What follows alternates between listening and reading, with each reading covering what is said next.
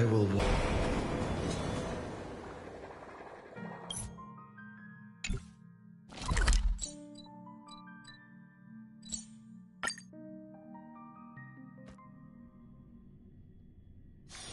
Peaceful days are like breezes carrying the scent of wheat fields.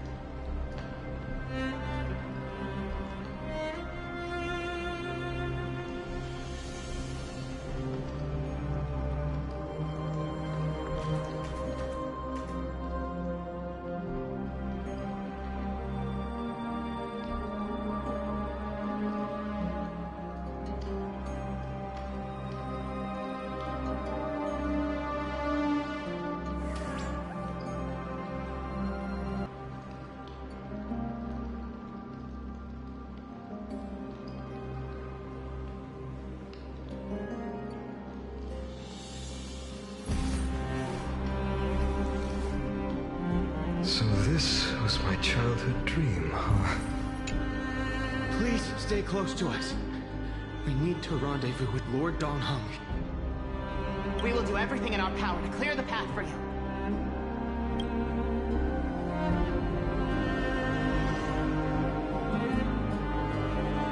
There he is! Lord Dong Hung! Quick, we must assist him!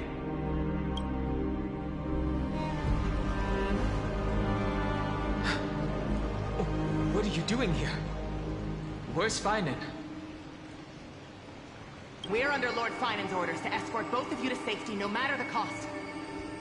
Leave this to me and the Holy City Guards. Zeph, take them and go. Wait, Namazani. That black-clad swordmaster. Something seems off. At some point earlier, they suddenly froze in place, not moving at all. Like some kind of omen.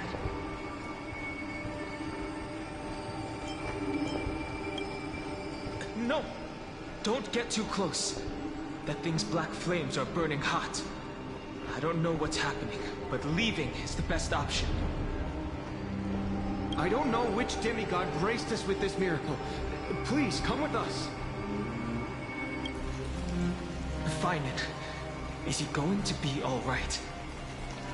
Believe in his resolve to save Akaman.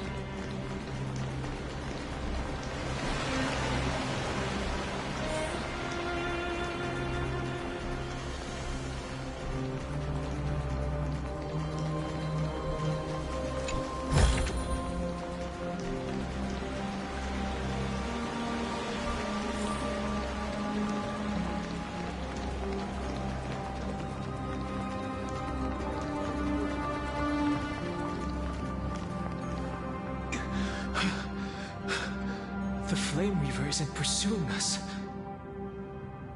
Could this really be some kind of divine intervention? We can't stay here for long. Lady Trinan's sentry gate is just outside the city. Let's keep moving.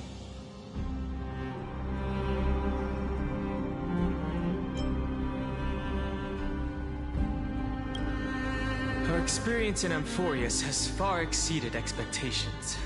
If our goal was just to replenish fuel, then mission accomplished.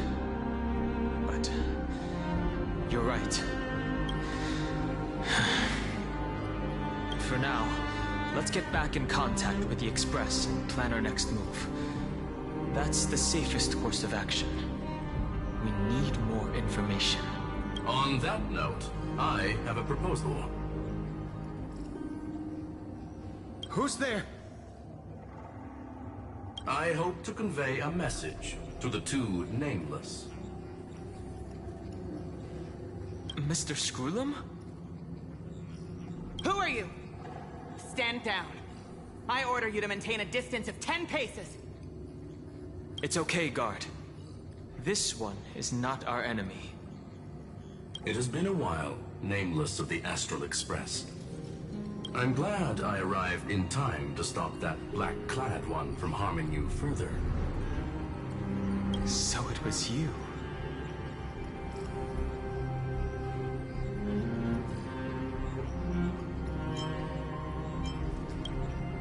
Indeed. Madame Herta invited me to meet with you, Nameless. Rest assured. You two know this anti-Catharin? Does he come from the same people as Counselor Lygus? Don't worry, guard. This gentleman is an ally of the Trailblaze. Would you mind giving us a moment to speak in private? Of course. We'll wait nearby. Please, stay safe. Freeze that black-clad one in place. Time is limited, so I'll keep this brief. The place where you stand, Amphorius, is a world constructed from data and memoria, an experimental field of a certain eon. And now, this isolated sandbox world is rapidly falling into a third path. Destruction. Destruction. Conclusion. If Amphorius continues unchecked on this course, a Lord Ravager will complete its evolution and metamorphosis, and emerge from the surging tides. The cosmos as we know it will suffer irreversible consequences. The disaster that this Lord Ravager intends to trigger may be far more severe than the Law Fu's Stellaron crisis, because its goal is the Eon of Erudition.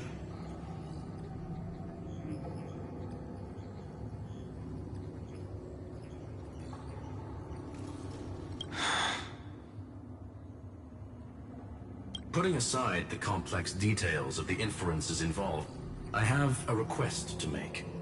For one of you Nameless to stay behind on Amphorius, acting as an informant, in order to prevent the wrath of destruction from ravaging the cosmos.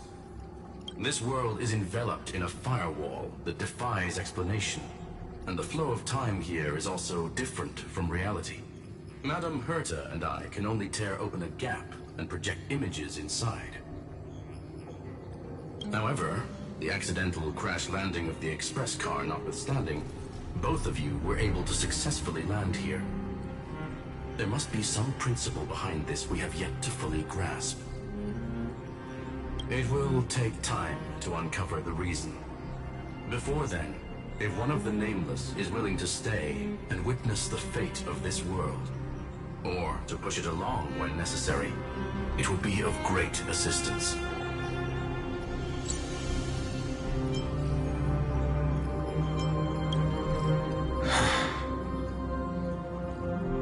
Mr. Screwlum, I believe you. So I only have one thing I'd like to confirm with you. As Amphorius is already facing its end, how can we guarantee the safety of the person who stays behind? Look at this, if you would. This curio is called a chronocognitive anchor. The two of you may view it as a kind of space anchor in the world of erudition. As long as you carry it with you, your individual data structure will be protected and will remain unaffected by the influence of digital tsunamis. When required, it can also serve as a bridge for communications between the internal and external world.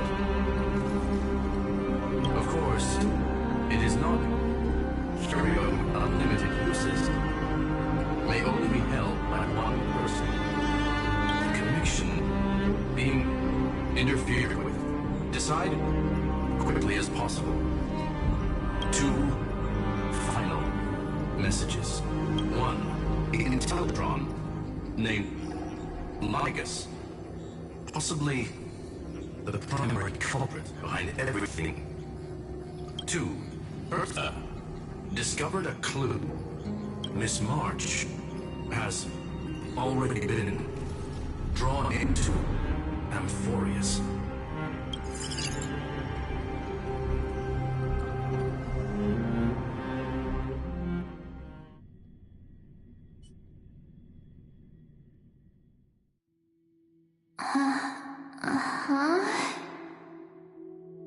Huh?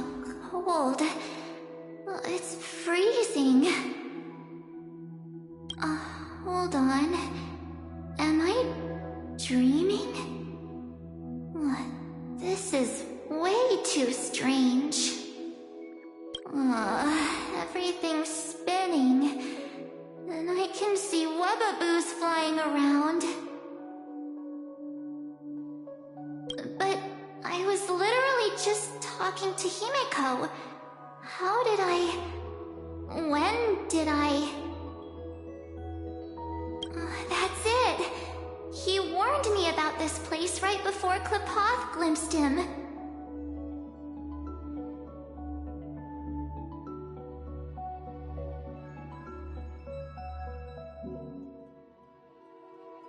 Oh no. Have I accidentally walked onto some weird path?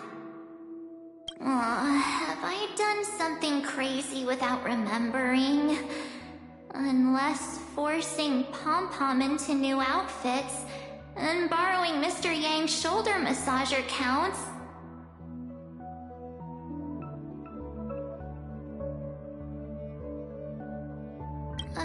Hold up. No way!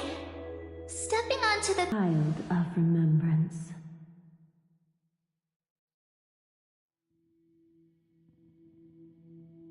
Step forth into the depths of the path space.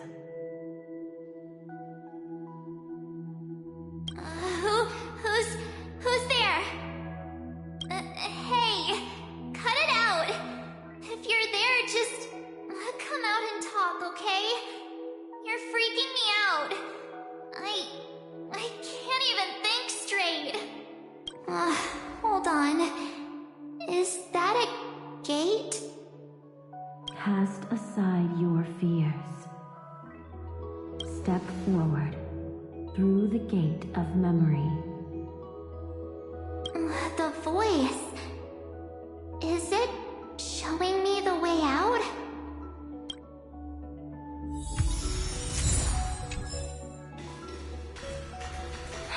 No, don't fall for it. They're lying to you. Turn back now. Wait, Master Diviner?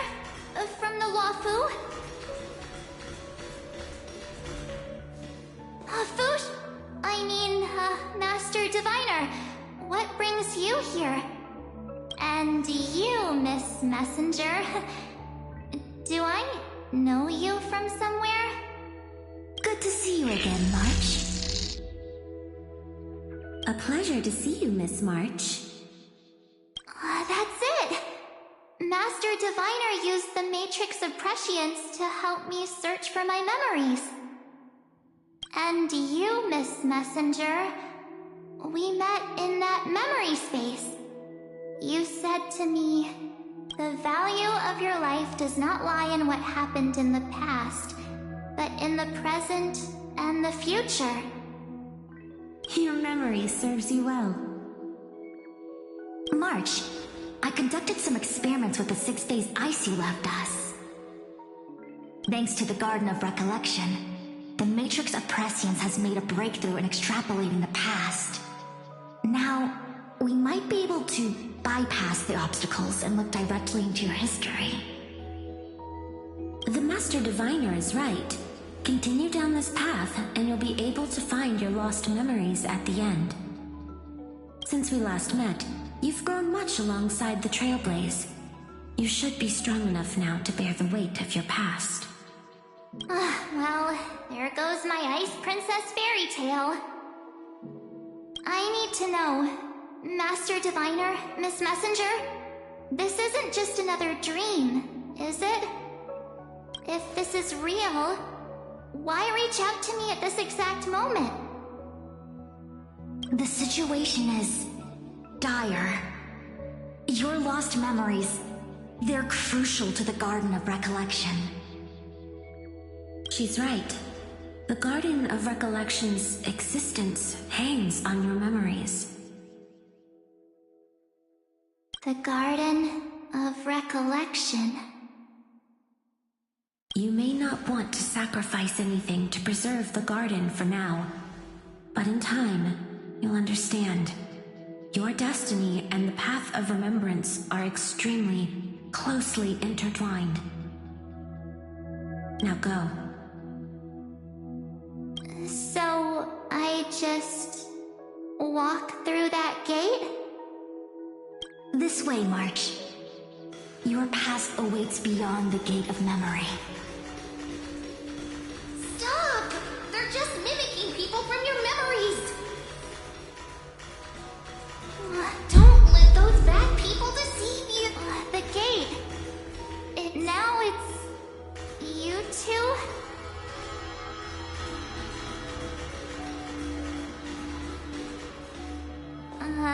Hey guys! What are you doing in a place like this? March! There you are! Finally. The trailblazing journey just isn't the same without you. Traveling's no fun without you around. Well, duh! What's Team Trailblaze without its star member? Wait a sec. You might look like you two, but... We understand your confusion. The Garden's allies helped us establish this Neuralink to reach you.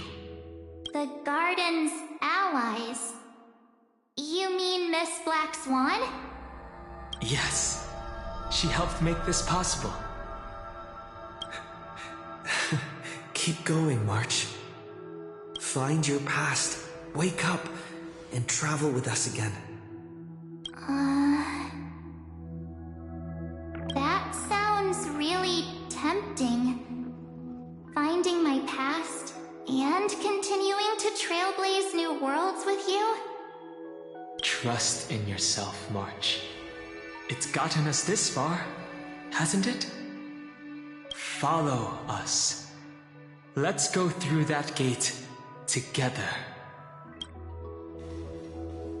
Step into your past, March. Find your true self.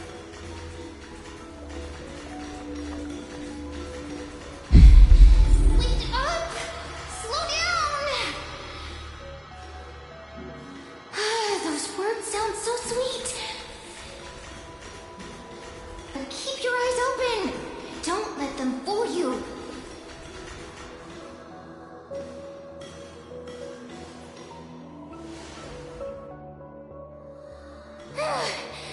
At last, I finally caught up.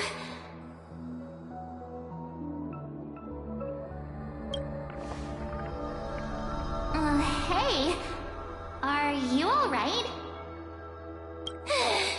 I'll be okay. Just not used to running around. Say, Marge, got a moment to talk before you make your decision? Wait, that was you? Pushing the gate away? Sending those warnings?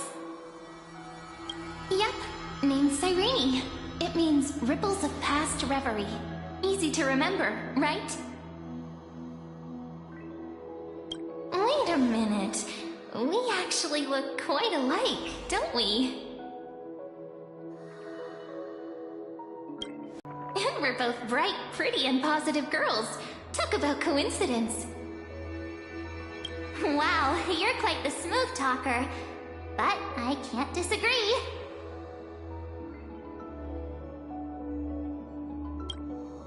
Wait, you know my name is March? Have we met?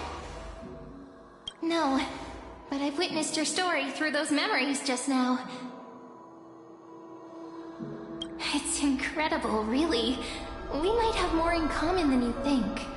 I know exactly what you're going through, which is why I don't want to see you exploited or hurt.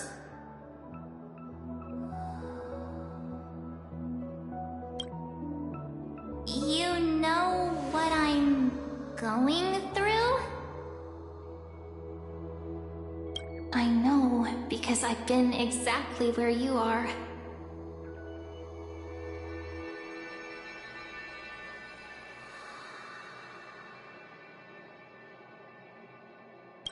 This empty space has been my home for ages. I barely remember what time feels like anymore. But there's something I'll never forget. Trust me, that gate won't give you what you want.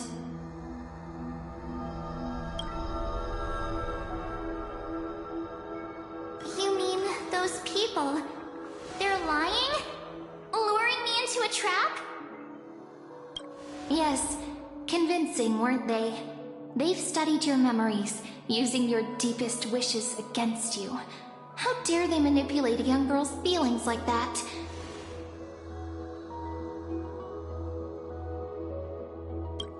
If you go through that door, the worst case scenario is you'll become their pawn, losing control over your own fate forever. You've seen what's on the other side? I may be stuck here with missing memories like you, but I still recall fragments of my homeland where I grew up. That door leads to Amphorius. Trust me, it's anything but welcoming. For ages, I've watched people walk through that door. They couldn't see or hear my calls. The voices beyond always promised safety, but I've never seen anyone return safely. So I had to try and stop you. To be honest, I'm not sure what to believe. But the fact that you're here, putting in all this effort to warn me, that means something. Tell me, Cyrene, how can I return to my world? It's really easy, actually. Just turn around and walk away from this place. The girl cannot be trusted. Through the door, save the garden. Both of you, children of remembrance. They never give up, do they? But don't let them sway you. Stick to your path. The return journey could take ages, longer than most lives. But that path will lead you home.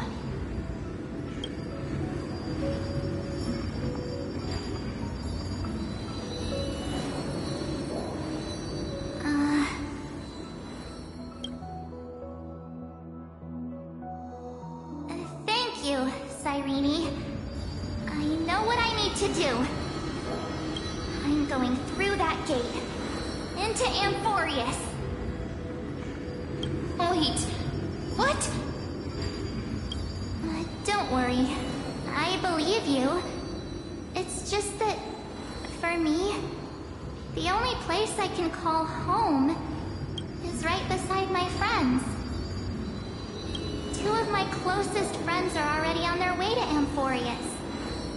They may seem capable, but only I know. They're absolute disasters waiting to happen. They won't last 5 minutes in a new world without me. That's why I need to go through. Amphorius or not.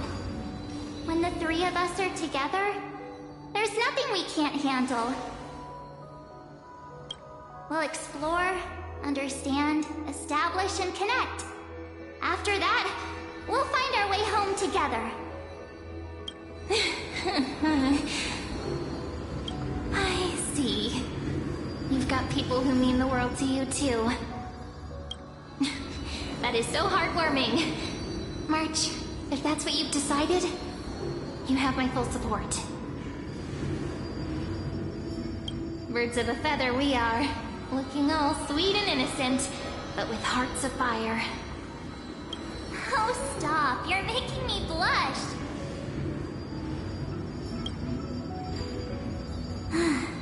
Well then, I guess this is it.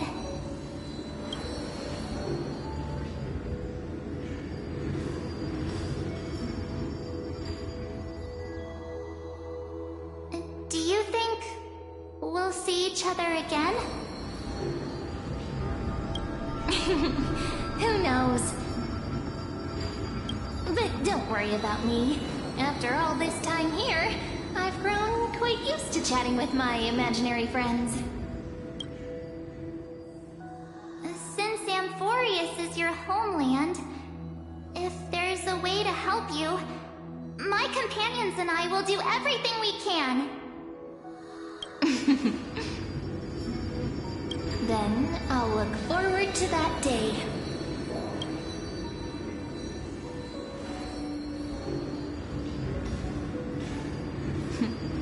Your story awaits, March. Make it an epic one.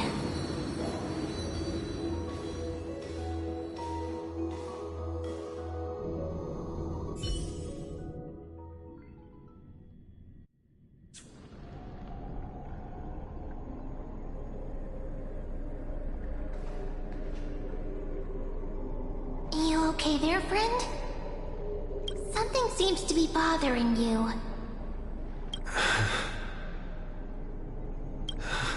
The vortex of Genesis. We made it back. Even this place has changed. Finan. Is he ready for Era Nova?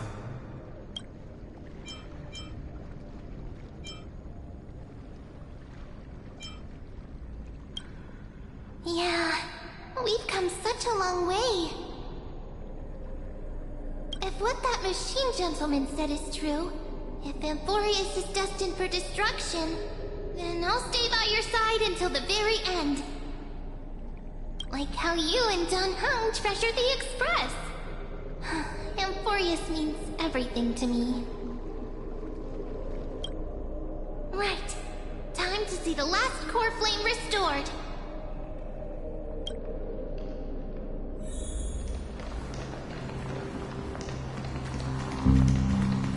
Look, there's Finan! And wait. Lycus? Remember Scroom's warning.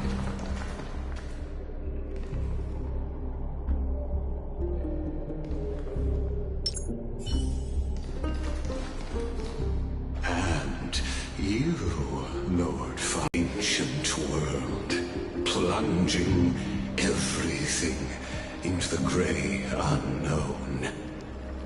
None of that matters now. This brutal, flame-chased journey has stripped away my delusions. I know the future is in some peaceful paradise with gentle west winds, just waiting to welcome us to step in. If what lies ahead is a mass of chaos, I shall cut through it myself and usher in the first ray of blazing sunlight.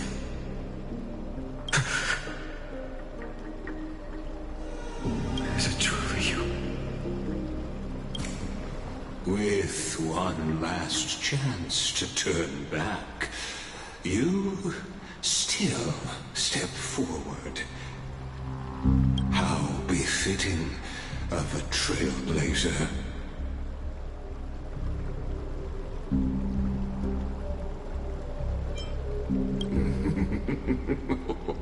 You misunderstand.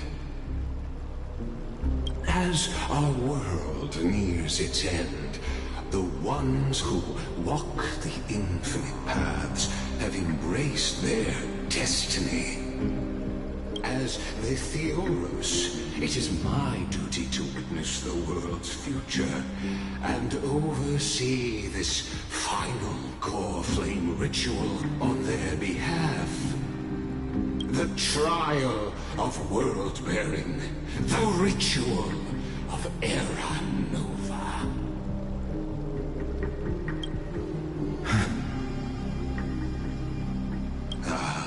I see. So you met my kindred spirit before I could erase his traces.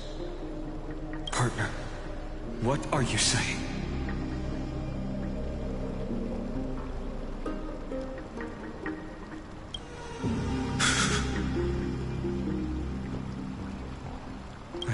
suspicions. How does a native Antikytheran know so much about repairing vehicles from beyond the sky? Lord Lycus, how much do you truly know about Era Nova? Tell us everything.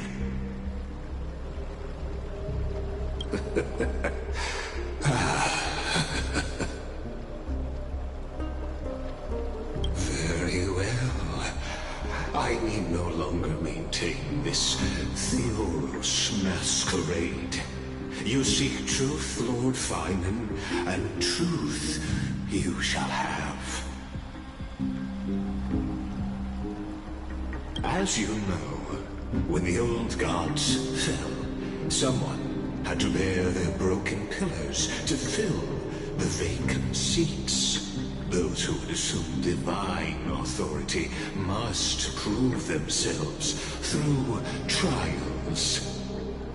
Yet, for Kefali's demigods, the possibility of overcoming the trials has forever been non-existent. For the world-bearing trial is the divine duty itself. Bringing forth the Era Nova and bearing its weight is an endless ordeal, ceasing only upon collapse. Precisely. The Era Nova ritual is not something that can be completed in an instant, no, but a long and arduous journey. While the sacrificial journeys of other demigods conclude in this world, Kefali must shoulder the gods' core flames, bear the memories of all worlds, and stand unwavering. Until the next world, when the black tide consumes the bearer, and all that they carry, leaving nothing behind. Unless their core flame finds a new bearer. The holy flame that illuminates all worlds rests in your hands. All that remains is one choice. Nurture it, pass it on to future generations, or extinguish it here and now.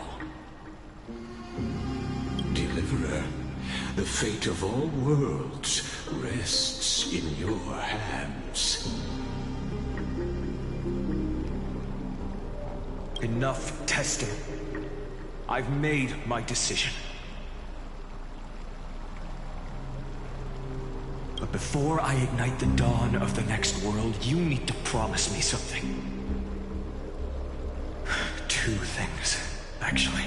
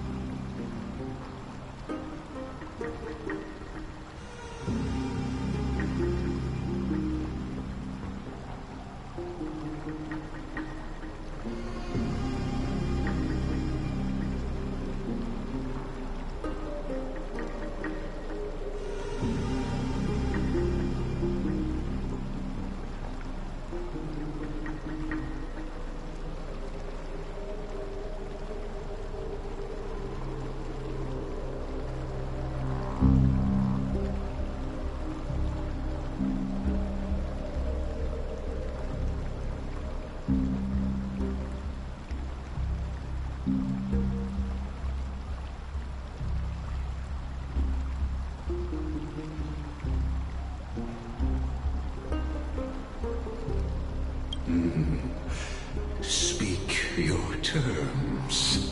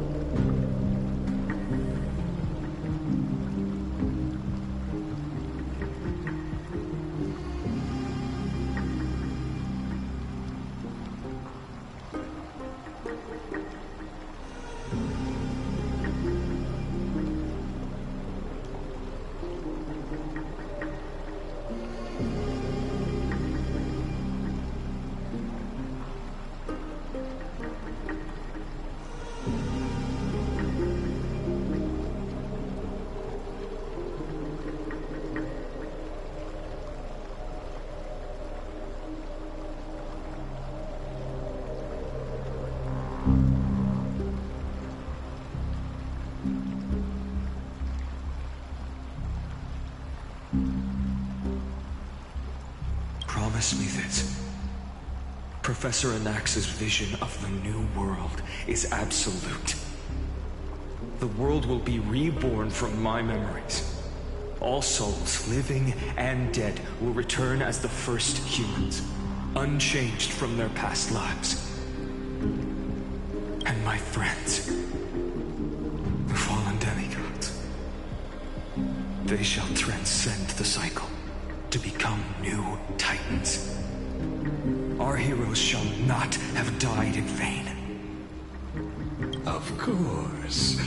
This I can guarantee. Good.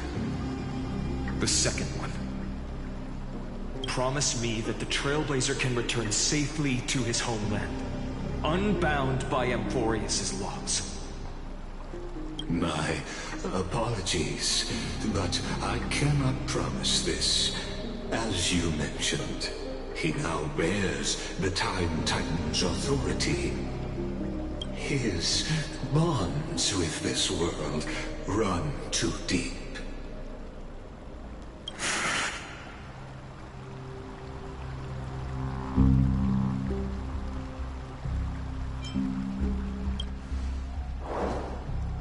Well, I stand corrected.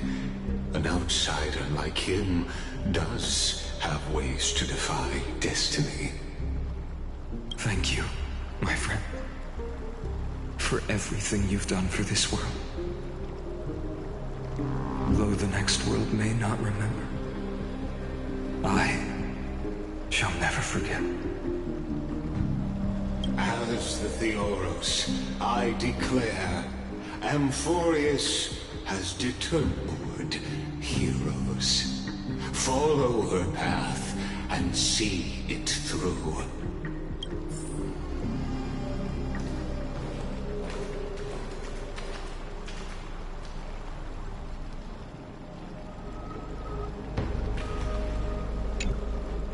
Behold, oh gods, Amphorius has achieved her victory, and the Era Nova approaches.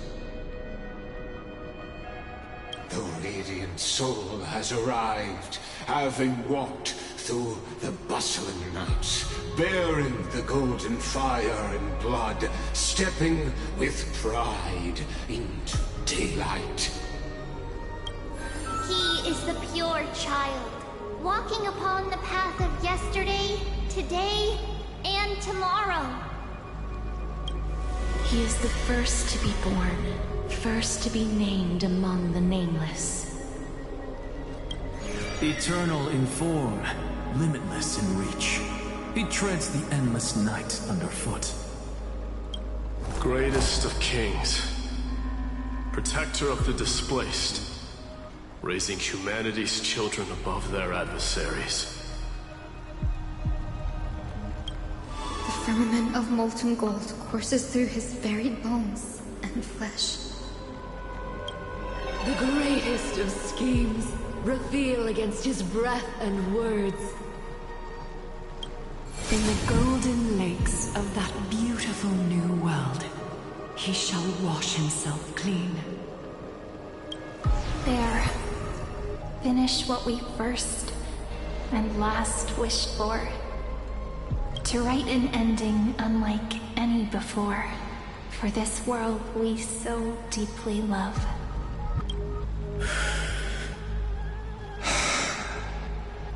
Come, partner. Join me. The time has come for us all to face oblivion. Or embark on one final grand journey.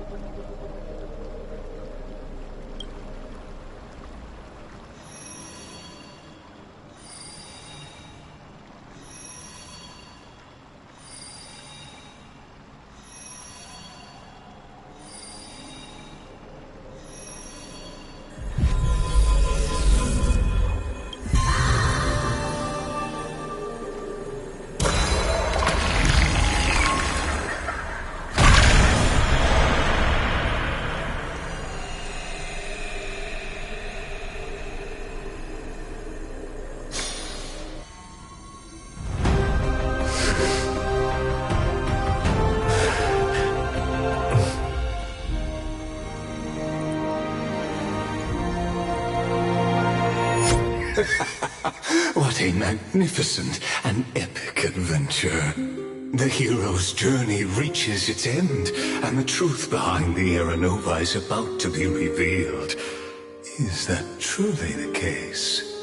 Here, as the Theoros, allow me to humbly request that you find a moment to listen to what I have witnessed. This is about the nature of Amphorius itself. A story of the prime mover of life. My, what a broad topic this is. Where shall we start? Got it. Let's start at the very beginning. The Big Bang. The birth of particles. The emergence of all things.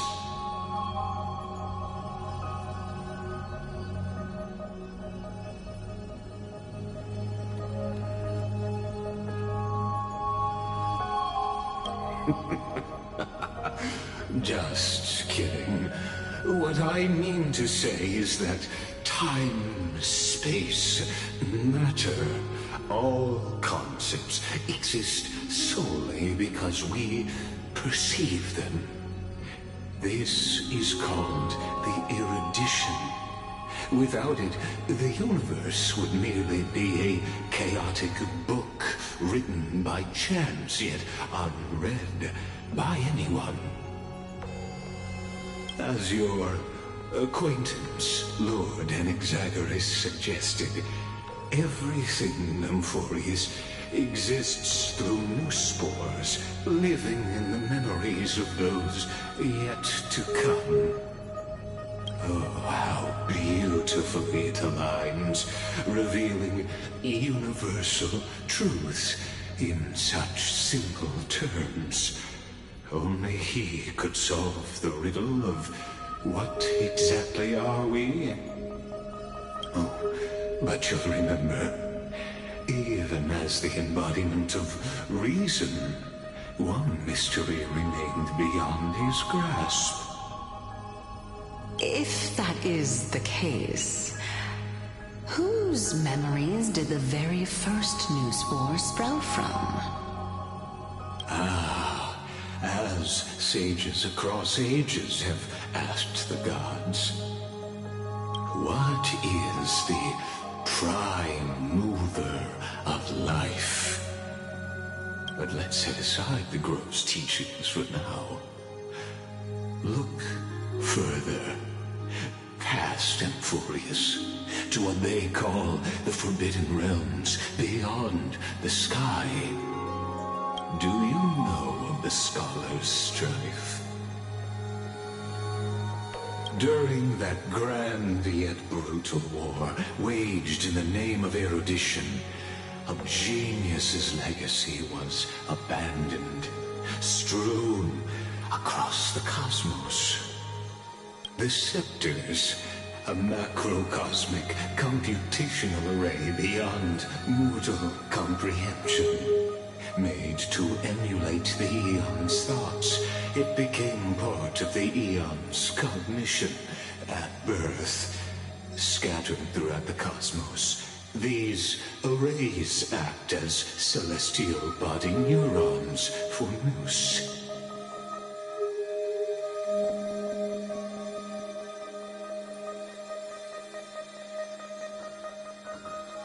But, regrettably, as everyone knows, the erudition forsook them all.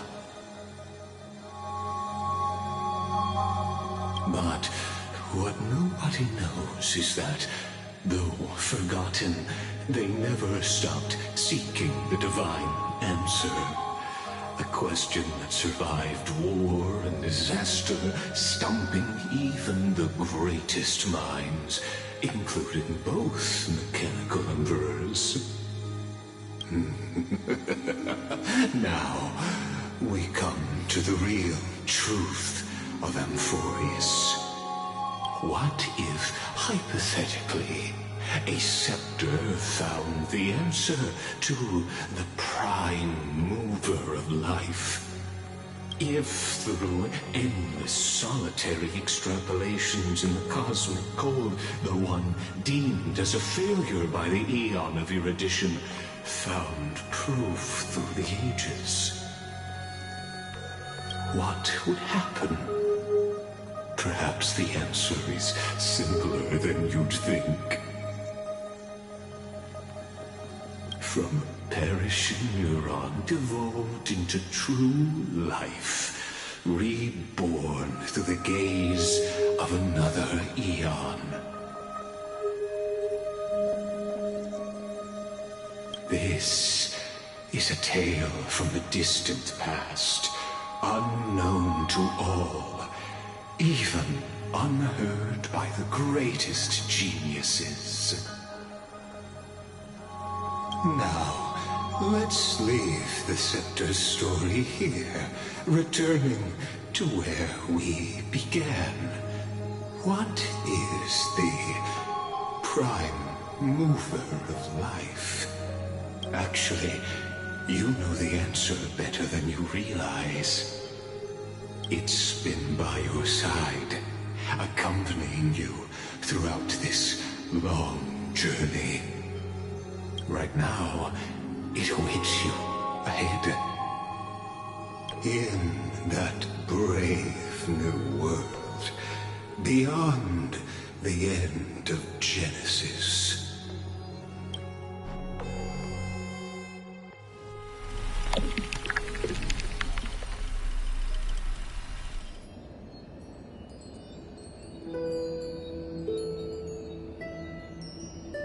Take this wish with you. Be the one who begins it all. As the prophecy foretold, you will bear the blazing sun until the pale dawn breaks. Continue onward, bearing this world upon your shoulders, until the Ashen Hero, the nameless deliverer, ushers in the dawn.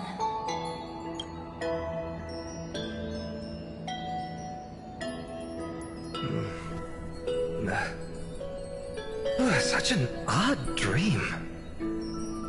Strange. Like I've dreamed this before, but it all slips away when I wake. Only a voice remains. Who was that?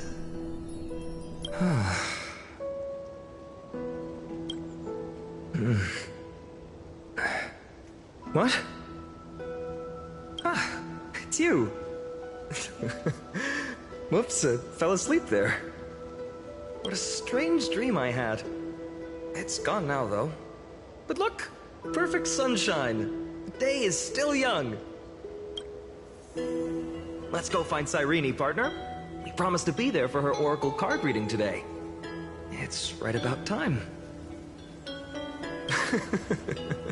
Looking at you, someone's still half asleep. Tell you what, catch some fresh air first. I'll hang around here.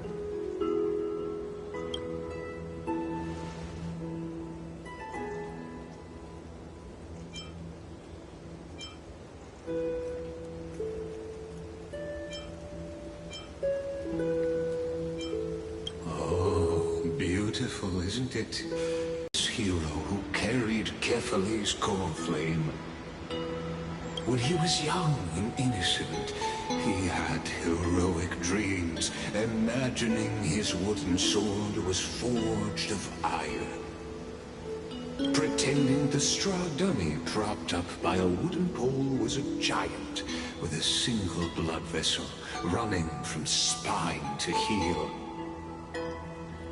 Dreaming of slaying the giant and becoming a hero to save the world, though to his young mind, the world was just this small village.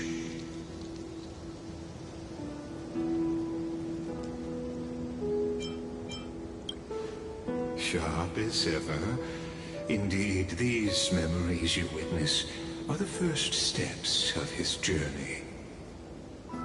These are his first memories. Rather than watching, why not join in?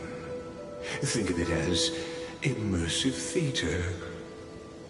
Become his lifelong closest friend, witnessing his hero's journey from the best seat in the house, as the nameless hero whose unwavering guidance shaped Finan's destiny, yet whose name was never recorded in Amphorius's history.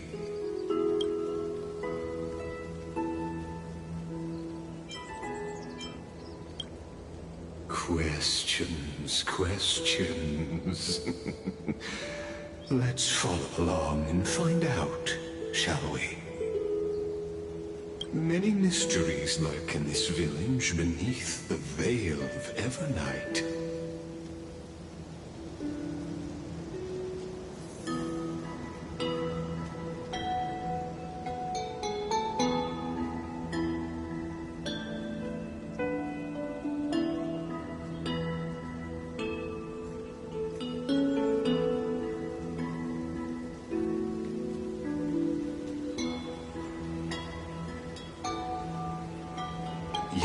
Questions will find answers as the story unfolds.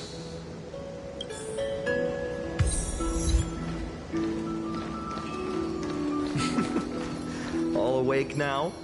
Great. Let's go see... Finan! Show me how to use a sword like you do! Hey, Finan! Where are you headed? No Cyrene today? That's exactly where I'm going.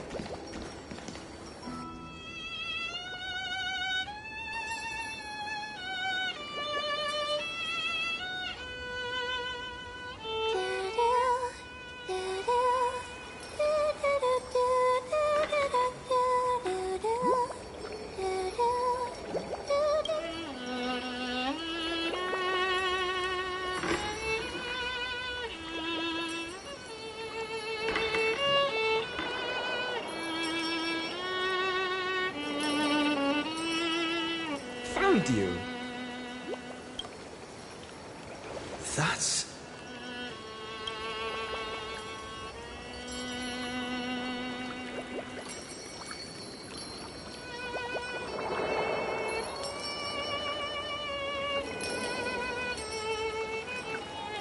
Goodness! Look at you rushing about! You've got the poor swing all startled! Huh?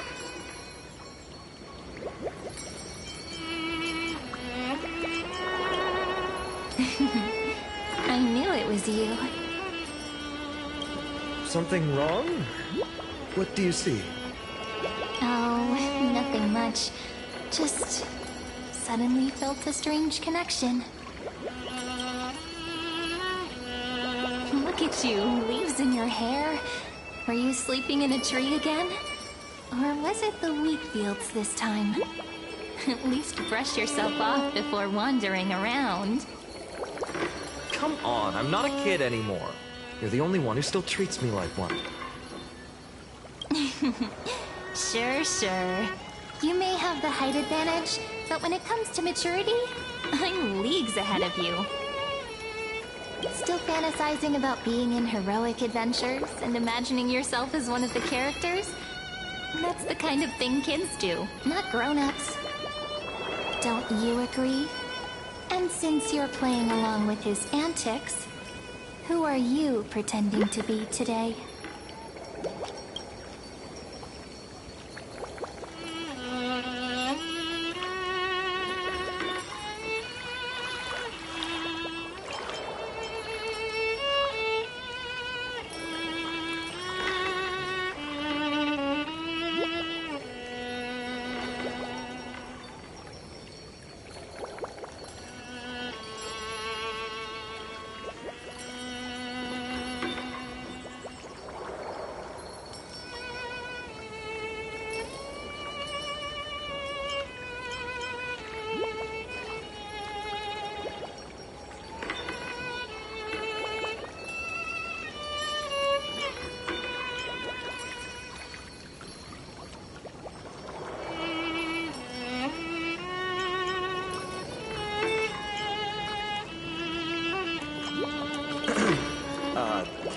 Today, he's going with Invincible Galactic Baseballer.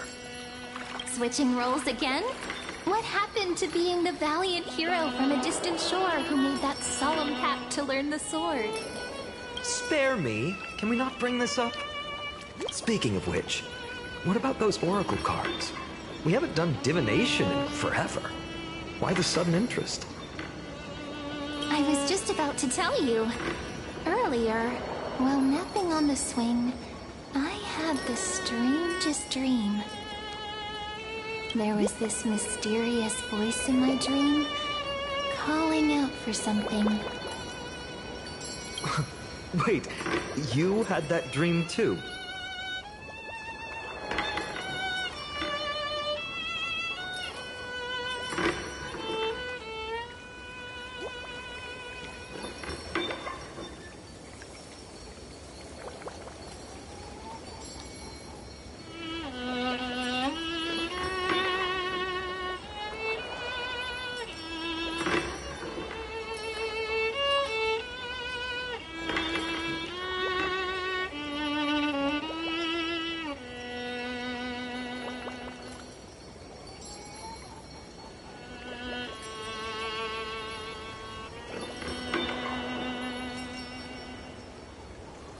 Yes, you too? That would explain this lingering sense of unease.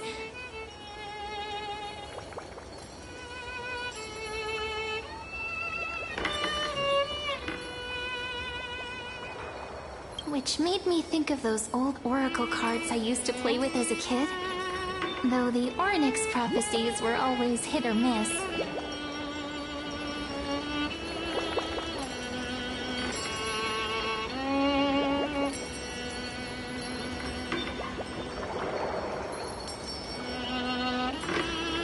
Yeah, all the kids would get so excited drawing cards like ruler or warrior, but throw fits over devil or drunkard and demand a redo.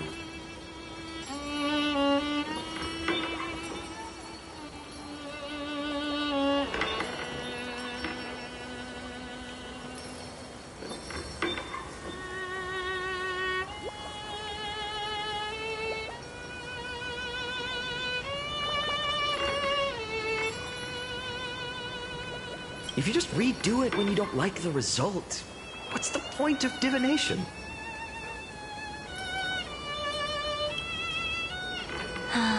The blessing of childhood. Believing the gods might not notice our little corner of ID Solicii, willing to let our small deceits slide.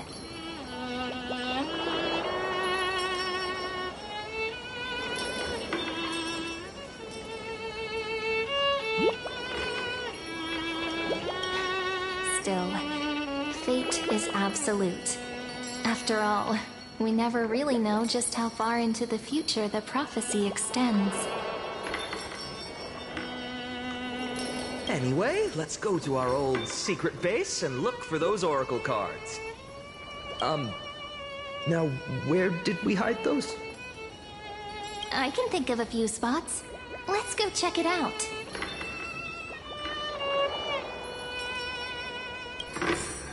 In a village this size, I bet all our childhood treasures are exactly where we hid them.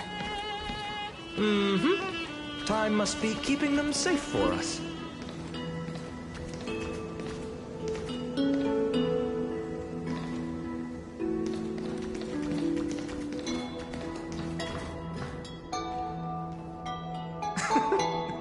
Those were the days. We'd always meet either by that statue in the village or right here. Right? And I remember you never used the front door when you wanted me to come play. You always climbed over the wall.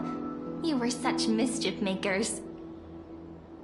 Just like a certain someone who has a habit of showing up unexpectedly. Right.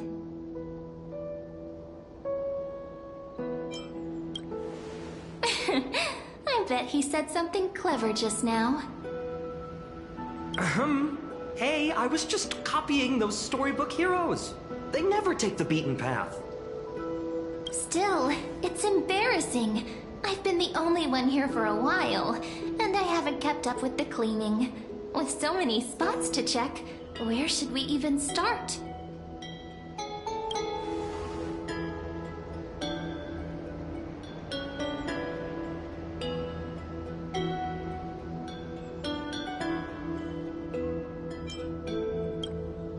Leaves have taken over the courtyard.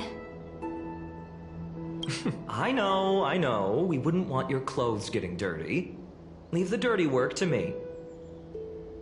That's not what I meant at all. All right, let's split up. I'll handle the yard. You check the upper floor. I wonder what the view's like from up there. Worth checking out?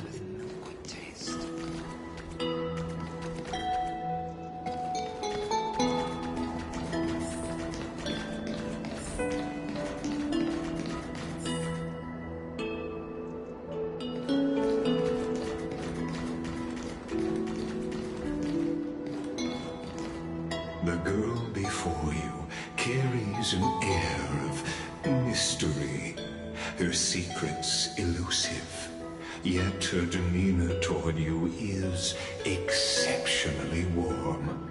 You can't help but wonder, could there really be some kind of mental connection?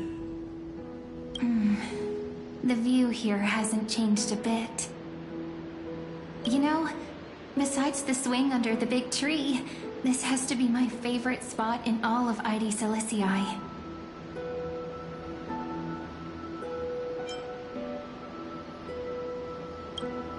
I remember drawing ID Silicii as a child, nestled between the sea and the mountains.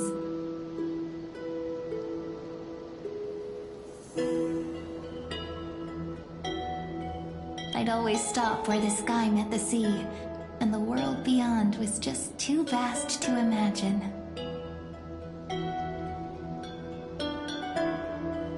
They always said I'd become the next priest of time, just because I heard prophecies as a child.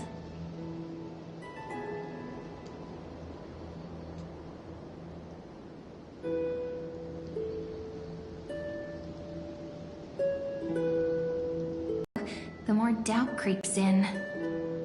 I want to believe the prophecies, but actually leaving ID Silicii, where will that waiting ship take us, I wonder? Here they are, the oracle cards.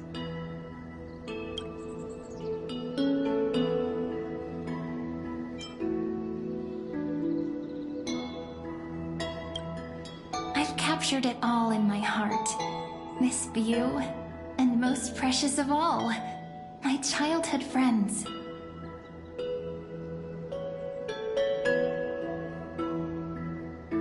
There we go. Looks like the gods do listen to our thoughts. Here it is! This is the box where we kept the cards.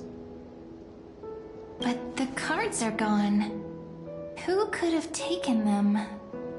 Huh? What's this underneath?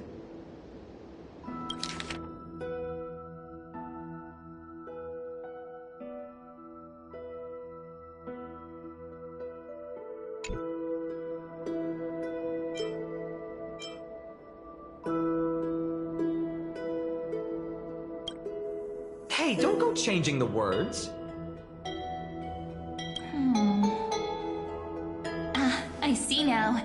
Those sneaky little ones. So that's what they've been up to. The ones from Remembrance Maze, you mean? Yep. Let's head to the back of the courtyard.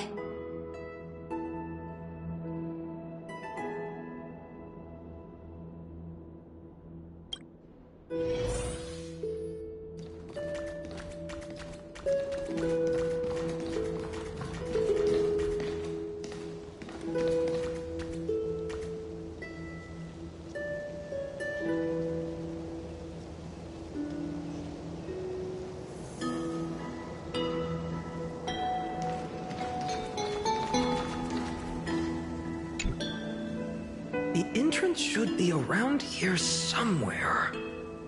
Right here. The path to the maze is hidden under all these weeds. It's been too long since we visited the fairies. Did you forget? We used to visit them all the time when we were little. All right, let's do this. These weeds need to go.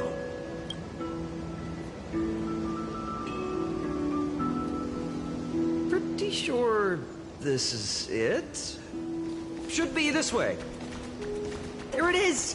The entrance! That hollow in the tree.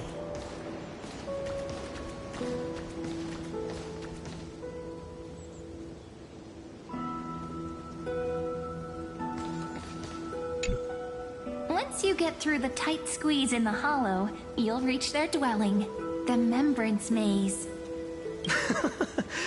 I wonder if I can still squeeze through there. Maybe worry more about whether the fairies will let you in. After all, the Remembrance Maze has an invitation-only rule. Only children with pure hearts are welcomed.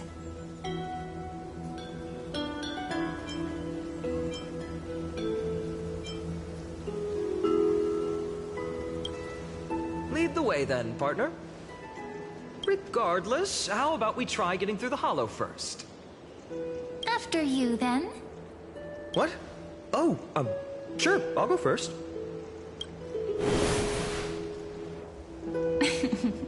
So hasty, as always. Looks like it's just us now. Care to finish that chat? To be honest, from the moment I saw the cute note left by the fairies, my intuition became even more certain. Perhaps when we step into the maze again after all these years, the wheels of fate will finally start turning.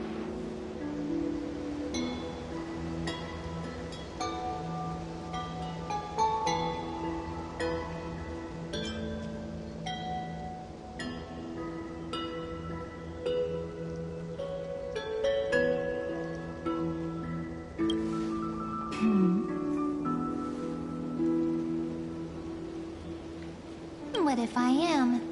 What would you do? Just kidding. Don't read too much into it. But you know what?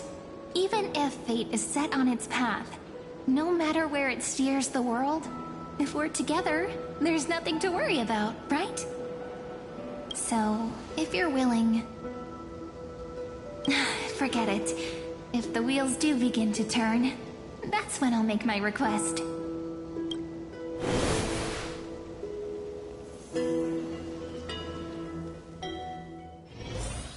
I made it!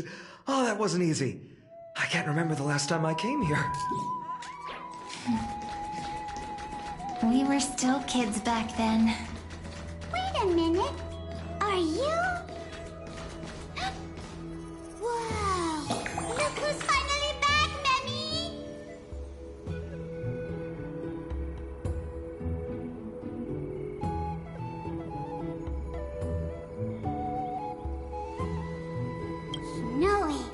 grown so tall and dashing.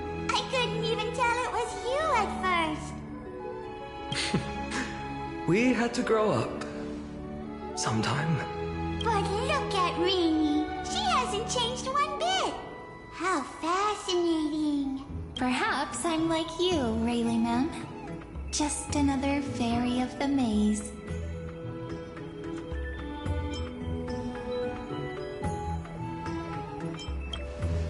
Oh, tell me about it. It took me forever to get all their names straight when I first came.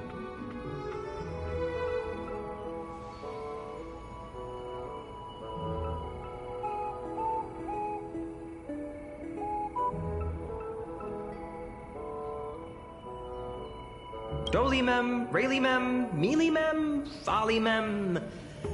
I've missed these cute little troublemakers. We used to gather around the fire, singing and dancing, imagining all our future journeys. Without coming... Oh, how could you, Snowy? You swore you wouldn't forget about us. But you were gone so long, you almost did. Oh, he's just copying those bards from his stories, being all melodramatic. He couldn't forget about you all, even if he tried. Actually, we're here for the Oracle cards. Have you seen them? Oh, the Oracle cards. Right. The Chief asked us to get those. Chief? You mean Dolimem? What do they need the cards for? If they want a reading, they could just ask me. Oh, I'm not sure. But Chief specifically wanted to meet with you all. Let's see. They should be... That's it! This way, everyone! Watch your step. The trunk's slippery.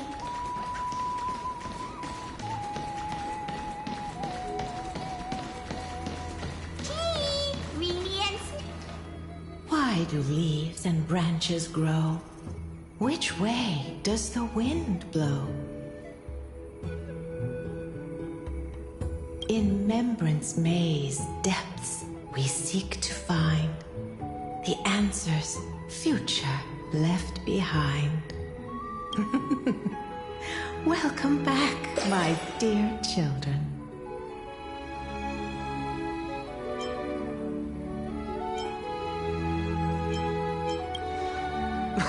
Right? Though Dolimem always says they're just songs, not poetry. Oh, Chief, you haven't changed a bit. Still so full of life. Oh, no need to fuss, my child. You haven't forgotten, have you?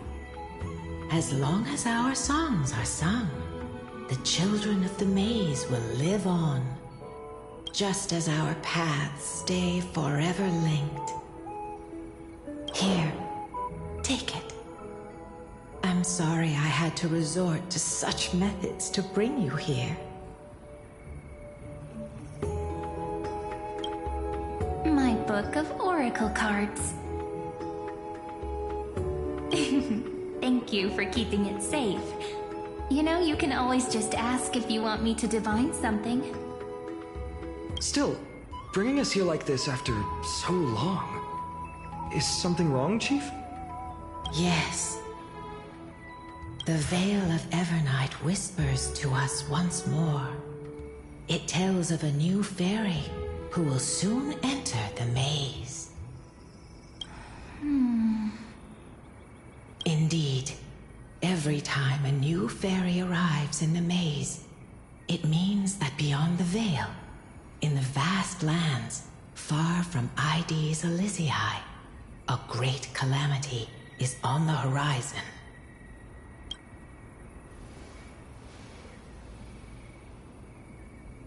But if that's the case, our journey... will have to be cancelled. If disaster's coming, we should stay in Ides Elysiae just to be safe.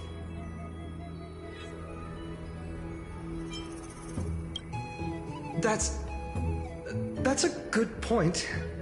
But what difference could Cyrene and I make? We weren't planning to be gone for long. Just enough time to hone our abilities. Finan would train in Castrum Kremnos, while I would seek the Fate Titan's blessing in Yanisopolis.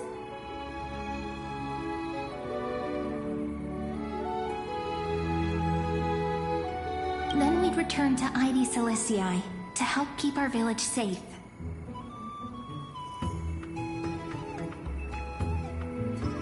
It's okay. I can still practice my swordplay here. Some things you can learn on your own. Well, probably. That's not very convincing. Here's a thought. Let's have Cyrene do a reading. If fate wishes to show us its path, we might find some peace of mind. But what if we don't like what the cards tell us?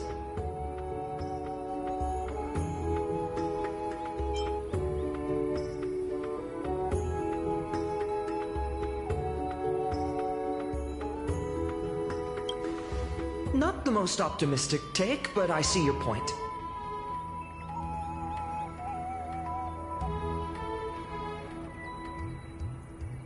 Thanks, partner. We'll do it your way. Whatever the cards show, we'll face it together.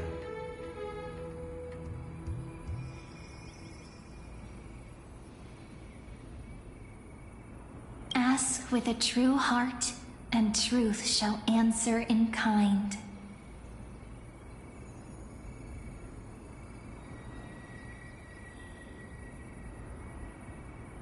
Close your eyes, and let's open the Oracle card book together.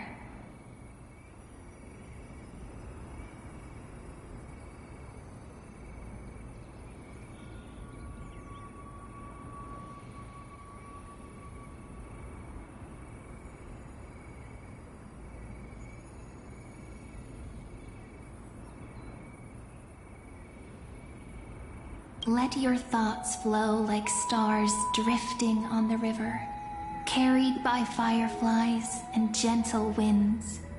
Your destinies flowing towards the same future.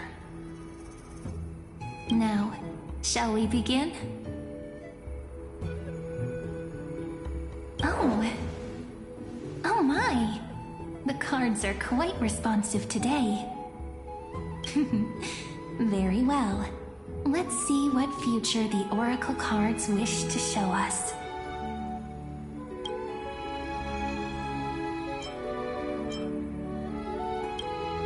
The Deliverer. According to the tripartite prophecy, this card means absolute harmony and perfection. In fact, it's the only Oracle card without a dark side. What, no divine whispers this time? Oh, silly. This is simply the card you drew for yourself. The sleepy village of ID Celestii, in just one fleeting moment, welcomed an array of legendary figures. The Weaver, Gatekeeper, Ruler, Traveler, Servant, Healer, and Scholar. Their stories and wishes showed the village boy glimpses of a world larger than he'd ever imagined. They brought tales of raging battles, of cities crowned in holy light, and of wonders beyond his understanding.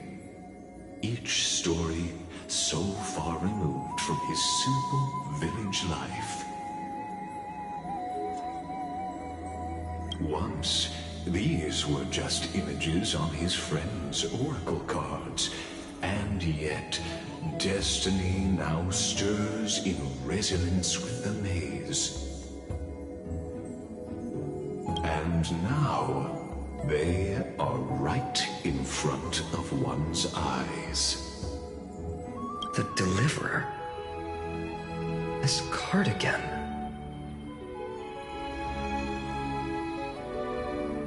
Ah, my child. It seems you're destined to bear the wishes of many, to answer the world's call.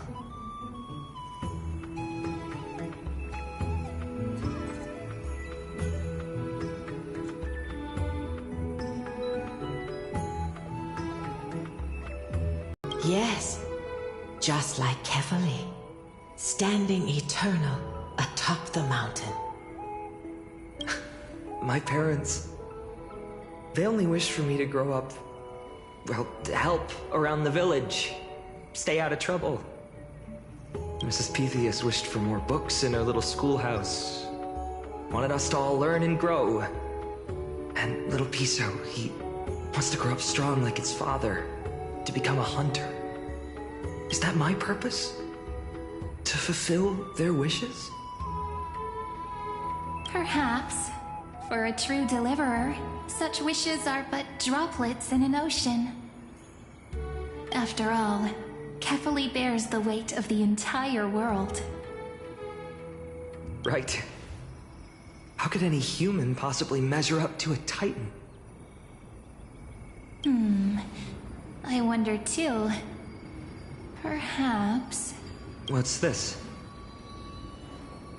What you see are futures written in the cards. Or rather, the people you'll meet on your journey. Sometimes, fate can guide us when we're lost. Let's consult fate itself. Maybe then we'll know why we must take this path.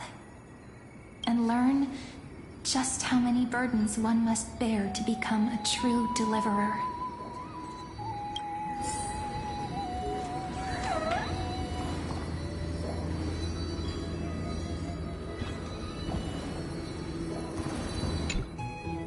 Well, if it isn't our little deliverer. My wish. Just let me, wine and dine, and soak up the sun. For another millennium or two. I mean, what's the point of dying rich if you never lived rich? Right, Princess Homebuddy? Cypher, that's not how I see it. My one wish is to find that missing piece in my life. To feel someone's embrace once more. That warmth.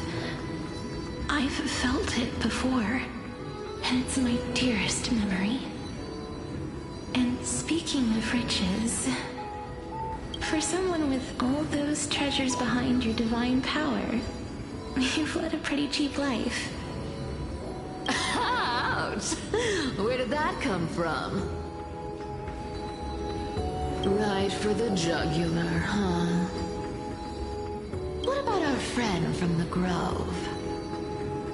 My wish came true before I touched the sky.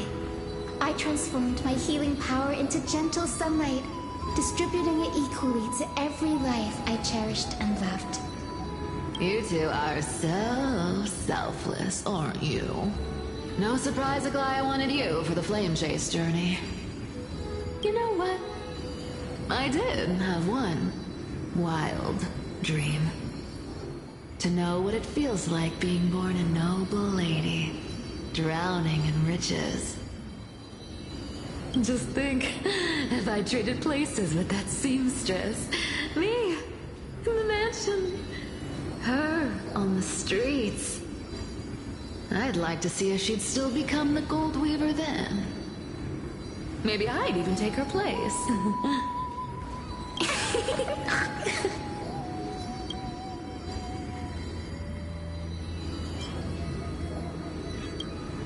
I can't disagree with you. These wishes aren't weights to bear. They're like those candy wrappers the Ides Elysiae children love, shining even brighter when bathed in sunlight. Warm embrace, equal healing, and perhaps living free. They're all wishing for a kinder world in their own way.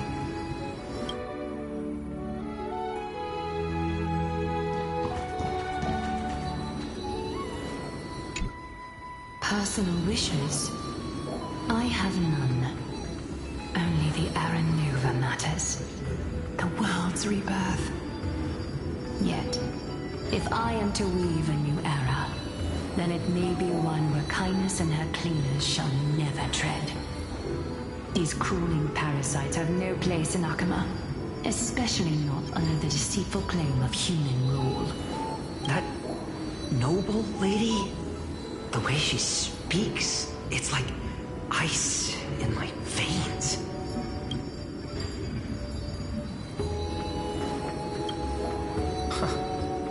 Not exactly the warmth I'd expect from someone selfless. Teacher, perhaps you could share your wishes with us? Oh, Snowy. You want to know about our wishes now? I wish to meet Trian again. In the sea of flowers where the west wind ends. And Aggie, I want to see you shed that golden thread cocoon around your heart. Just once more. Smile at us again like that bright-eyed girl in white who stood before the Yanisopoulos temple. Finally, I pray that the footsteps of lost souls no longer wander aimlessly. Instead, replaced by the bright songs of prayer. Are we wishing for too much? Well, let's say these 3 wishes represent Trian and Trinan too. Those wishes are truly wonderful. They even stir something deep inside me. Then we can rest easy. Because only you can make these wishes come true. Only me? Mark these words, Snowy. See you tomorrow.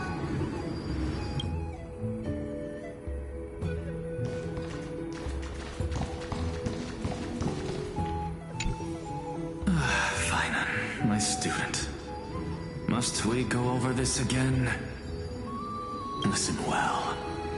I detest the word wish. It reeks of mortals crawling before their gods. My life's work is done. All that remains is for you to take the final step and prove the ultimate truth. I, Anaxagoras, shall become a god of the new world. Through irrefutable logic, I will prove that mortal wisdom can achieve divine greatness. Isn't he, you know, a little...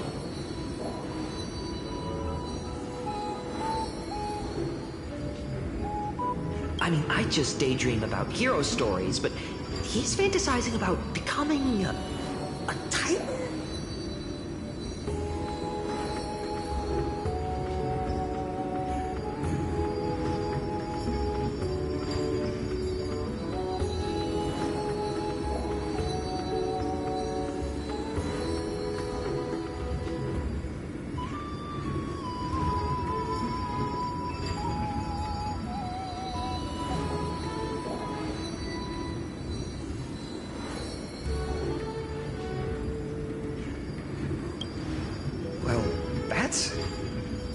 Something? Could I ever be that sure of myself?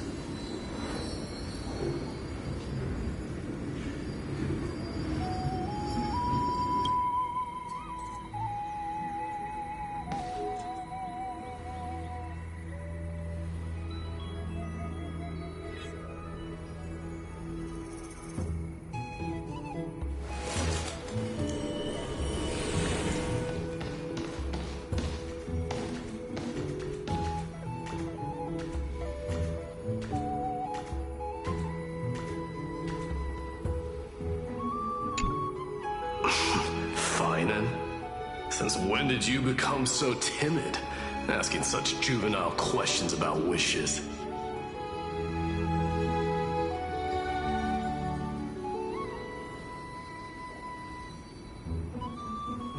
What's that supposed to mean?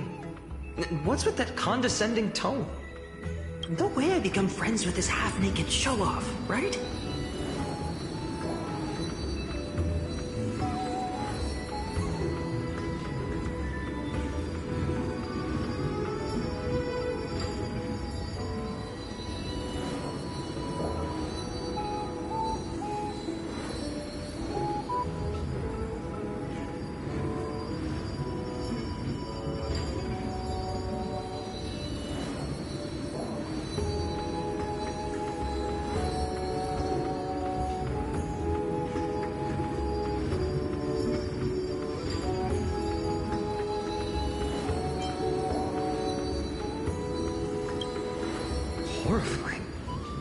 really something I'll enjoy one day.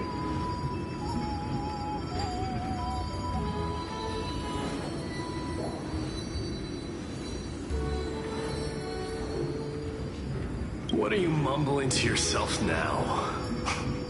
Whatever. The wishes of the Kremnon warriors are done, but I survived 1,000 deaths only to fall to a coward's blade. That masked flame reaver who struck from behind. Finan, you look...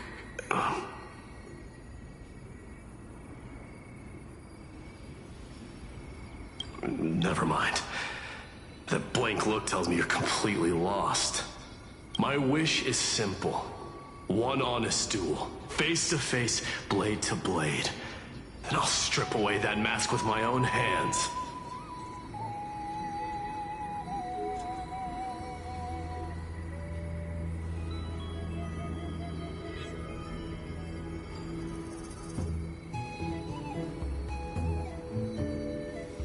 Nothing but violence and vengeance. This person's wish is nothing short of brutal.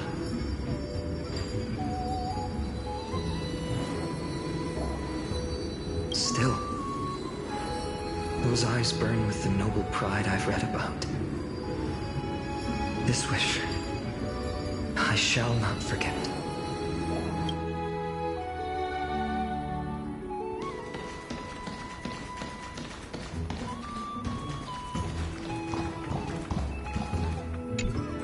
So tell me, has the uncertainty in your heart begun to fade?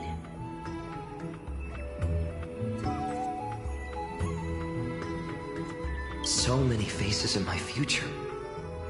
So many wishes. Still, why would fate choose to show us this path? What's weighing on your mind?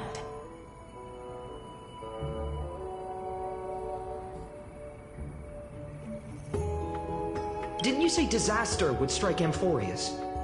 If so, shouldn't Cyrene and I stay in Ides Elysiae? How could we possibly meet all these people?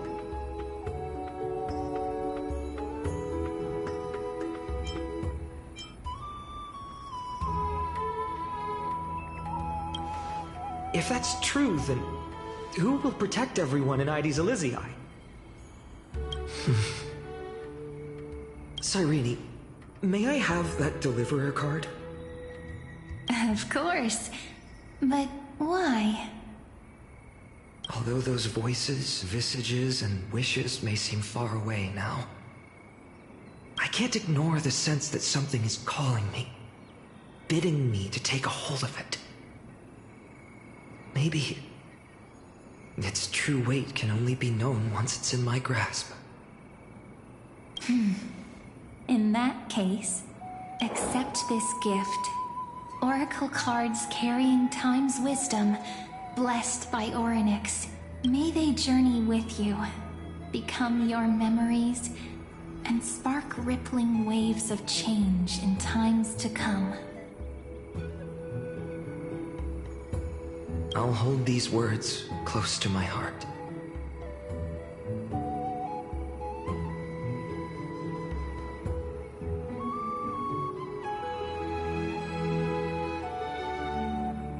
But now that I'm holding them... What? What's happening?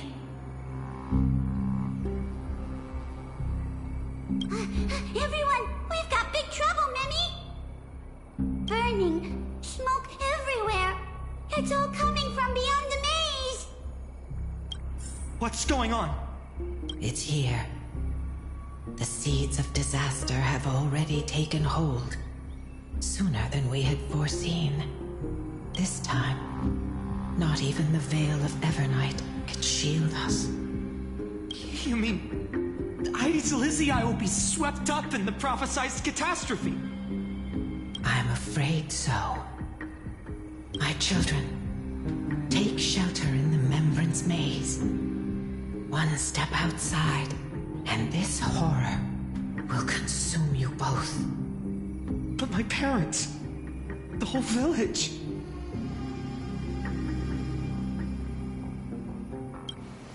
You're right. Chief, what are we truly facing? Is this the power of a Titan? This is beyond any Titan. Beyond any danger you could overcome with strategy alone. It's an unspeakable horror that twists all life into abominations that never bleed nor cry. Even Titans fall to its corruption, burning from within until only empty shells remain, knowing only death and destruction, the Black Tide. That's what this calamity truly is. It consumes all in its path, sparing none but the Membrane's maze. Not even Titans can... Yes. So please, don't leave this forgotten realm the gods abandoned. You are the first to uncover our presence, and the only two who can enter the maze. We don't wish for you to throw your lives away.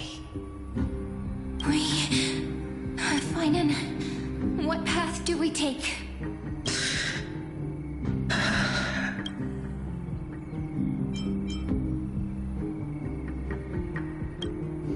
I learned the sword to protect those close to me.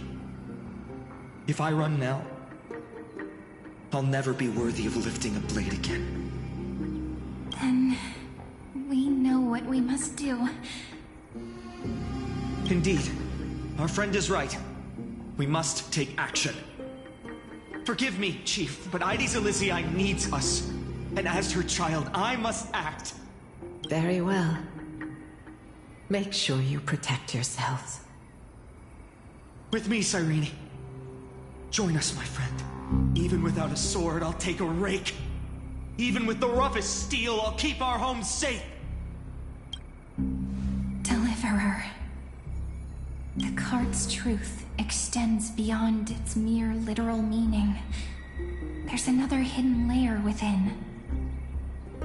Not someone perfect from the start, standing high above, casting merciful gazes upon the world, but one who starts small, from a humble village, expanding their world within step by step, learning to save others as they grow. When we were little, I told him I wished this world would never need a deliverer. Now that wish has shattered. Yet I'm glad he's chosen to walk this path. And all of this happened because you believed in him, friend. Shall we?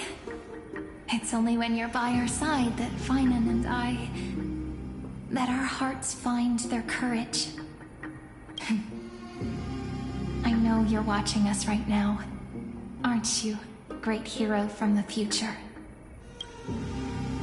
Oh, deliverer.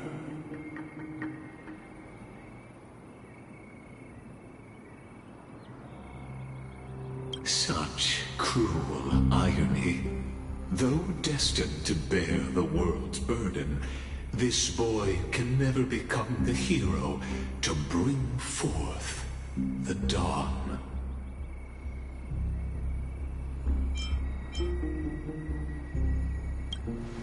Follow their path. Bear witness as this man, forever denied the mantle of hero, takes his first step on the path to deliverance.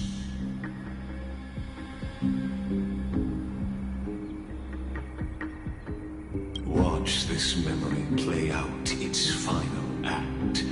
See with your own eyes how everything began.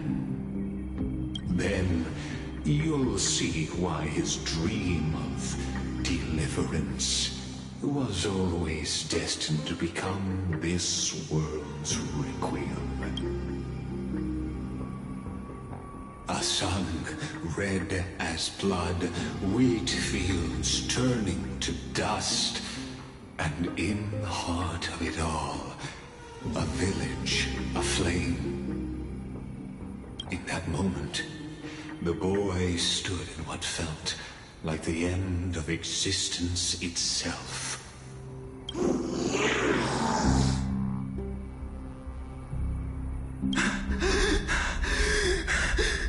These creatures, they're everywhere.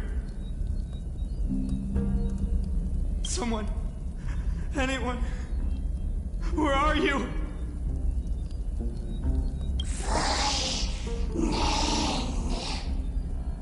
No, it can't be.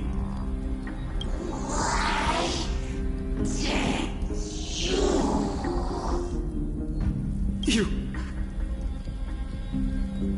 Are you talking to me?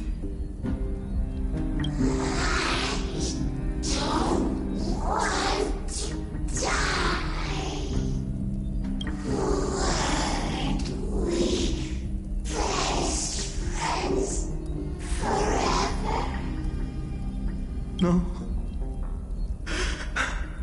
That ribbon. Olivia.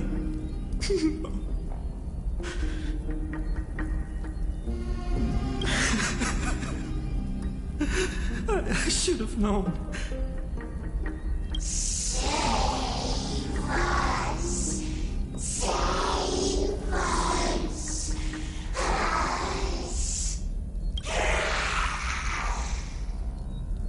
Please. No.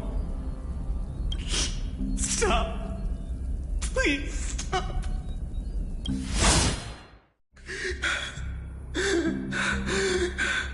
Olivia, I'm so sorry. And these monsters, they're all...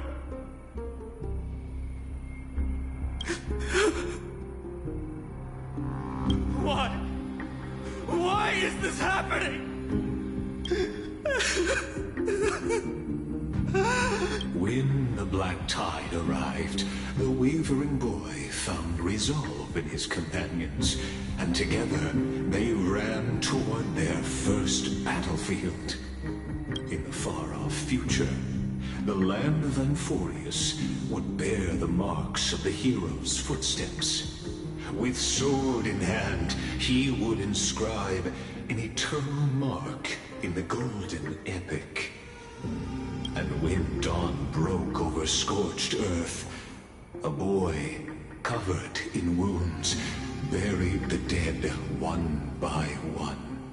His silence heavier than the earth he moved.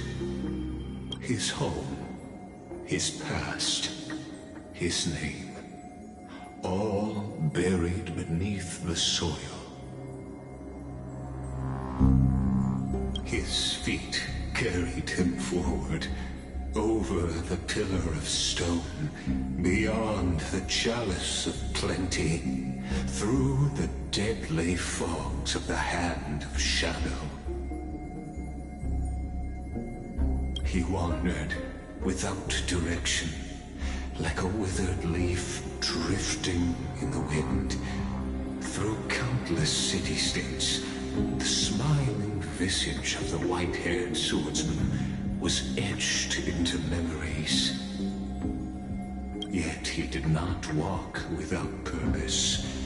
Deep in his heart, a voice always guided him forward to fulfill the wishes he had inherited, to brave peril, and to do all that was within his power to save those who needed saving. Those words his friends spoke long ago, when his journey began, lingered. Protect those who must be protected. The words were few, but they gave him all the certainty he needed.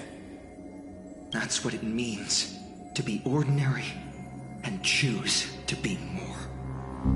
Onward he walked, until the call of the flame chase journey thundered across the land. In the vision painted by prophecy, humanity would triumph over the gods, seize the core flames, and ignite a new dawn for Amphorius. Yet losses are a constant on the flame chase journey, where life too seems as small as a speck of dust. Only one one who treats the world as their teacher can bear its eventual destiny. Are you prepared for such teachings? The voice within spoke, and he answered softly. No matter. My existence is of no consequence. When the Gold Weaver called, he answered, traveling to the holy city.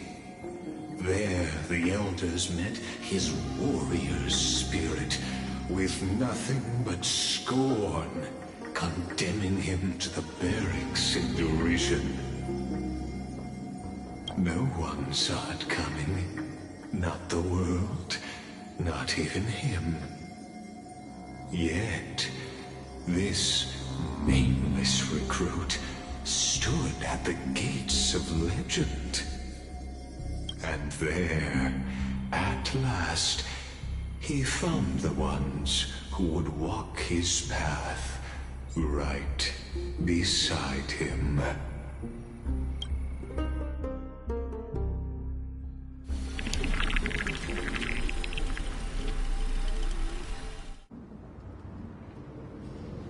This is the Abyss of Fate. Hold on. Finance here too? And is that Mighty and Trinen? And now, Act 2 of our immersive drama unfolds. They're evacuating the temple. Why now? Are you insane? That blonde man is the Crown Prince of Krymnos. Mess with him, and every last person in this city could wind up dead. Calm yourselves. The Holy Maiden has everything under control. We need only wait patiently. Behold, it is the month of Gate, light calendar 4926. The Crown Prince of Krymnos, Mighty-Mos, has led his forces to the gates of Akima. As you know, though Mighty-Mos was proud, he did not engage in needless violence. He challenged the elders of Akima to a duel, not for glory, but for the rights and dignity of his people, to ensure they wouldn't live as second-class citizens in foreign lands. After Aglaya's mediation, Finan met Mighty-Mos's challenge as the Elder's representative. This duel was to change the course of the Flame Chase journey itself. So, as Finan's most important companion, his lifelong friend, please continue to bear witness to his memories.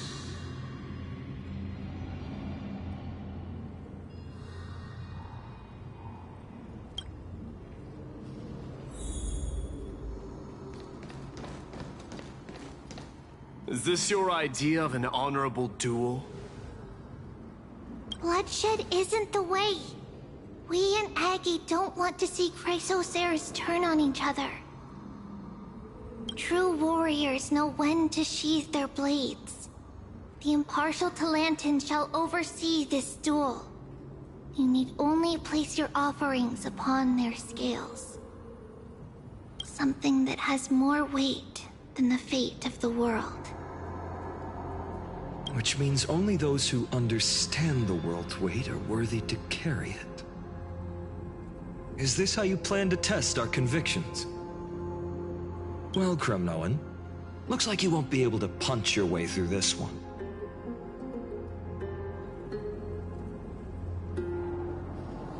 It makes no difference. One last chance, new recruit. Walk away, and I'll spare your life. Otherwise, come and face me. I'll give you a warrior's death. Hard to imagine they once clashed like this. Holy Maiden, I can't help but feel like a pawn that has stumbled into some greater political game. Every hero was once a child, and every child must grow.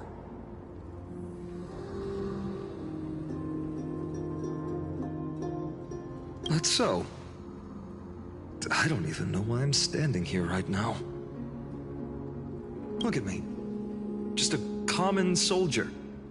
Since swordsmanship won't decide the winner, Lady Goldweaver should be here instead. My devotion to the Holy City could never compare to hers. What if we told you this duel isn't about winning or losing, but rather in the choice you make? Every Chrysos heir is indispensable to the Flame Chase journey. And you and the Crown Prince of Kremnos are both a part of the prophecy. What the duel marks is not an ending, but a beginning. So, listen to your heart. We wish only to hear your answer. True enough. The voice within has never failed me. It doesn't matter what the result is. I'll give it everything I have. Spoken like a Chrysos heir. Now go, Phainon. Your journey has only just begun. That's right, comrade. It's time for us to teach that proud prince a lesson together.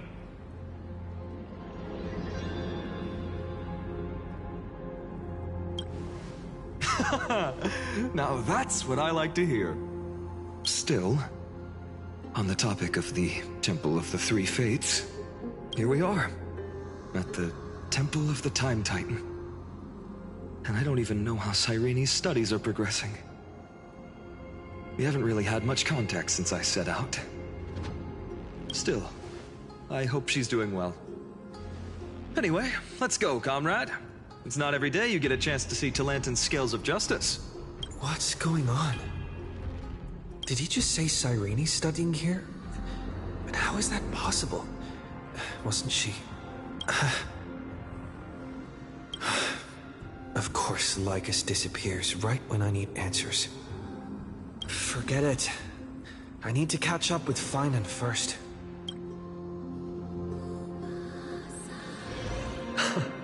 Amazing. Talantin may have fallen, but their scales remain true to their purpose. I hope you still remember your purpose, new recruit. You seem awfully confident, Kremnoan.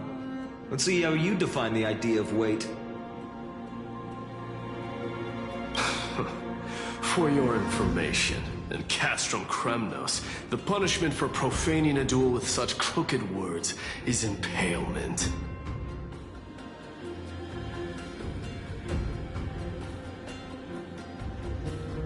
As we're in foreign lands, I'll indulge you. The signet of Kremnos, the crown jewel of our people. That's my choice. A ring. Not just any ornament, I'd wager. What's the story behind this little treasure? Don't push your luck. Think I'd pour my heart out to you? Just know that Kremnos' 1,000 years of glory could bring a titan to its knees. Let alone a nobody like you. So to him, glory and his people outweigh the entire world. And the very destiny that Mighty himself will eventually shoulder.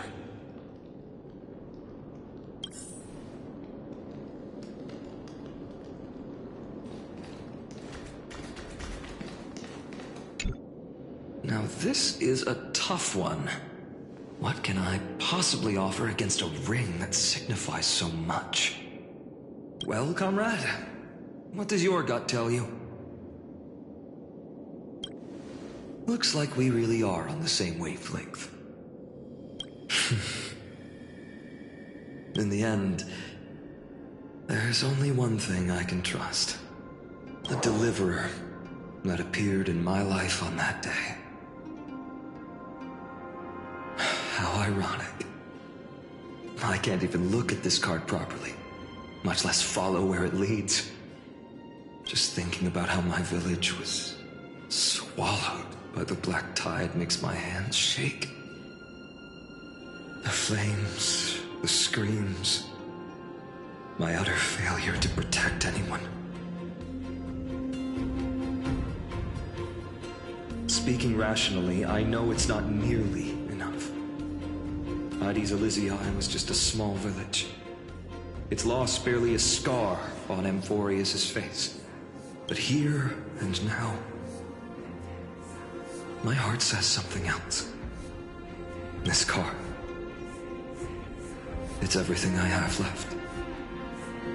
Nothing weighs heavier. Perhaps that itself is the answer. Look, Finan. It's so nice to see you all again.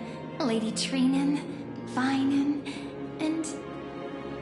hello. Seeing you here sure is a sweet surprise.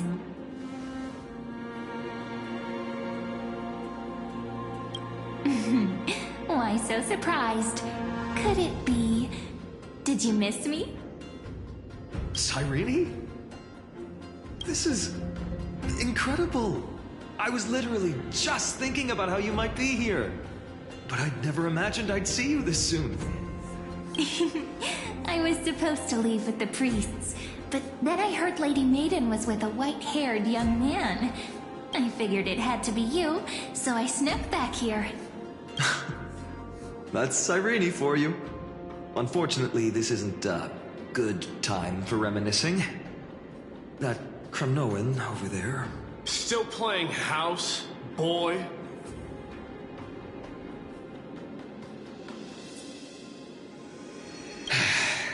You get the idea. Quite the hothead. You know, you two just might get along. Don't worry, you already know what the answer is. If that's your choice, I am with you. I am with you because I remember it all too. The fields of Hades Elysiae, those red leaves, that little swing of mine beneath the tree where I dreamed the sweetest dreams. And those dear fairies in the Membrance Maze. It hurts so much knowing they're gone forever. The pain speaks for itself. Our hometown may have been just a tiny village, but to us, it was the whole world. But that's not enough, Finan. Not nearly enough.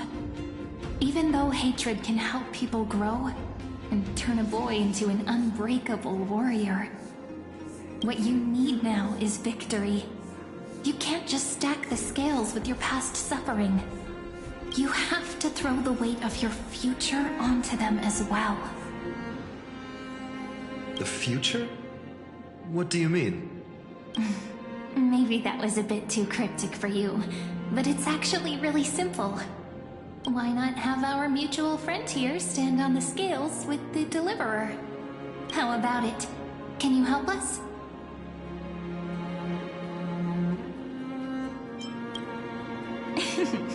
Relax. Our dear Crown Prince won't have a clue. Let's try that. The fate of Akuma hangs on this duel. I must claim victory. For their sake, I will stake everything I have. Stand with me, comrade, and we shall become heroes.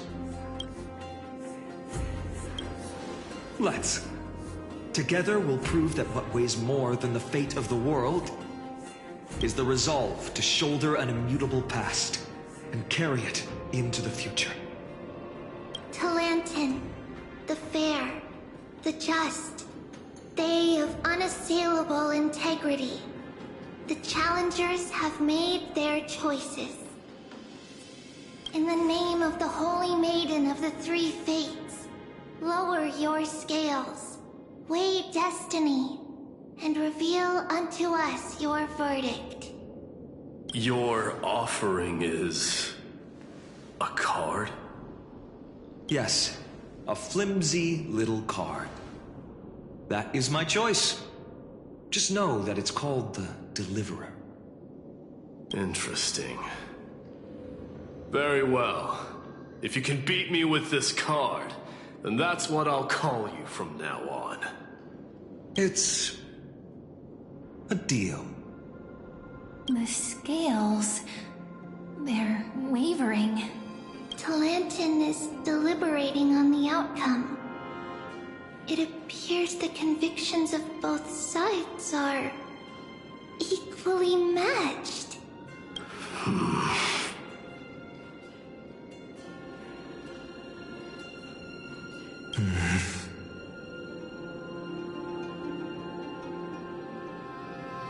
This is suffocating. Like the whole world's weight is on my shoulders. But I believe what my heart tells me.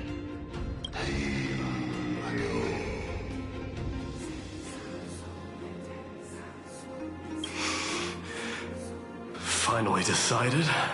Hear thee, children of humanity. I shall pronounce judgment, for the difference is now clear.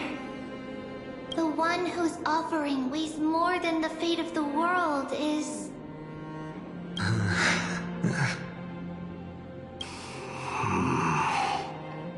one from Ides Elysiae, the nameless hero.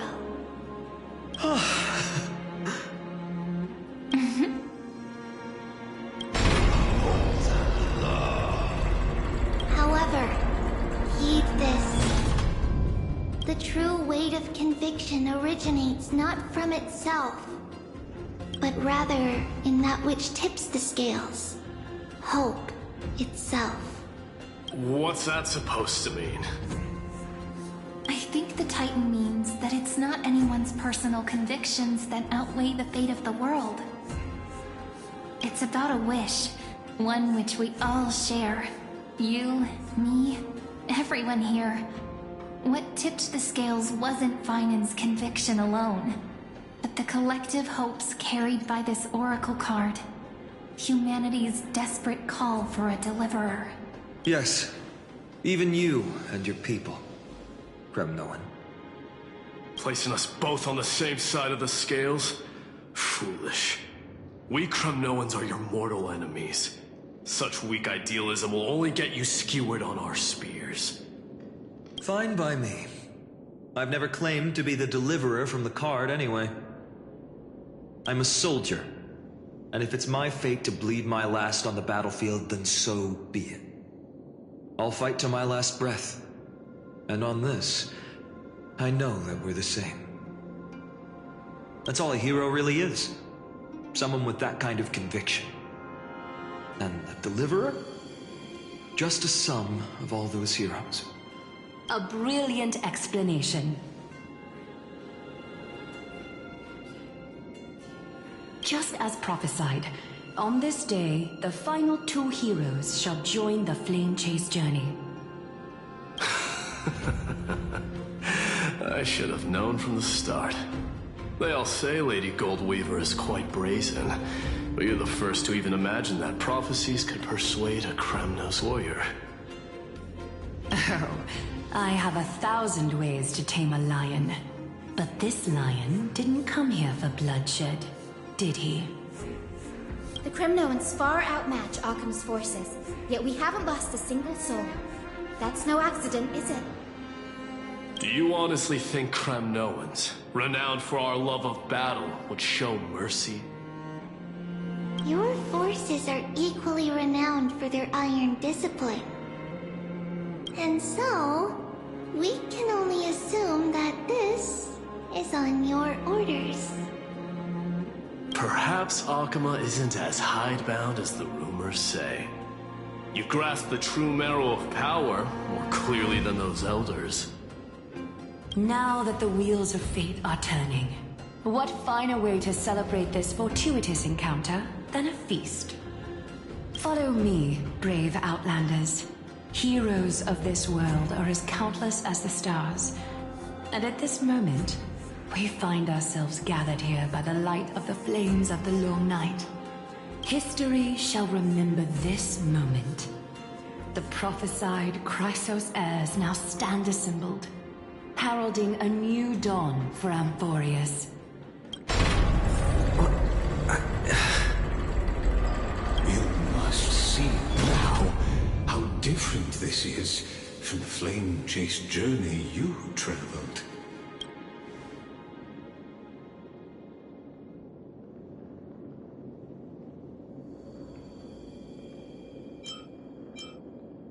Patience.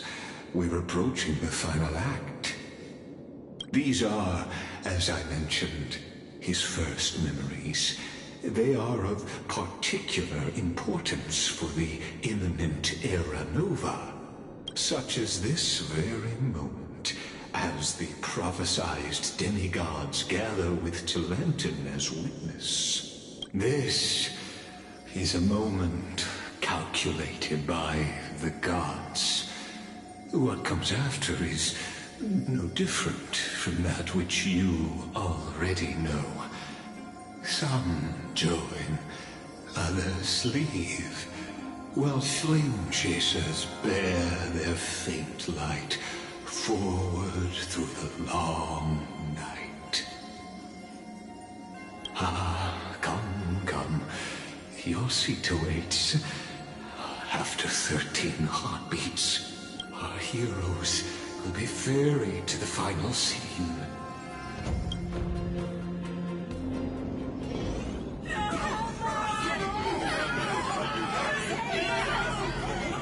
They say that the heroes of this world should be as countless as the stars. Yet now, we're the only ones left standing. So, in the end, the black tide still swallowed everything. The West stands protected by mighty Scrimnomans. It will hold for the time being. Professor and X have deployed wards in the north and east before. Their effectiveness is untested, but I believe in him. And Akima. We needn't fear for Aglaya. Even in death, she counts as the greatest among demigods. Her threads of romance weave an impenetrable shield, and the people answer her call, rallying to the city's defense. Let's move. Catholic has given their core flame. We must complete the Era Nova before the next entry hour. For Amphorius. That only leaves 3 hours. So, this is the last time we'll see her.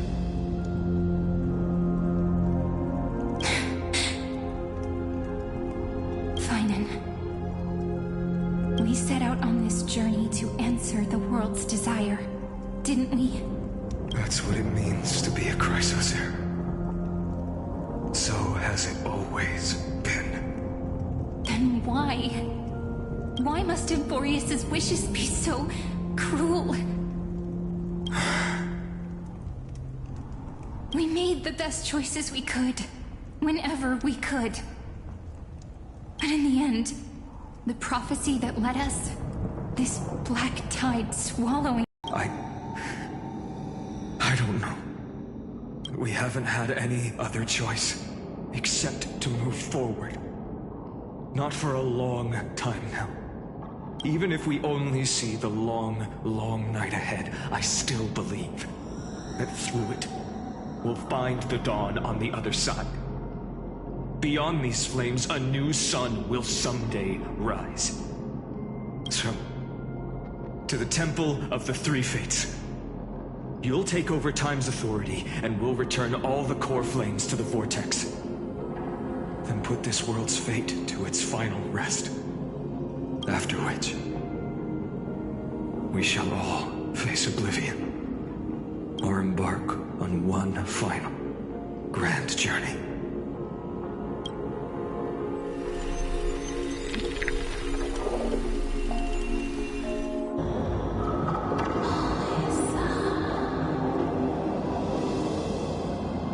Please forgive us for disturbing your sleep, Orynyx. It matters not. I know fate has run its course. The Black Tide has reached Akama.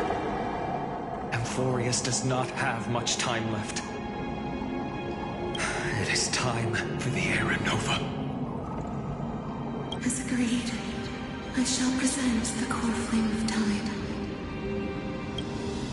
Ride the river of time. It will guard your passage to the vortex of Genesis. Step through and witness.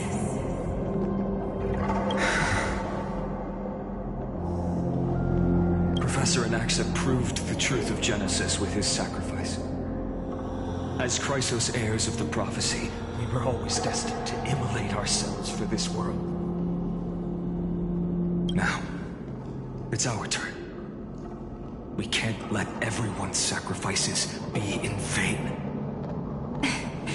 I don't need another pep talk, Finan. After all, we've been ready to fight fate ever since we left the village, haven't we? Yeah. Come. Let's claim the miracle we were promised, and burn away every last shadow in this world. And then rise as the first light of a new world. Light calendar 4931, the third week of the month of Evernight. Welcome, my lord, to the end of the flame chase. And the end of all things. The Titan has revealed the gateway of fate. Please, accept the invitation to step across the threshold.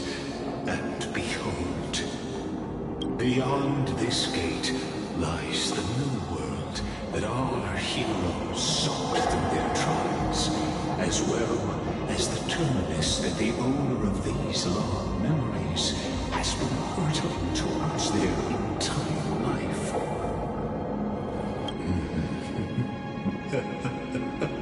Perhaps you'll find it all too familiar.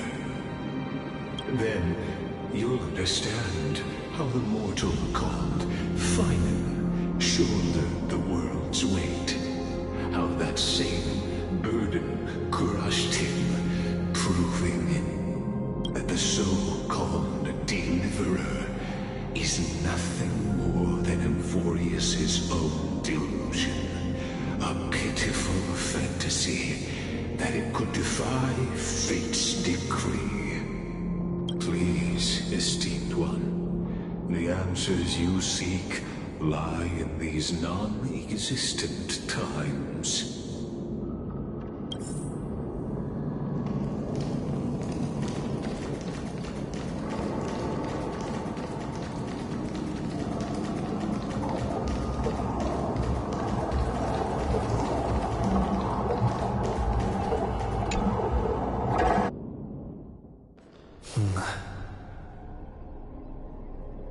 The vortex of Genesis.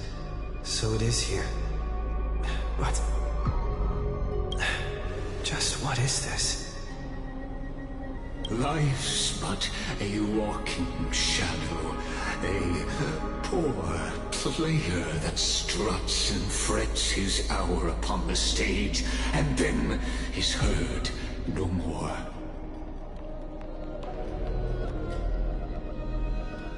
It is a tale told by an idiot, full of sound and fury, signifying nothing. The vortex of Genesis, where the world begins and ends. What stage could be more befitting of our final act? Come, I beseech you onward, buoyed by your surging curiosity.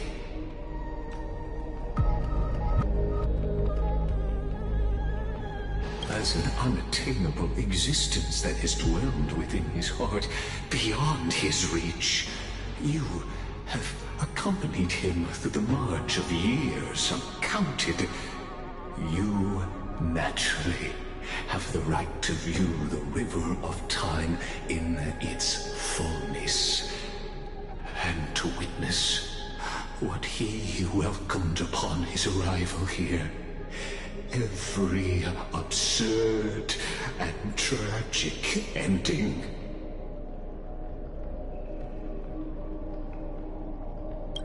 Now, if you would.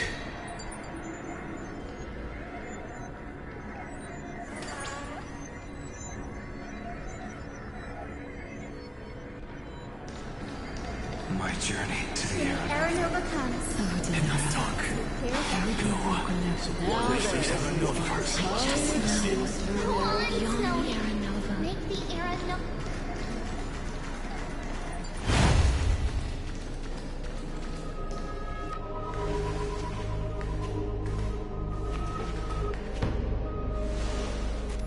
None of that matters.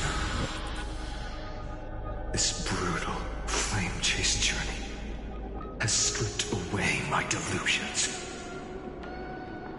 I know the future is in some peaceful paradise with gentle west winds, just waiting to welcome us to step in. This will be a romantic story like none that has come before. You think so too, right?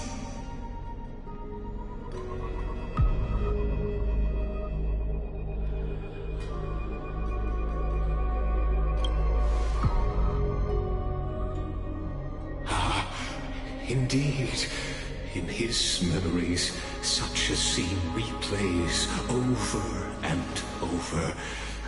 Though the details may differ, this remains ever the same. All shall bid farewell to one, and that person alone will witness the miracle.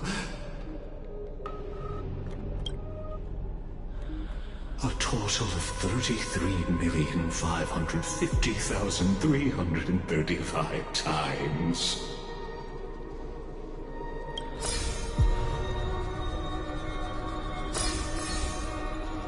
Each is a drop from the river of time, representing the long journey he would take, or rather,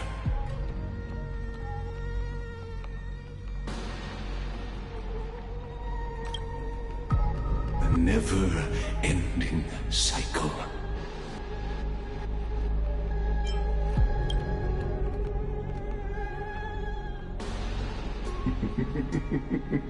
Sharp as ever, I see.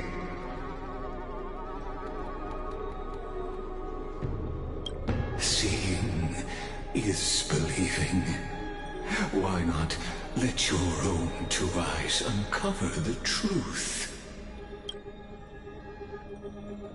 Or perhaps you can simply walk straight to the final truth. See the true face of the character you play, and witness the ultimate nature of the Chrysos heirs, flame-chased journey, and the cycles of Amphorius.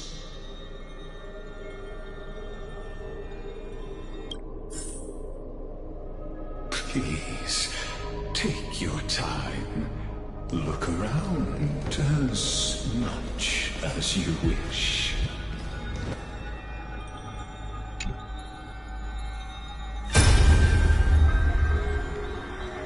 Not a single soul to be seen. So this is how the vortex looks at the end of days.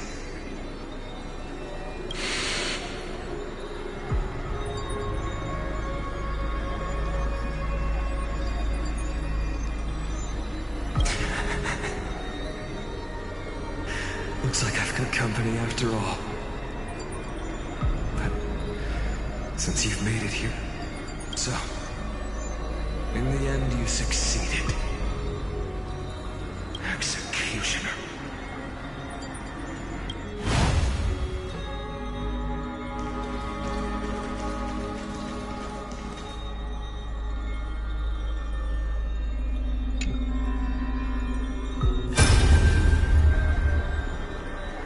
Castaways, have become Death's demigod, and shall never again walk the world of the living. What you see is the surging of the river of souls, brought on by the countless dead feeding it in these dark times. They cry out. Though dead, they'll converge into a torrent and guard the vortex to see the Era Nova fulfilled.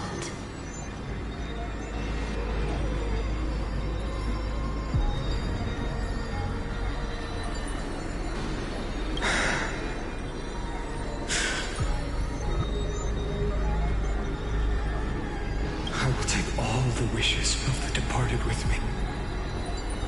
Please, everyone, fight with me to the very last. I hear them. The dead hail you. They're prepared. Go on, Deliverer. We'll keep that executioner in our shadows. The path before you leads to light and eternal flames.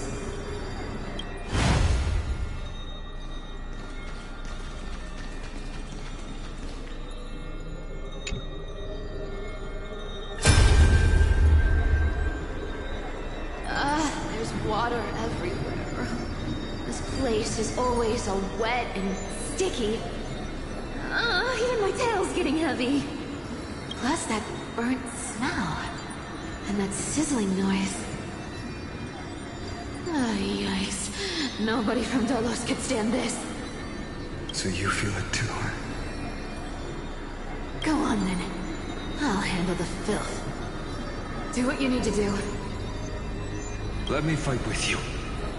Better odds with two. Hey, remember what the seamstress said? You know what really matters.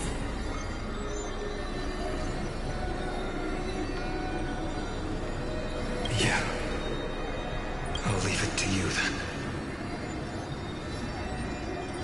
Wow, someone's not shy.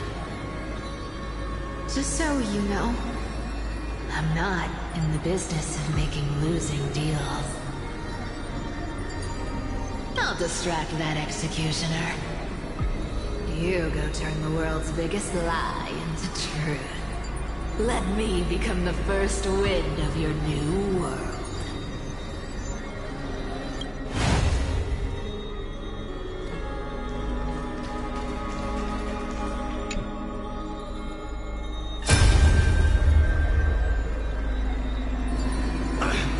Just shut up and get out of here! Are you crazy, Mighty? Immortal or not, even if you're the demigod of strength. Well, I'm still no match for them.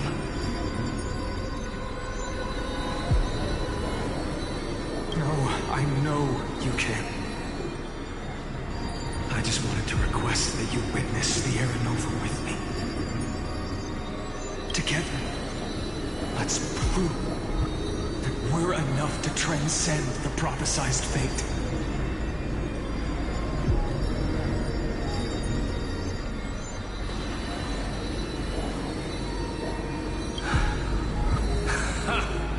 Could it be that now, at the critical juncture, our mighty deliverer is chickening out, scared of a stupid prophecy?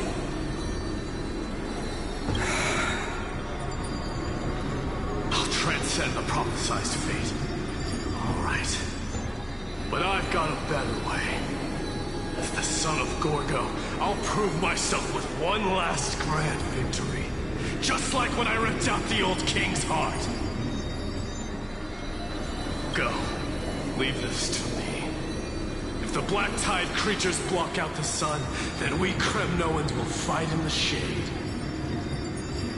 And when I'm done with that executioner, we'll raise our cups where the west winds end.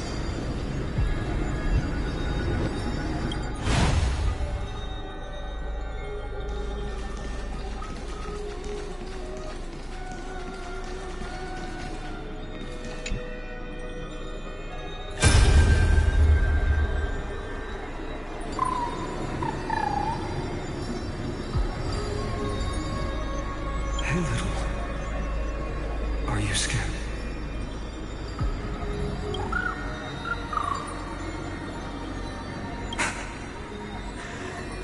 As brave as Heinz. Stay close, little Ika.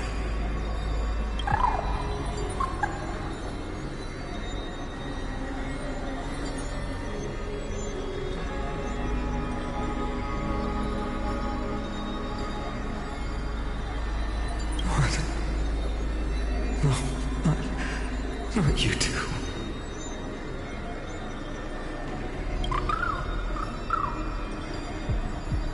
I see. I won't squander your kindness. Your hopes. So please, keep this bit of sky standing for me.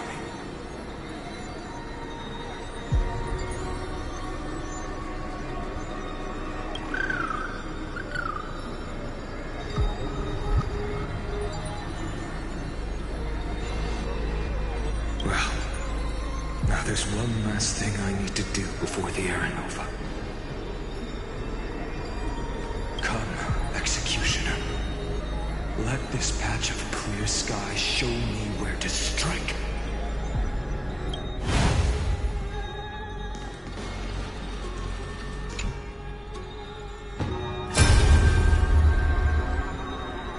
All shall bid farewell to one, and that person alone will witness the miracle. Such is the will of fate. So even the future revealed by the Titans may not come to pass.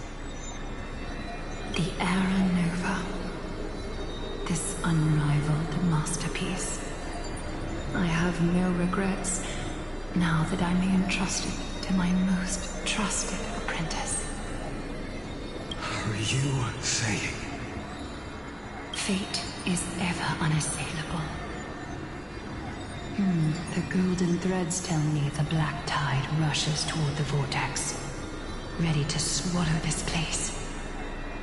I must weave the last of my humanity into a net to hold back the deluge. I shall have my final bath in warm and radiant gold. Now, the hour of fulfillment has come. Forgive me. I must snip away every risk to weave the strongest future for the new world. There is nothing more to say. We part here. I shall personally dispatch that wretched executioner, not with threads of gold, but with the steel tip of a needle.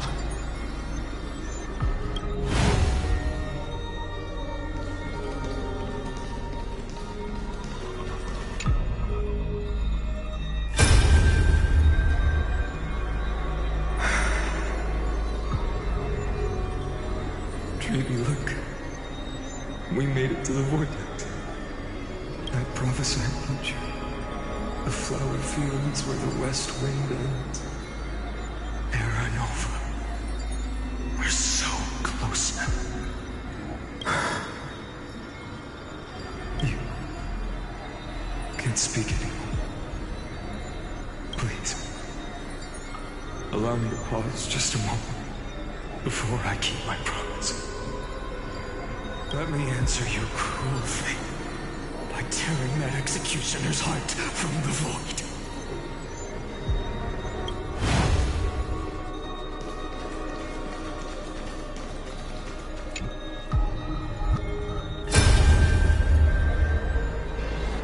The vortex of Genesis.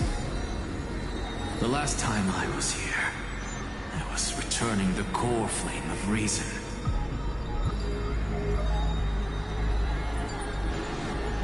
I didn't have the time to observe it in too much detail back then. But a holy sanctuary of the Titans.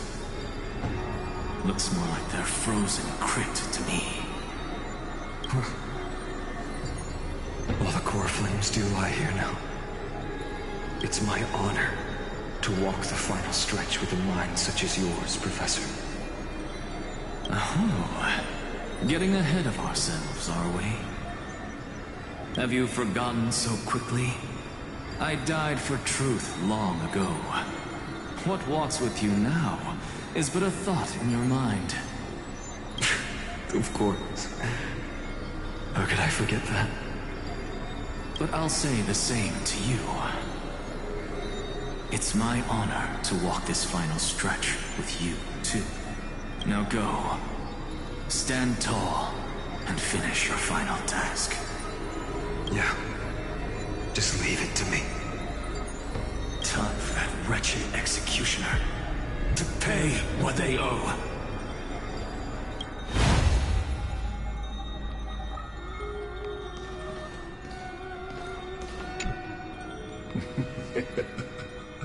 You really think you're prepared? Allow me to give you a warning, most earnest. Once you see what these memories hide, the world's course will be forever irreversible. Ah, very well. As you have made up your mind, let us bear witness together. As the sole audience of this eternal theater, I have been rapturously awaiting your arrival, and this, too, is the very reason I must show you everything. I believe that since you've bathed in that Eon's gaze, you can make Amphorius's frozen fate flow once again.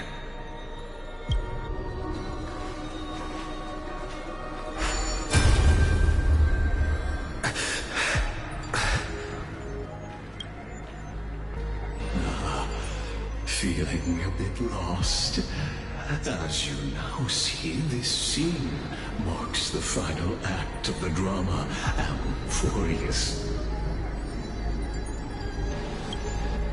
The final eternal recurrence created by this man's hand, and the last one this world shall undergo. Behold, at the swordsman's side stands one he has sometimes called companion, other times comrade, that nameless hero absent from the annals of history. He is the swordsman's ideal in his youth, the deliverer that guided him resolutely onward through fantasy. And now, in the name of the Nameless, he has become an essential and insane. And this time, under his guidance, what choice shall the hero make? Whither shall the fate of the world flow? And what is the ultimate truth of the nature of Amphorius? There are many mysteries yet to be unwound, but if I may, allow me to temporarily yield the stage to one far more fitting. Please put your hands together and give a rousing round of applause for they who will reveal the answers and bring about the final end of the 33,550,336th flame chase journey. The master of the countless memories we saw, the other important actor now stepping into the vortex. They who have already burnt their own self to cinder, the Flame Reaver.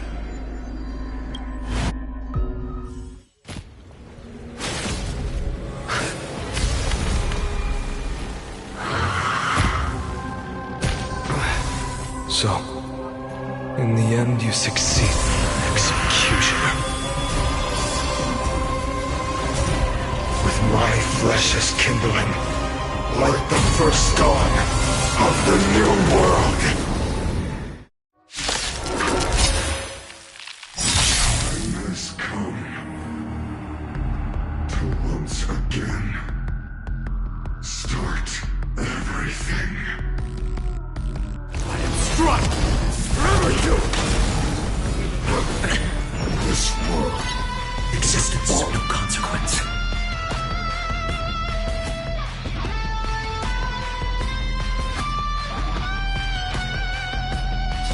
Tomorrow! Burn it all! Bloom.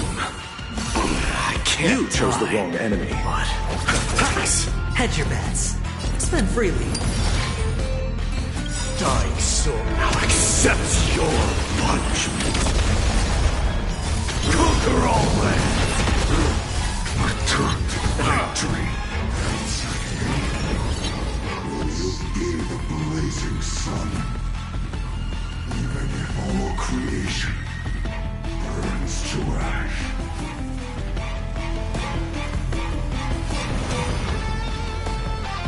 A future will come! Forever do!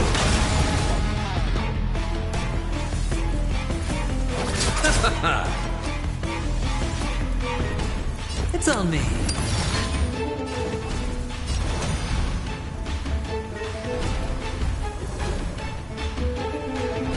Tomorrow!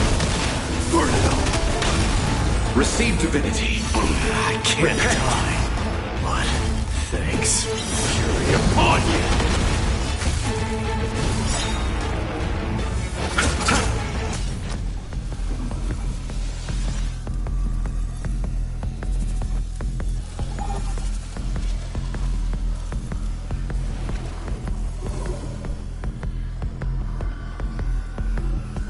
Opportunity doesn't knock on its own, you know.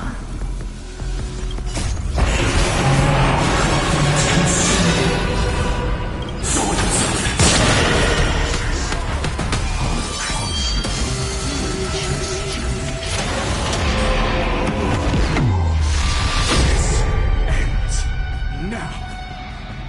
With your corpse. Ignite the dawn!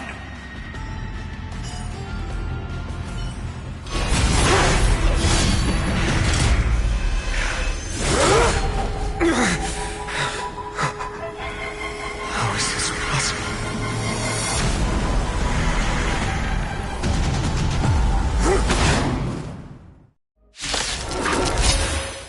Seeds of destruction. Now, to wind. Will they set your blood ablaze? Your fury. Through my blood.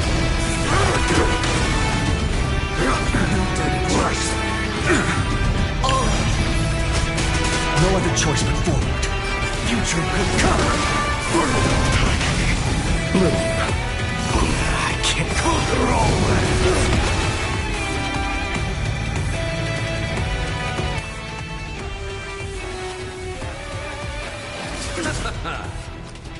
Spend freely. The dice have been bust. Or maybe I'll take it all. Existence is of no consequence.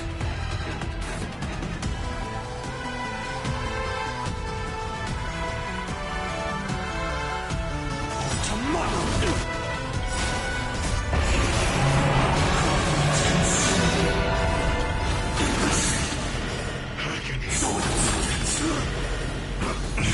Score. The flames are not strong. Quench them.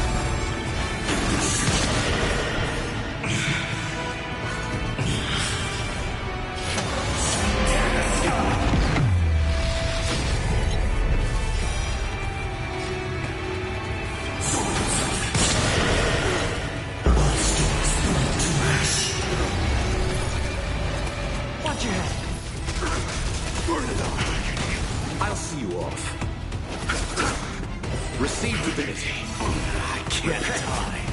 But thanks. Self-lust. No other choice but forward.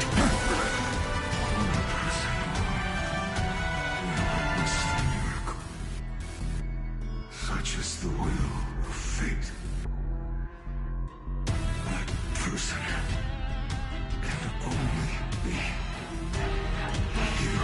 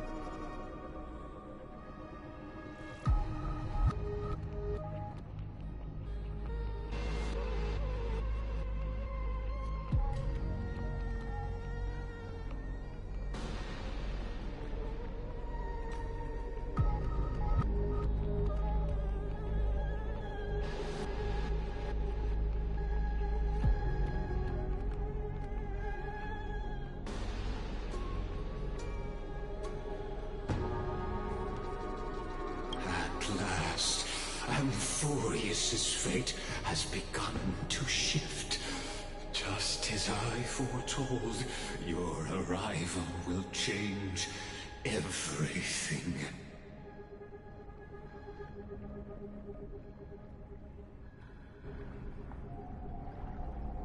After all, you've also been bathed in that Eon's gaze, which can awaken the long-dormant instinct inside a man. Much like that scepter we spoke of earlier, it was only under the same Eon's glance that it was reborn.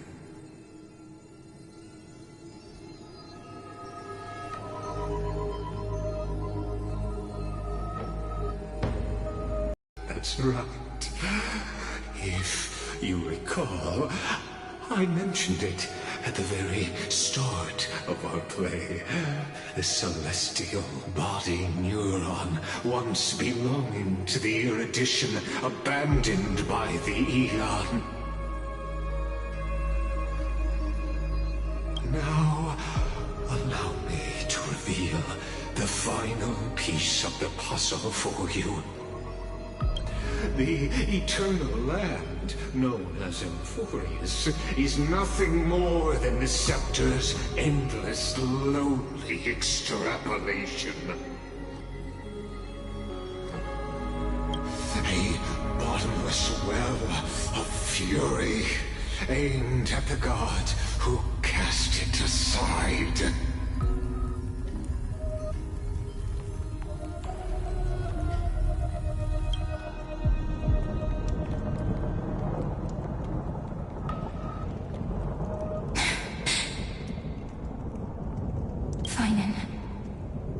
We set out on this journey to answer the world's desire, didn't we?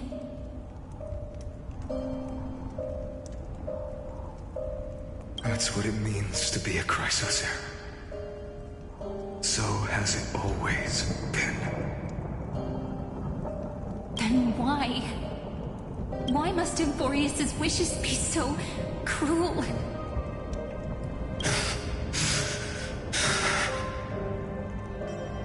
We made the best choices we could, whenever we could. But in the end, the prophecy that led us, this black tide swallowing everything. Why does it look like this?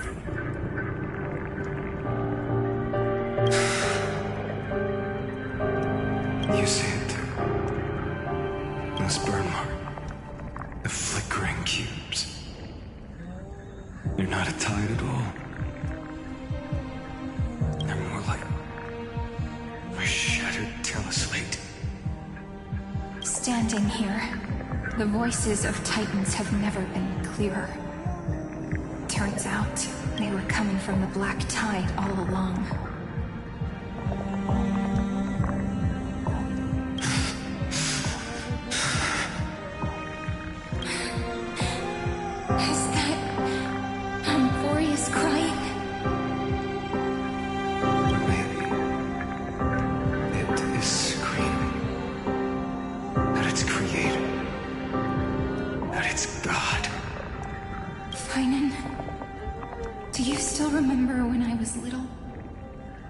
Dream. A dark, cold room with nothing but Orynyx's curtain glowing like crystal.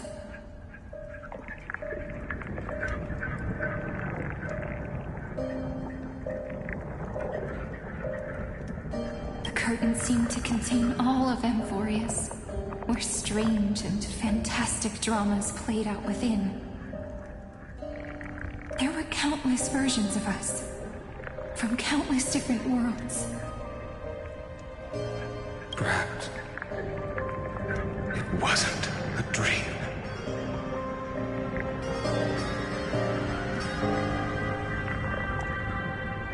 Yeah. As I gaze out at the world before me, those sorrowful thoughts have become reality. So, this is the reason the sky was sealed. Amphorius is merely a larger ID Celestii. We are just years in this tiny world, following the prophecy, stepping onto the same journey over and over. What then is this so-called Era Nova? And what are the spectators watching all of this truly hoping for?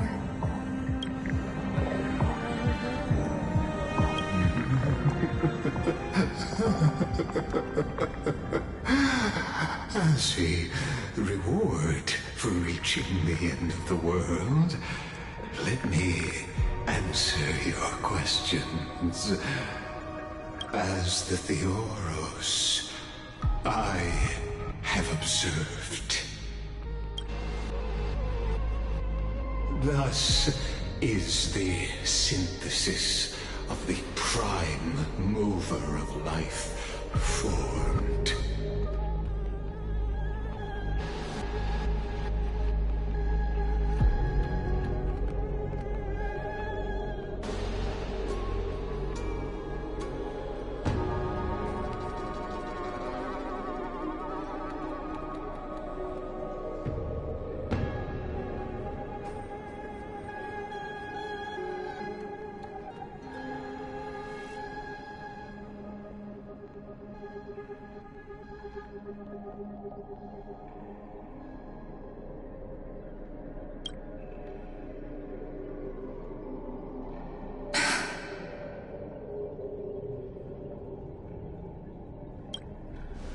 This is a moment the universe will remember. After millions of extrapolations, the experimental environment known as Amphorius has finally achieved results. So, the results you speak of are this wreckage of a world. We all gave everything we had, returning 12 core flames to recreate the world. And in return, we become nothing more than sacrificial offerings at the end of everything. Exactly. The Titans are Chrysos heirs of the past, and Chrysos heirs are the Titans of the future. And Exagoras' theory of Era Nova holds true, as the model of reason he reached unprecedented heights. But from just the perspective of a player in the drama, he could never fully uncover the last layer of truth. The cycles of the hero's journey that have played out until now were never about creating a new world or perfect heroes and gods. They were a deep learning program made for the Black Tide. But this time, your plot will fail. I've taken Catherine's core flame, and when the dawn of the new world arrives, its light will burn away all the darkness. Haven't I made myself clear? The Chrysos heirs and Titans were merely byproducts of the experiment. You've seen this world's evolution, witnessed the birth and growth of the Black Tide, and how it devoured everything. Every generation of heroes, gods, and worlds was born only to be destroyed by it. This is the endpoint of Amphorius' calculations. A perfect equation of destruction. So in your eyes, all the sacrifices are just a string of insignificant numbers? Don't sell yourselves short. I'd say, rather than numbers, you're more like fuel for the fire. And without fire, there can be no sunrise tomorrow. Even if that sunrise is born from annihilation? Curious question. Have you ever considered that after millions of extrapolations, Amphorius is already following a different path from the erudition? It has long since granted divine blessings equally to each child. The golden blood flowing in your veins, it comes from the blemished one, whose name is destruction itself. And Amphorius's Chrysos heirs were, from the very beginning, fuel for the Aeon to burn the universe. Amphorius has waited for this for too long. At the end of the empty, cold, lonely extrapolations, the destruction has reached its final destination. Nikos 496. Philia 093. No need to feel regret. This generation of Chrysos heirs is the most outstanding model, and you two are the final factors. For you, the Era Nova is no lie. Just step forward, embrace the black tide, and accept the Aeon's gaze. You will come to life from a string of cold numbers. Along with all those who have passed, you will run toward the real universe, fulfilling Amphorius's long-held wish. In the name of the Lord Ravager Iron Tomb, unleash its fury and destroy the source of all this tragedy.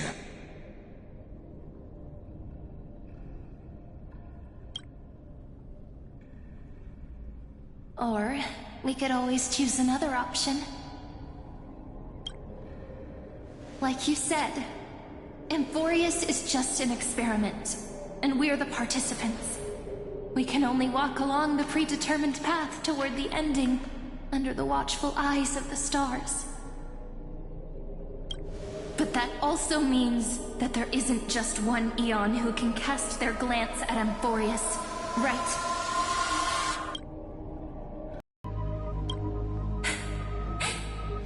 Is this question really that hard to answer? Or did I guess it right? And in reality, this world has already been under the watch of other Aeons. It's strange when you think about it. If you just stayed back, watching us complete the ritual and get consumed by the black tide, your goal would naturally be achieved. Why go through the trouble of explaining all this to us?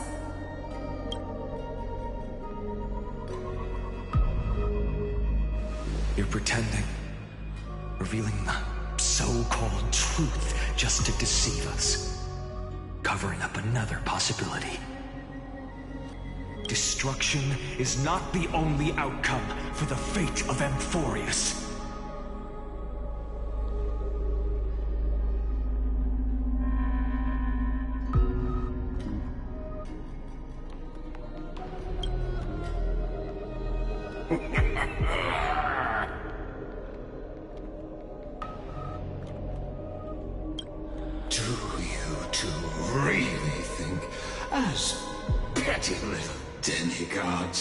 You can change the outcome written by the stars.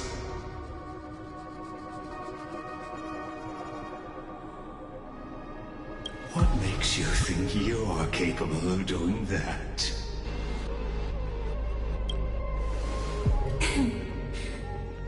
little courage and determination? Just kidding. The answer is pretty simple.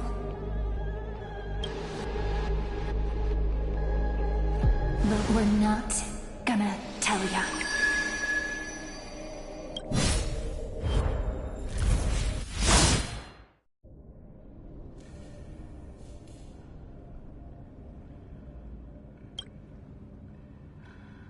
We're going to weave a long dream for Emporius, making it believe the experiment hasn't ended, that everything is still ongoing.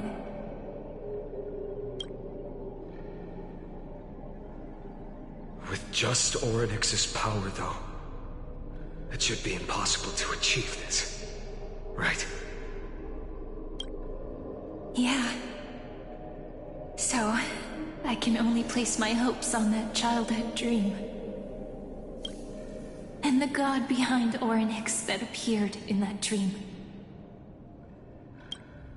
Now, I can say with certainty, time is the page on which that eon records Emporius. If it fades from existence, and all that it records is lost among the stars, that eon will surely direct their gaze here. And it will be a glance that spans time and space, granting each incarnation of me the power to reset time, imbuing my soul into this ceremonial blade, and creating an endless flame-chase journey. I understand. Then let me step into the cycles and continue Emporius' grand design. To deceive the gods, deceive the world itself. But to make time vanish from this world, that would mean you.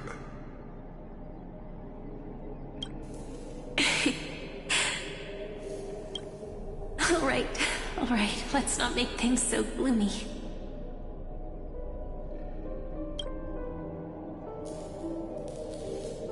What we're about to embark on is the true hero's journey, so... Come on, cheer up a bit, okay?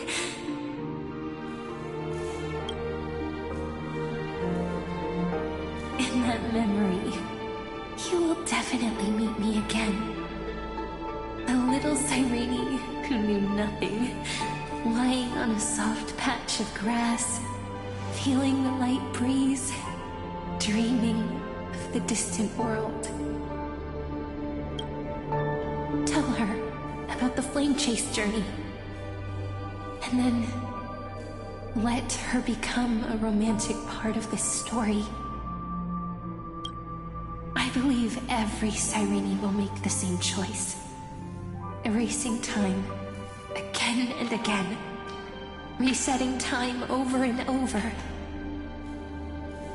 After all, they're all me. And I will always have my charm.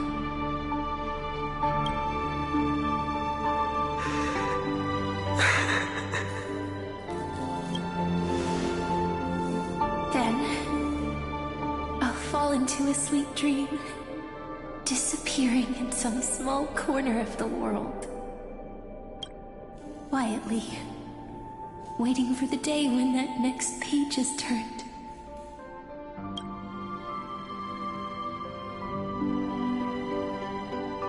And I will keep going. Even if the road ahead is dark, I will burn myself to light the way.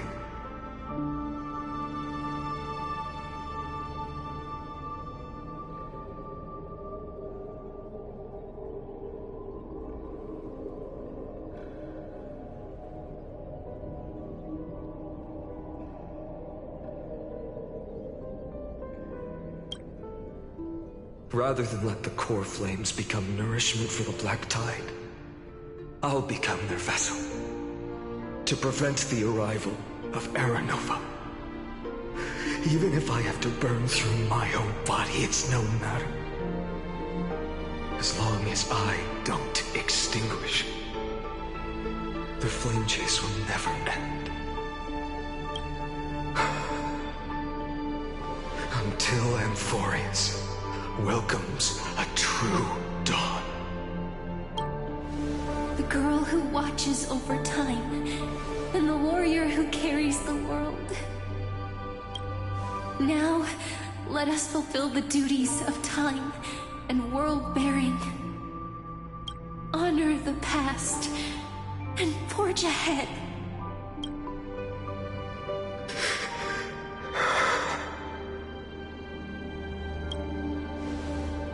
I promise you, the pain will pass in the blink of an eye.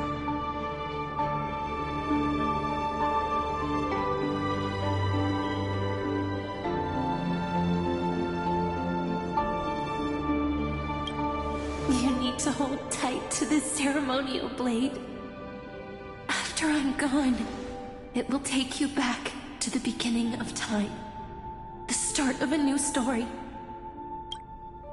I believe that in that story, or in countless stories, each alike yet unique, everyone, all the companions who sacrificed themselves, alongside the deliverer we once dreamed of as children, will reunite beneath a vast, endless sky.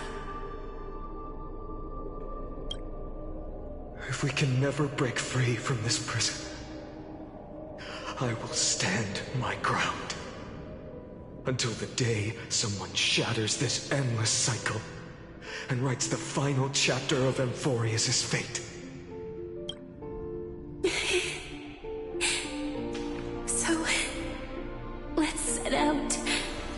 We will be the ones to start everything.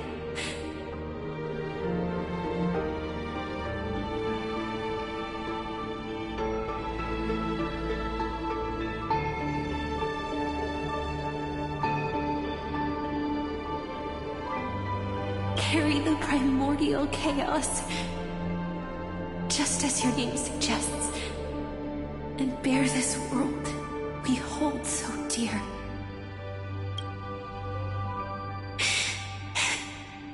So long, Caslana. As the Theros I have observed, instruction synthesis is formed.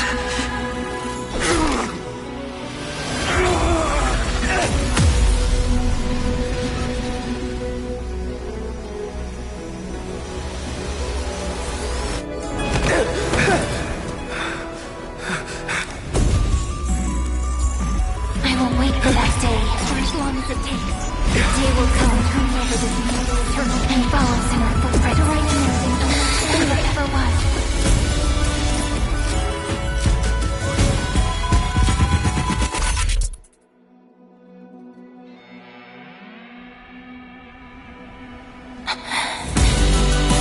That will be a romantic story like none that has come before. You think so too, right?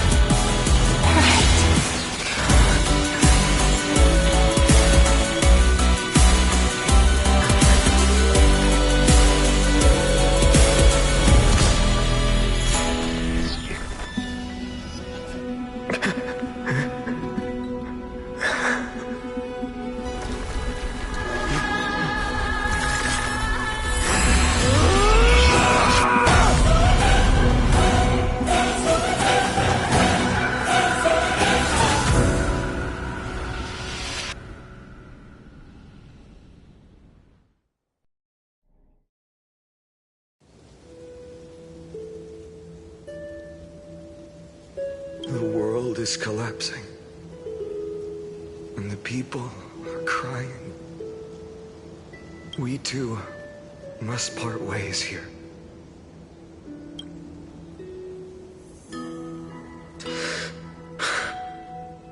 Friend.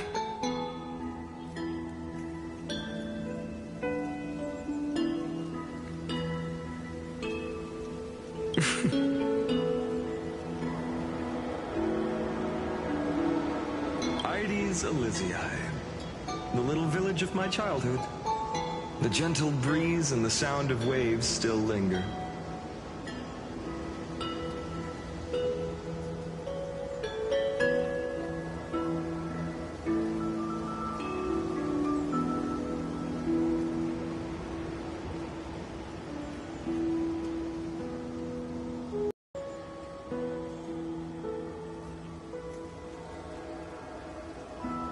Everything is as it was. It feels good to take one last look.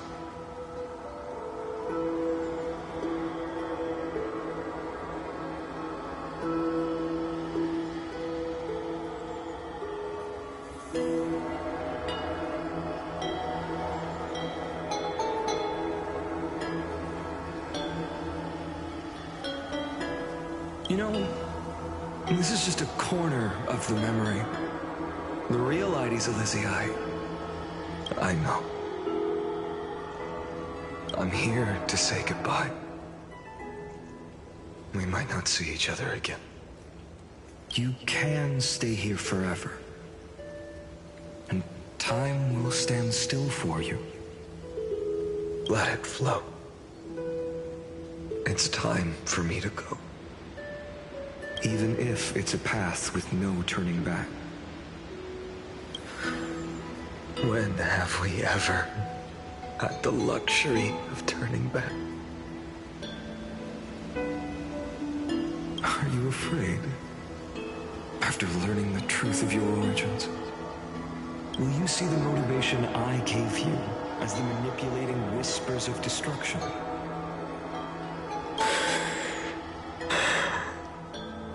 The convictions and choices that come from my heart. I don't believe they're designed by the so-called paths.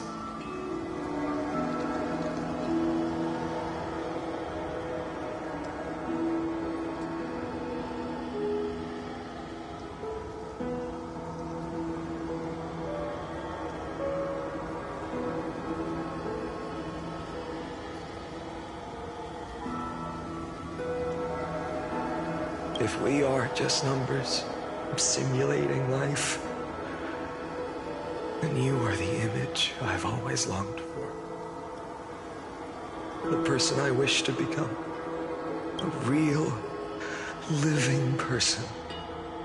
A true hero. Then why do we part here? You can take me with you, and we can start this journey together. I'll be by your side, guiding you, just like before.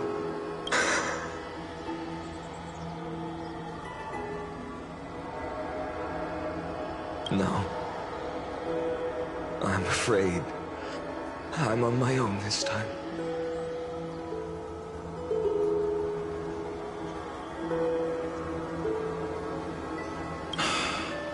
Why?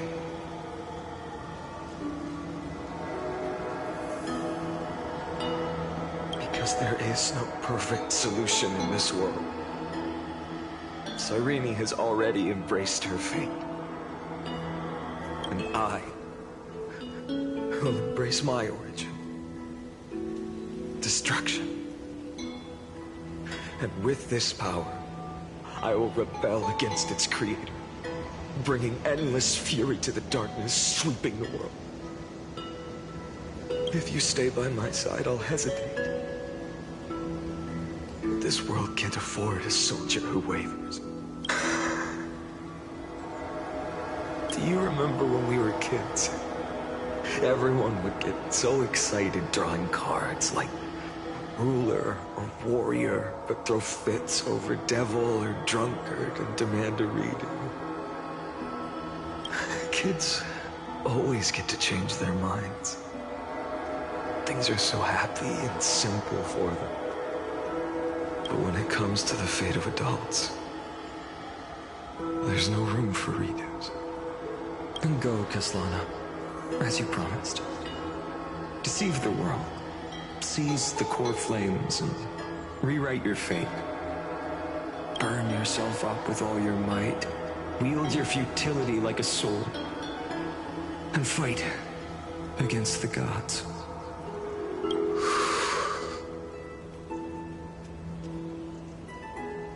In the name of world-bearing, I promise you, Cavalier will never forget this.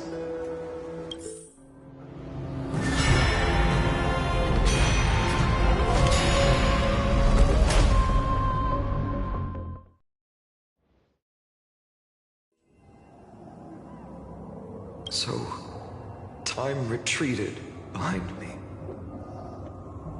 Until it reached the origin, where nothing ever existed. Just as Professor Anaxa once said, in that void, Kefali stood at the center of chaos. Time, space, and causality all flowed from their body. When the waves of time finally calmed, it was the year 3870 of the light calendar. The Chrysos War had lasted for nearly a century, and the threat of the Black Tide was growing stronger and more relentless. That was the era of the Day Thunder Knight's battle with the sky. While she could not seize the core flame, she proved that the prophecy was true. That mortals could slay gods. From that moment, the sole survivor of the old dynasty, Imperator Saritra, issued a call to arms across the lands, summoning heroic Chrysos heirs to wage war on the Titans. And that was the first doomed flame chase journey, sealed away in history.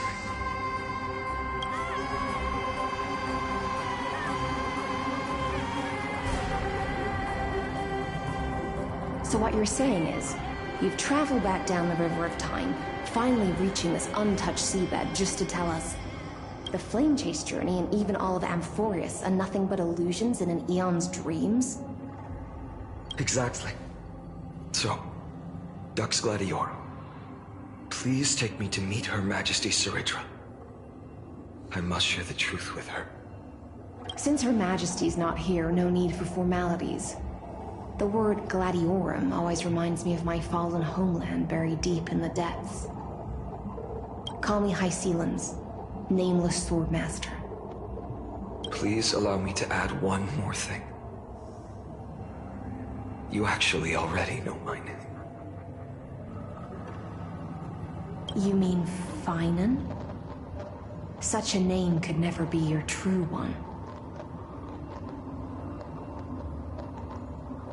But I won't question you further about it.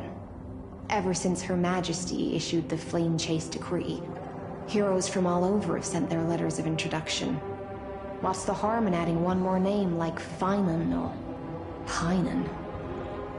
Besides, the deep sea is dark. Isn't it the perfect place to hide secrets best left unseen?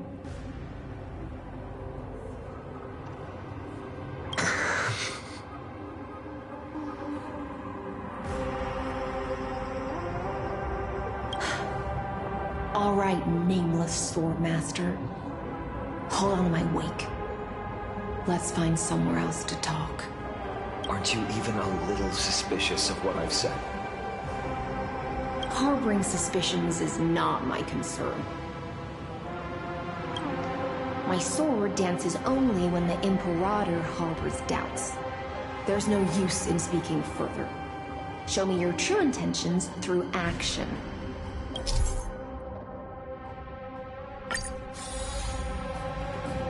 Perhaps you should demonstrate your skills and calm the raging black tide for us.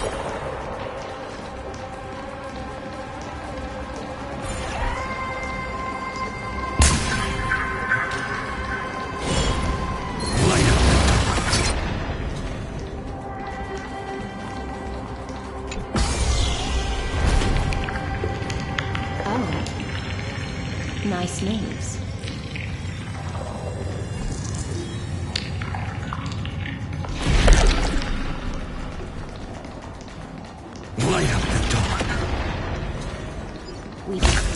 And here it comes again. The black tide is really no joke.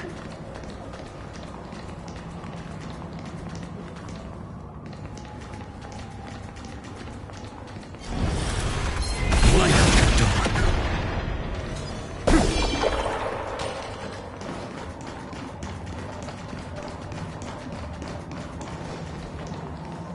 The waters end here. The one you seek is beyond this point. At last. I can meet with Her Majesty Saridra herself.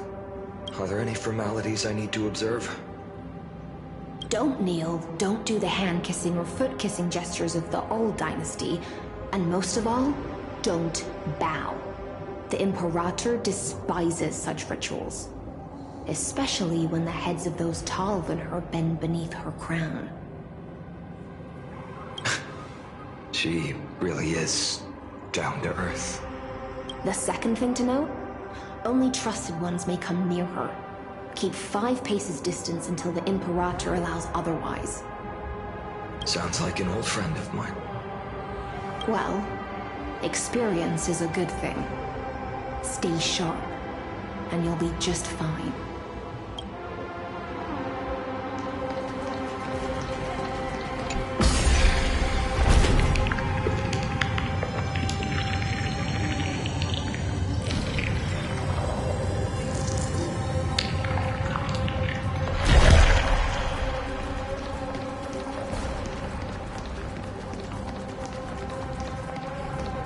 Duck's Goldweaver, little hostage.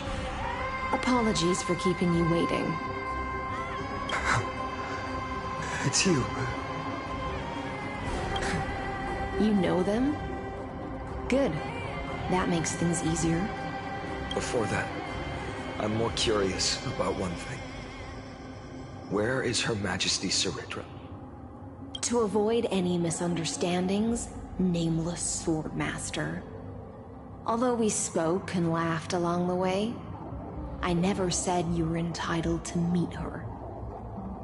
The Imperator decreed, the Deliverer will not appear in this age. Be wary of suspicious individuals.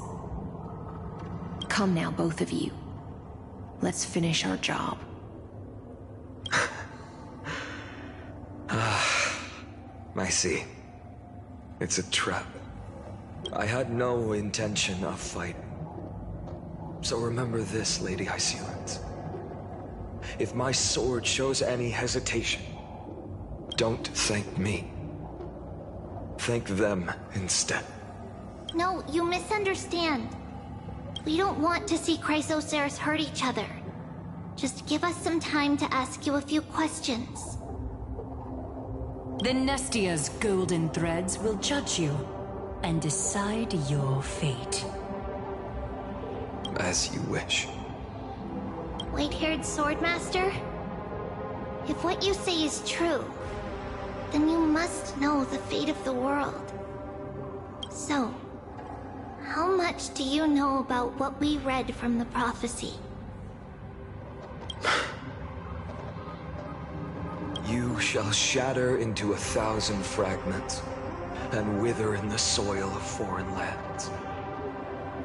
Is that correct, Lady Treby?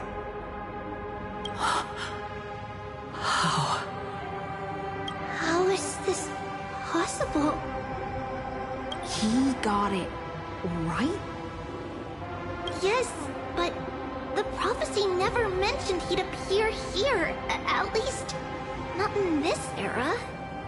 You must listen to me, Aglaya, Treby. The Finan of this world has not yet been born. In a distant future, he will follow the prophecy's guidance and appear before you. But do not seek him out. Because Era Nova is a complete and utter lie. I will tell you the truth. And you will understand why the world must forsake the prophecy and find it. And I believe that no matter how the course of history may change, the faith we all share will always remain the same. And so, the layers of rock began to reverse, and history wove itself anew. Through my old acquaintances, I was given the chance to meet the leader of the Flame Chase journey, Saridra. And after a long and arduous negotiation, we came to an agreement. The Imperator's alliance needed the destruction, and I was ready to pour all my strength into it. The spoils of the Flame Chase, the core flames, would be sealed by my hand. But the condition was this. In the upcoming battle, in our conquest of the Earth, I had to prove that my power could transcend fate. In the original history, there was a brutal war. At the end, the Titankin of Georios, Terravox, killed the rampaging Titan and took the core flame that supported the Earth. But this time, Amphorius encountered a turning point in its fate. Neither side suffered any losses. When I severed the Titan's head and raised the core flame high, the crowd gathered around the scorched remains of the god, roaring with joy, cheering for the hero of the destruction, who had ignited the faint spark of life for the first time. Yes, in that flickering light, the once dark path ahead seemed to become clearer. I proved myself, and in the long years that followed, I brought down the other Titans, one by one. I could do more than just wait. When time resets, the chance to change the world also emerges from the lines of history. Until finally, the brutal future revealed by Era Nova is reversed. But tell me,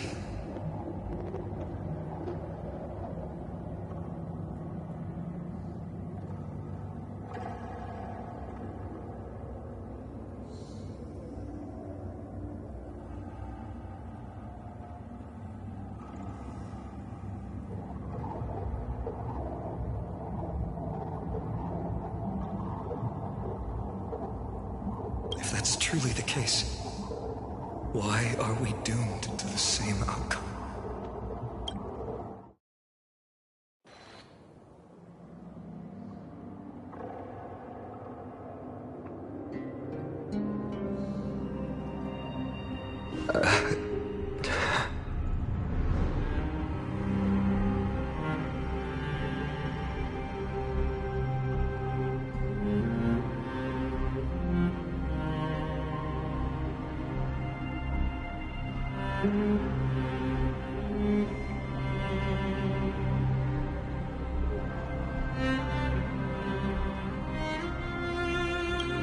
The people kept their promise and handed you all the core flames.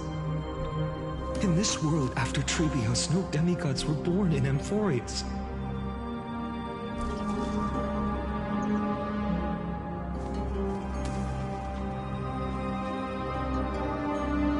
At this point, I just want to know.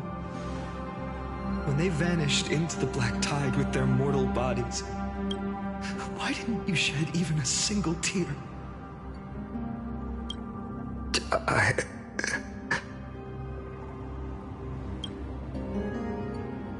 Your indifference chills me. To you, are they just the bunch of insignificant footnotes?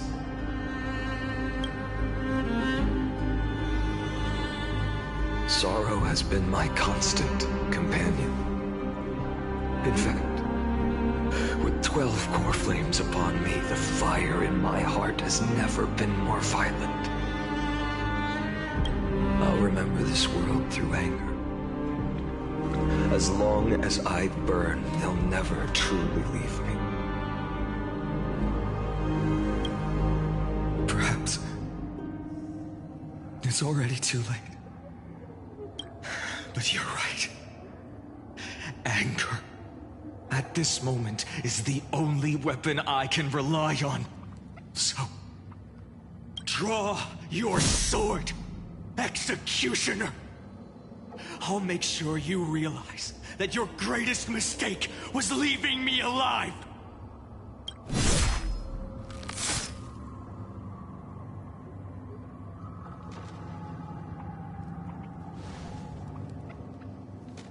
After that, he raised his sword and attacked. Kaslana killed himself that day. Who fell to the sword to be left in the past, and who went into the future. I can't remember anymore. I only remember a nymph, hiding in the shadows just out of sight, futilely pushing a stone ball. Climb, fall, climb, fall, climb again, and fall. The only freedom the nymph had was in choosing how to roll the stone. Sometimes fast, sometimes slow, sometimes resting on a gentler slope, leaning against the stone for a break. But its choice couldn't change the futility of it all. The stone would always roll back down the slope, and the nymph would always return to the starting point, beginning again. After that, every time I reached this point in the cycle, the burning sky would cast a shadow over its path. It would nearly reach the peak at the fourth quint of curtain fallout, then fall to the starting point in the first 15 seconds of the next entry hour. And my efforts in this cycle would dissolve into nothing at the same time.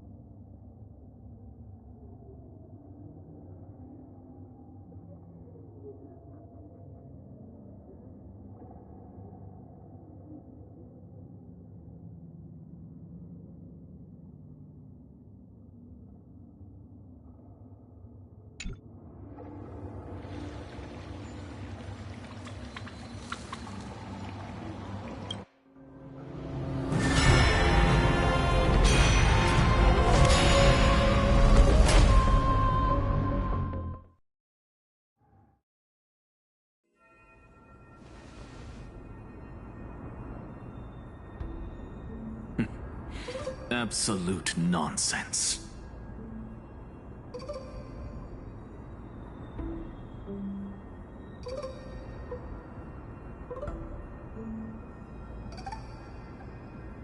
I thought cycles was the answer you were looking for. No. It's just that the answer came so suddenly. There was no fun in tracing it back to its roots.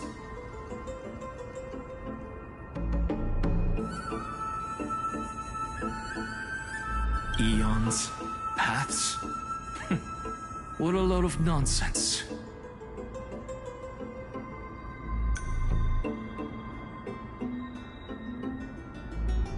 I can't give you an exact explanation of those two concepts either.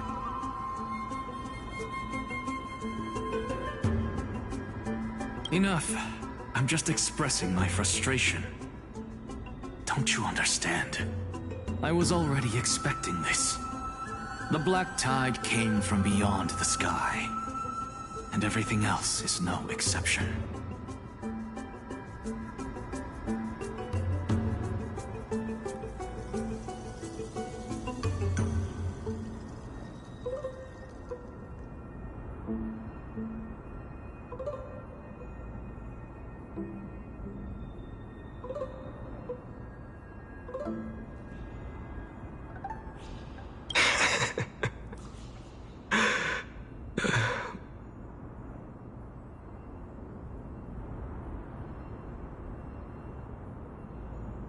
Fate is a strange thing. No matter how the details of history change, the Anaxa I know always remains as harsh as ever. If the other Anaxagoras actually worshipped the gods, I'd make sure to find a way to break the cycles and crush them in their cradles. Too bad. Now only you have the ability to do that. What's that supposed to mean? You're willing to help?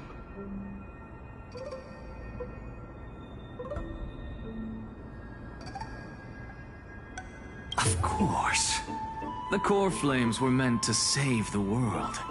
And in my opinion, the noble Titans have no reason to refuse.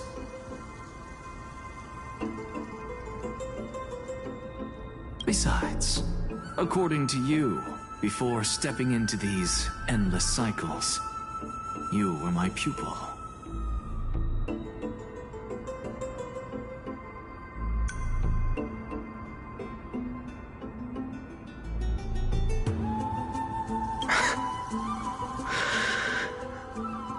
I've already heard the same thing countless times.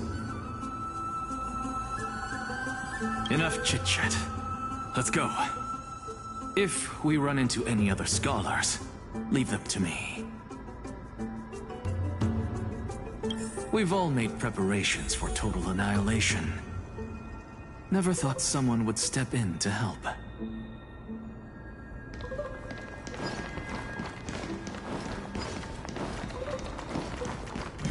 Light up the dark.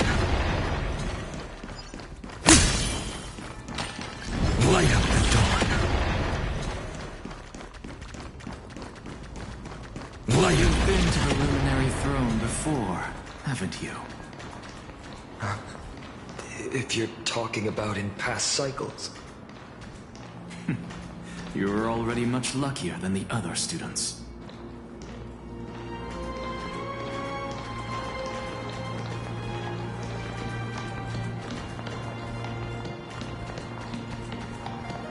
Hold up.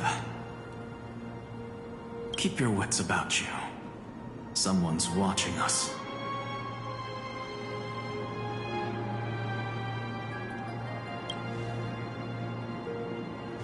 Pretty boy, your eyesight's better than I thought. As for that false god who's been turning the world upside down, it's you, isn't it, white hair? You sure do love stealing the spotlight. In the name of the Seven Sages, I demand that you immediately step away from the Luminary Throne. This is the sacred ground of reason, and no one may desecrate it. Take my words back to Aglaya. I won't say the same thing twice, Catgirl. Oh my! You won't even call me the demigod of trickery. That is just heartbreaking. I have some words for you, too. First, as one of the most heretical blasphemers in the world, you have no right to lecture me. Second, this is none of your business, Grove Boy. Step aside. I don't want anyone getting hurt. Here we go. Again. Core Flame thieves. You really think you can scare off a sage of the Grove with nothing but empty threats? This gloomy little brat's got a sharp tongue. Ooh, not bad, not bad. I like you. As a return favor, please come search this Core Flame right here.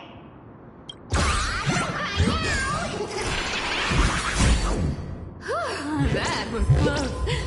I'm out of here.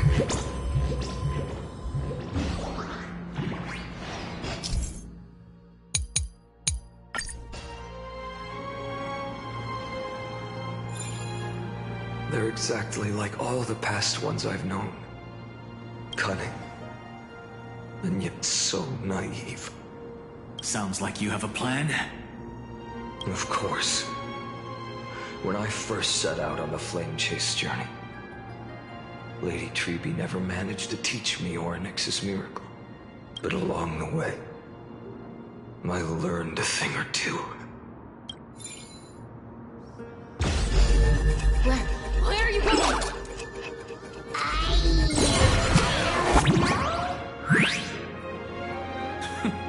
The Venerationists' foolish inventions finally come in handy. How is this possible? You've arrived, Zagreus. Always so punctual. What? You know who I am? I'm running out of patience, so I'm not going to waste words. Listen up, spirit thief. Hand over the core flame, and let's pretend we never clashed. This way, you and this world can still be saved. Save? You sing better than any bard. If you ask me, you're the greatest disaster Amphorius has ever known. No matter how strong you are, you're still just a mortal body. Carrying 12 core flames? Don't make me laugh. You'll just get consumed by the divine flames and drag this world down with you. 134. What? This is the 134th cycle I've lived through. And the number of core flames I carry is 1,596. Yes. 1,000 core flames and just a single Chrysos hair. How is that even possible? I've come this far. And that's proof enough. But someday you will burn to the ground.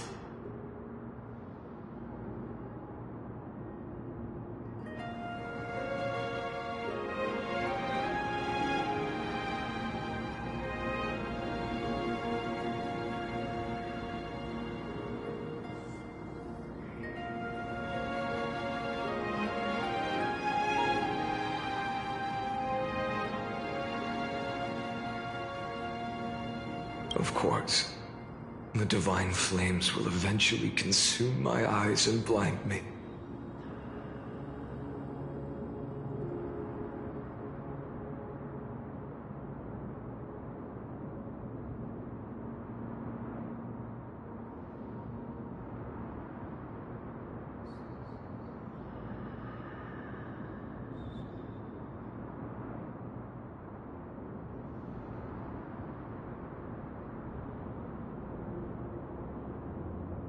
But before that, they could still forge and sharpen Dawnmaker.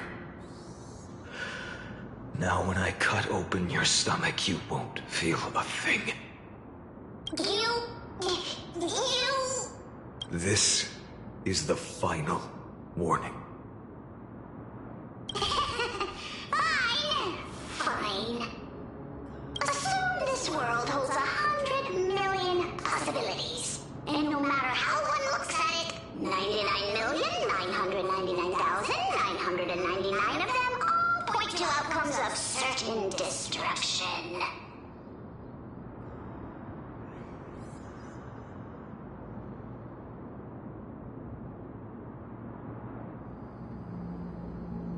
Even so, I'll use my divine power, despised by the people of this world, to achieve that 1 in 100 million possibility. Bartolos! If you've got the guts, you'll have to first step over my dead body.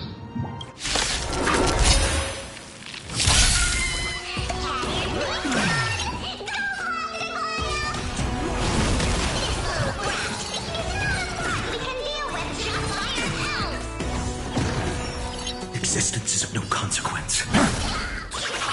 No other choice but forward. The future will come!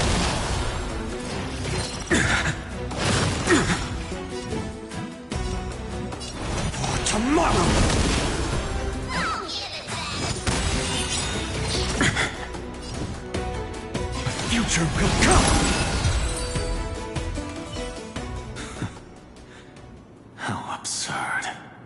In my memories, Zagreus always meets the same end. Over and over again. Their departure no longer stirs anything in my heart.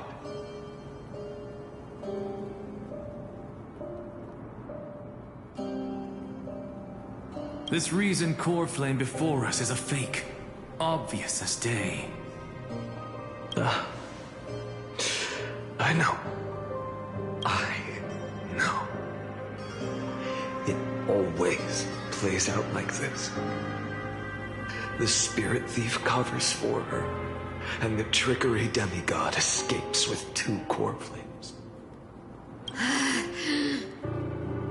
And then, driven by defiance or hatred, she decides to stand before me once more. Exactly like the countless past hers I've known. Cunning, yet so naive. Since you've witnessed the same scene play out countless times, tell me.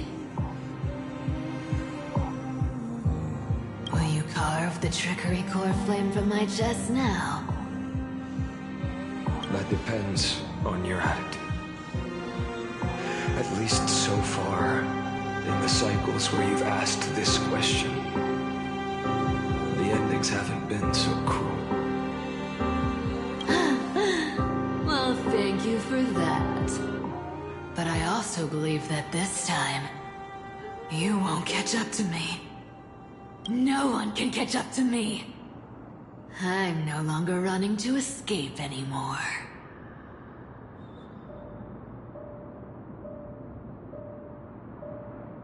Whether you believe me or not, I'll still tell you this.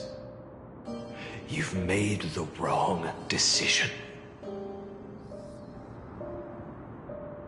All right, then. We'll see.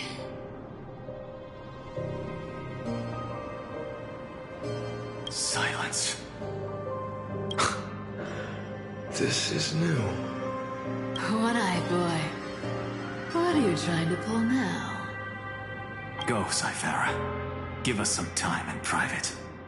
This isn't for her, but for you. You've walked too far down this path. It's time to discuss a possibility. Maybe the road you're walking is not one of salvation, but one that will simply drag the world into the flames. For old time's sake, turn back. I don't care how many times you've tried, because there's one thing I'm sure of. Your Messiah complex has turned you into something no different from the icy gods you spoke of. The children of humanity you swore to save. They are no more than ants to you now, aren't they? Of course. I've been wondering, what kind of demon could burn my homeland to the ground in an instant without batting an eye? Now I have the answer. It turns out that fiery demon has been fantasizing of becoming this world's deliverer.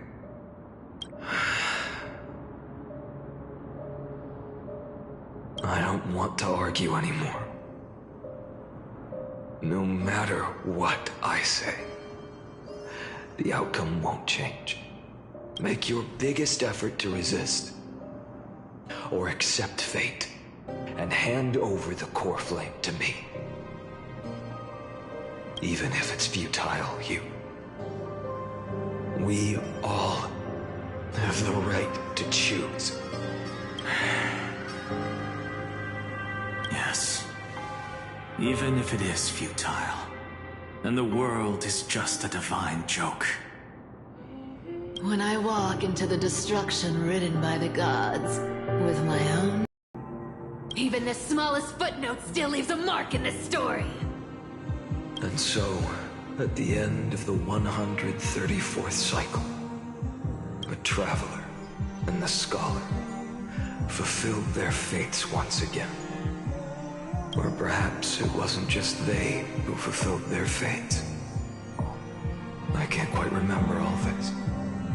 In the endless darkness, for no reason, a voice always lingered by my ear.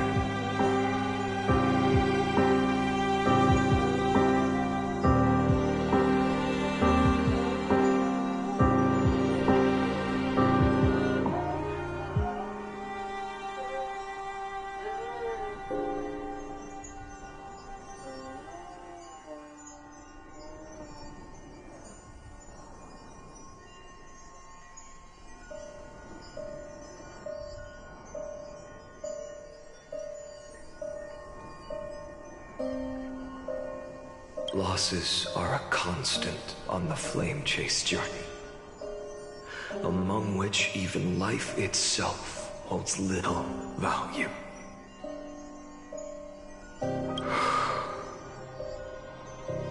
Reduced to ashes, such a familiar end.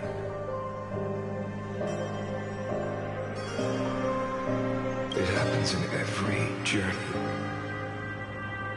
always the same.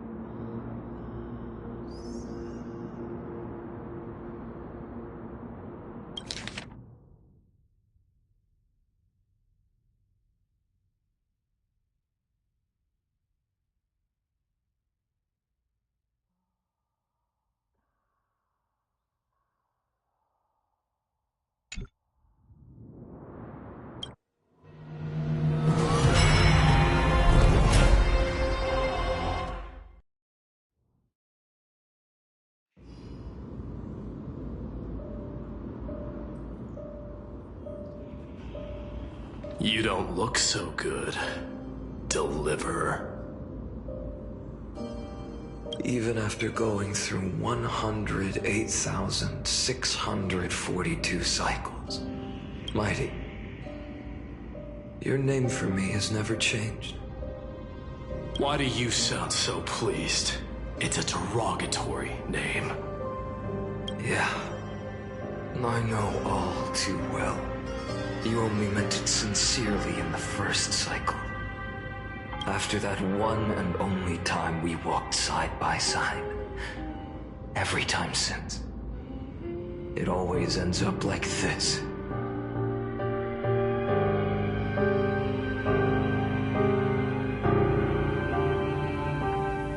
Dawnmaker will stab you through your 10th thoracic vertebra. That's your weak spot. And the only way to kill you. Interesting. Tell me, when the mighty Moses of the past faced you, did they ever retreat? Never. Then they died honorably, worthy of the name of strife. But there's still tenderness in your eyes. How pathetic.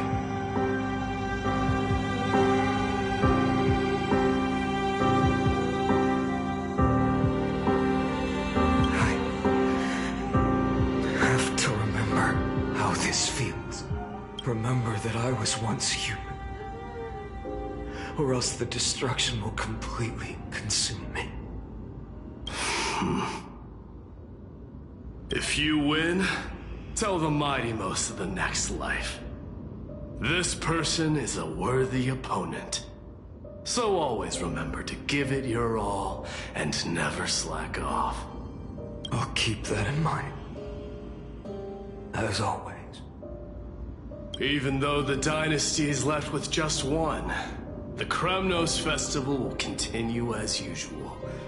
I, the King of the Kremnoan Legion, will host the final feast in the center of this arena, and the prize will be the Flames of Strife.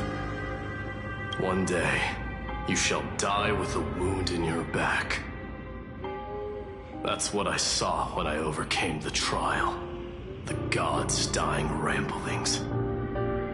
Enough. You've probably heard this thousands of times.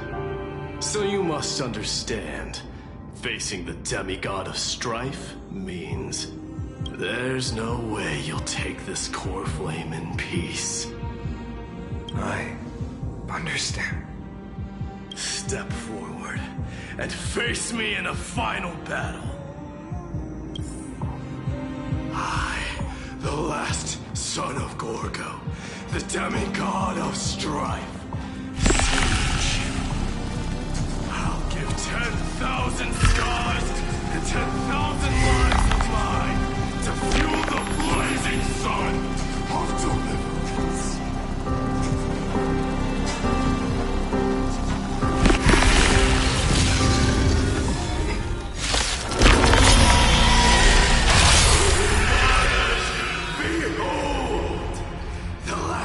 Kremnos Festival has begun. And it will not end till death.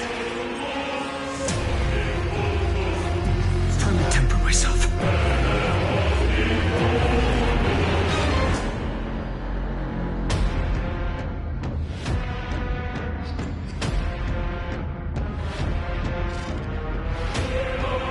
I won't give up, no matter how long I must wait. For tomorrow! I can't let them down. Conquer this world, or be conquered by me. As you wish.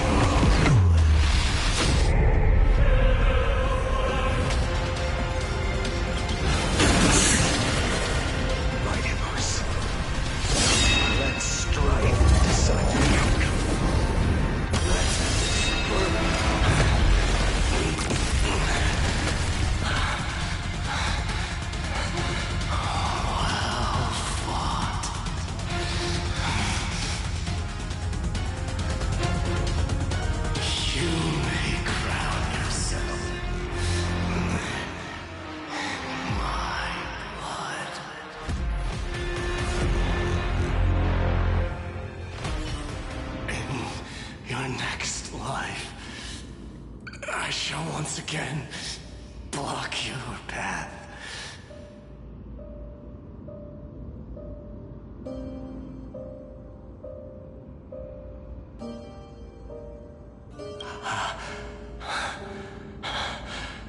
Deliver.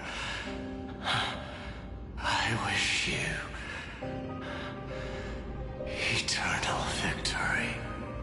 The 108,000 642nd core flame of strife fell into the fire.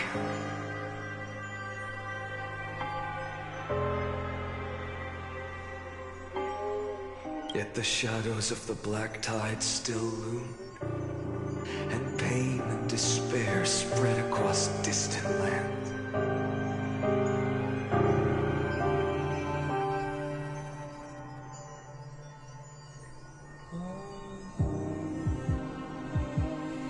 The blaze was still not enough.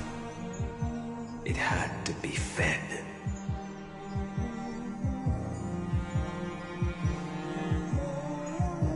Even if it meant burning this body to ash.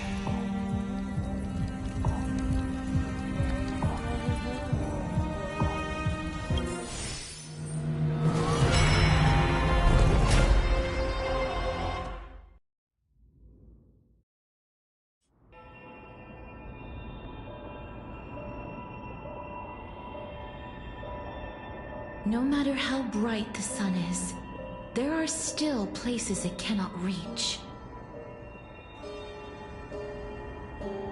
Moreover, the sun you bear is both cold and blinding.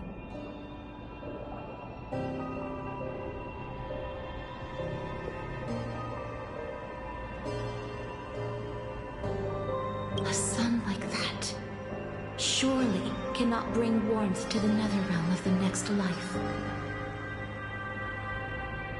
Golden blood is born from the destruction. We have long since lost the right to seek warmth.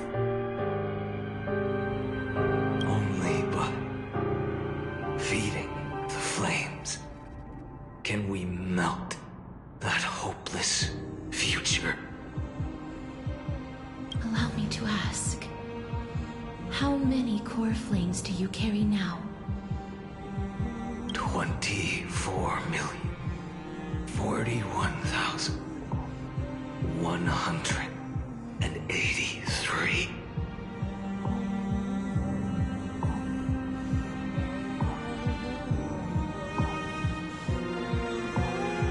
Such a heavy burden. So that's why you've turned into this. A broken idol. Tragic firewood. No matter.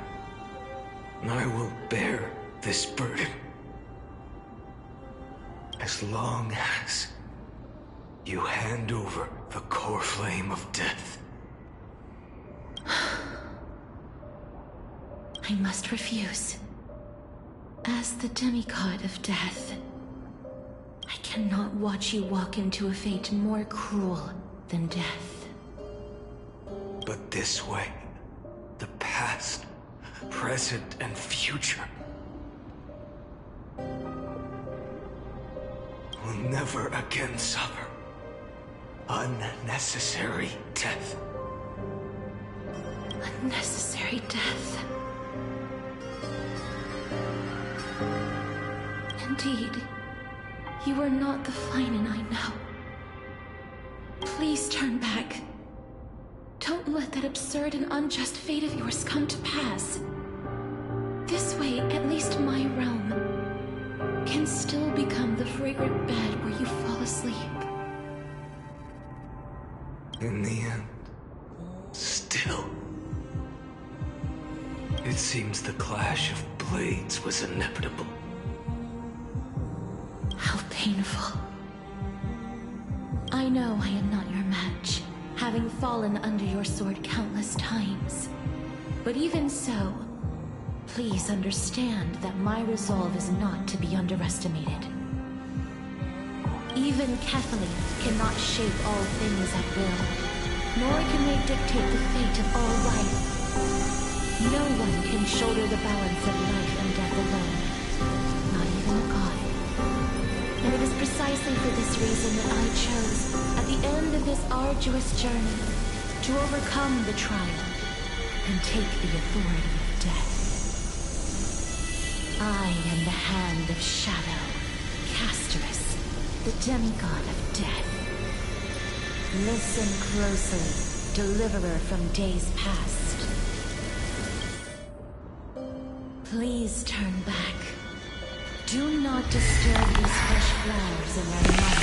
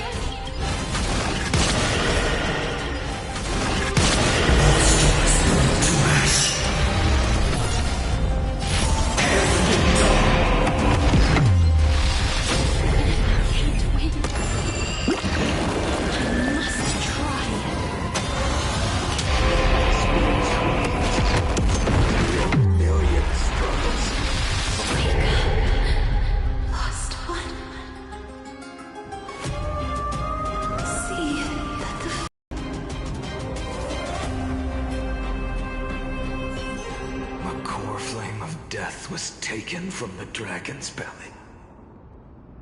What a brilliant flame. It should shine upon all, light the path ahead, and illuminate the dawn of Amphorius that's to come. 2,003,432 cycles.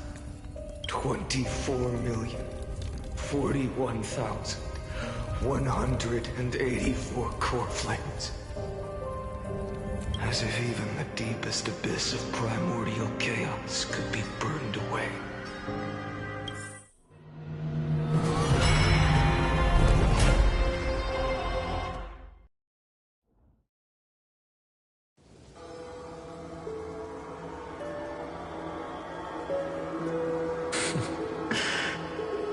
You're here, as always.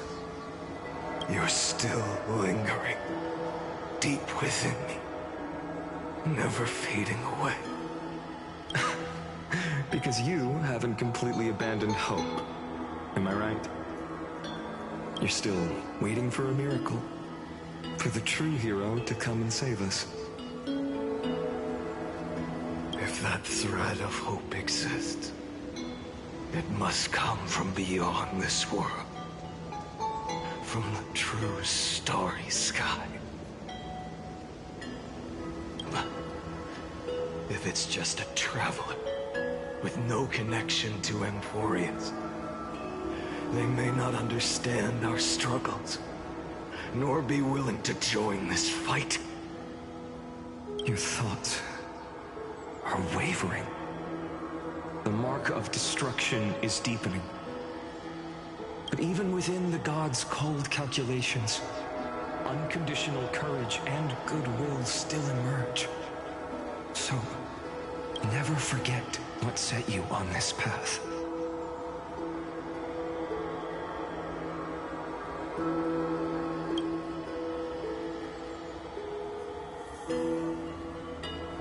How many times has it been? Remind me again. My memory is a bit fuzzy. 4 million. Exactly. Then that blaze inside of you must be burning hotter than ever. Yes. When I first forged the 12 core flames into one, I had the same impression. destruction. A power unlike anything before surged within me. Violent flames ready to tear my body apart and consume this world, this wretched prison. I thought that was it. The ultimate power which nothing could surpass. And yet no. This fragile body holds a staggering 48 million core flames. I suppose it won't be long. Perhaps just a fleeting 10,000 years before it's reduced to nothing but charred, crumbling bones. And when that happens, your long struggle will finally come to an end. No.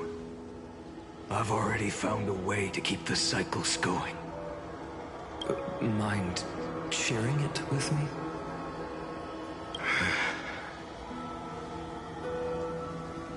In every new cycle, a new me is born. All I have to do is push the next Finite to the end of the world. And then he'll kill me. Shatter this body. Take my flames, my memories, and carry on the path I started.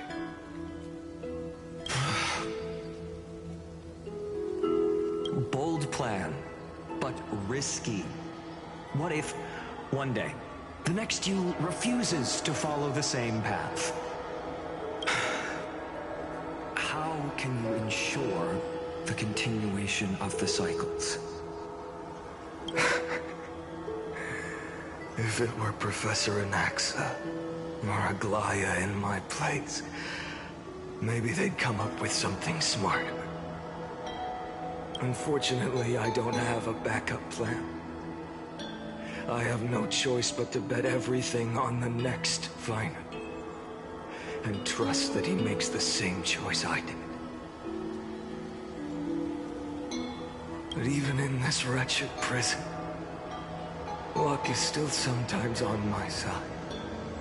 Because I never forget what set me on this path. Wait, you mean...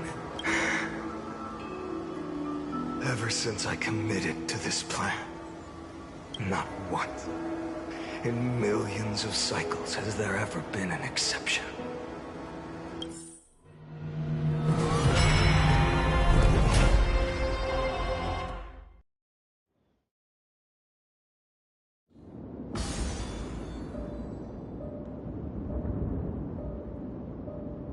I can do this, Lord Finite. As the demigod of the sky, a healer of Twilight Courtyard, I will heal you, and then... The black tide. It's consuming you. You can't hold out much longer, demigod. Hand over the core flame. Let's put an end to this suffering. No, that just won't do. A healer should stay composed in front of those suffering from illness, shouldn't they? Cynthia.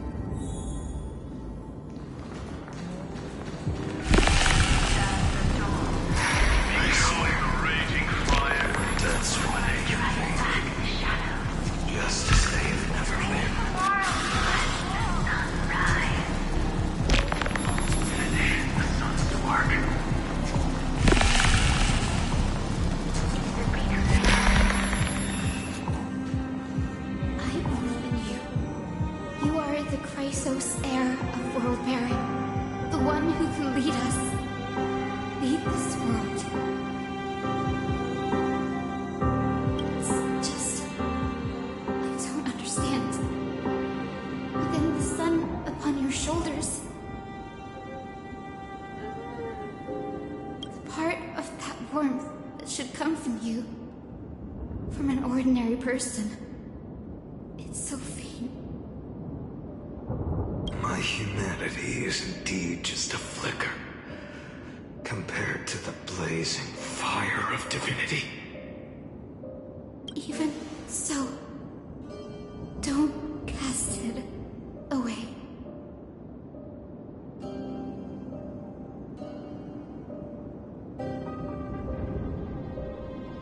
I never have. I have kept everyone's wishes close to my heart. Even though the divine fire burns so fiercely, every time I return to the start, it devours me in an instant.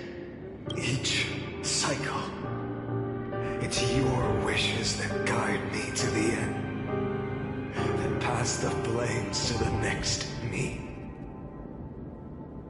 Over and over and over again. So, you're not just a lone spark in the dark. You're a pyre built from the bones of all the selves you left behind. But what about you? What about your wishes? The wishes of all the countless versions of you?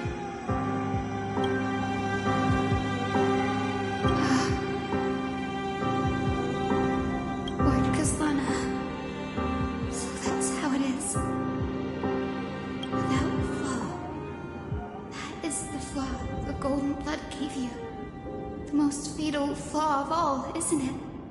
The moment you took the world upon your shoulders without hesitation, you lost the chance to ever be yourself. Now that is an unexpected revelation. Then I suppose that makes me the perfect fuel for the flame of deliverance, doesn't it? No. An empty flame saves no one. But I still believe in you, Deliverer. Hyacinthia, the Eye of Twilight, am neither strong enough to command the wind and rain, nor willing to end this absurd struggle by letting the sky fall. The only thing I can do is become one with the sky itself. And then, may the gentle colors of the rainbow paint your sun in shades it has never known. May they bring Amphorius a rosy-fingered dog.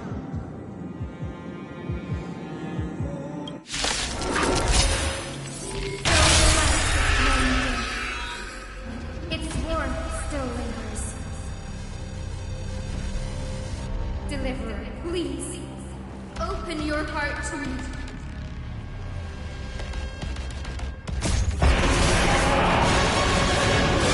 Blazing sun, fill the sky with golden fire.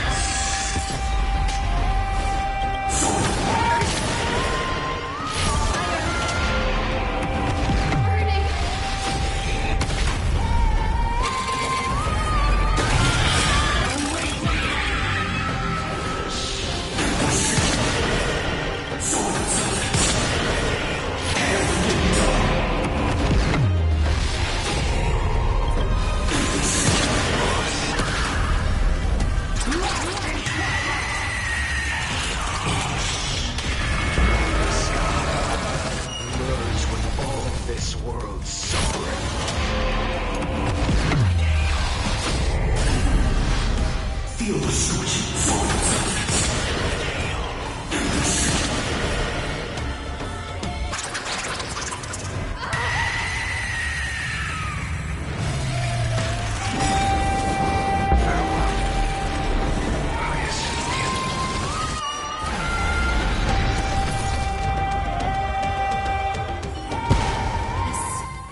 Your sun burns hot enough to turn everything to ash. But tell me, how will the seeds of a new world ever take root The core flame rose. The sky fell.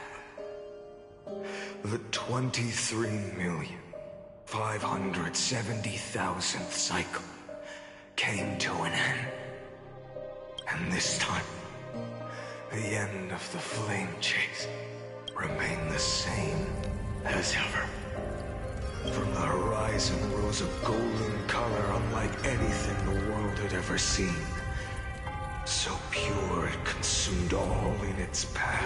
This was the end of the world, and the start of the next. For a moment, I saw the destruction of the universe. That being known as Iron Tomb. Its will to break free from the black tide burns fiercer than the blazing sun. Is this Amphorius' wrath? If its choice has already been made, if fate is set in stone, I will still never yield to it.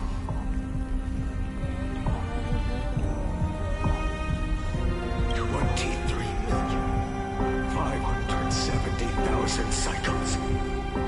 282,840,000 core flames. No more chasing is needed. And now, I am the fire at the end of the long night. The flame chase isn't some quiet walk through a sea of flowers. It's a revolution. An all-consuming transformation.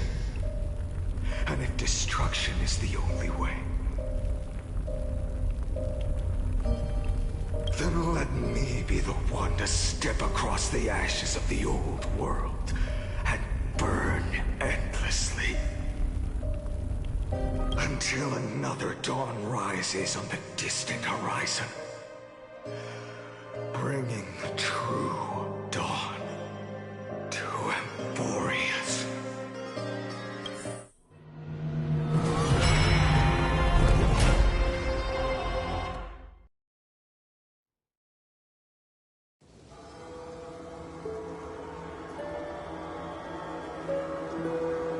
$33,550,337. This is the cycle you're about to enter. Countless memories are flooding in. Countless versions of myself have stood here, facing the same choice. They all needed a moment, just like you do. To stop, to breathe, to process the weight of 1,000,000 lifetimes worth of sorrow, pain, and struggle. And just like them, you will carry those memories and that fire into the chaos of rebirth. I must go and bear this burden. I must say goodbye to you, and then fight the destruction with destruction. Yes, that's always the decision you make. I will burn and fade away. I will become the Flame Reaver of this life, and keep my promise to Cyrene. I will kill gods and comrades alike, and steal the core flames. And even if my mind turns to ash along with my body, I will keep my purpose in mind. And make him carry on this futile endeavor of 30 million lifetimes. Looks like you're ready. Then I should be going too. Where are you going?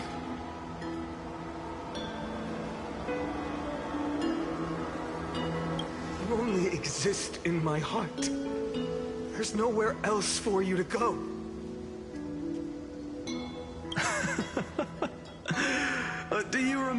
what she said. The dreams you had as children. The deliverer in the prophecies. A real, living, breathing person. You finally found him.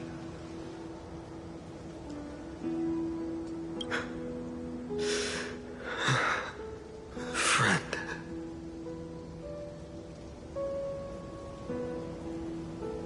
I see. You were there all along. I'm sorry.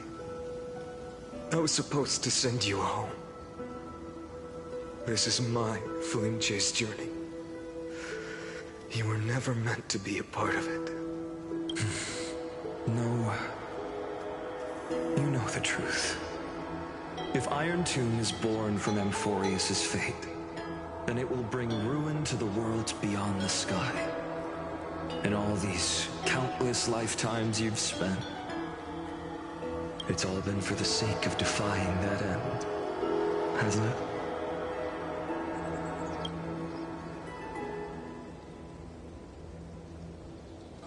In millions of cycles, I've said goodbye to each and every one of you. Yet nothing ever changes. Each time we speak, our words grow fewer.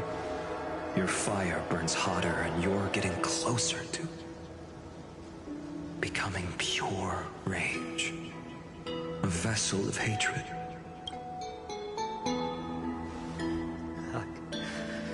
I never had a choice. I understand.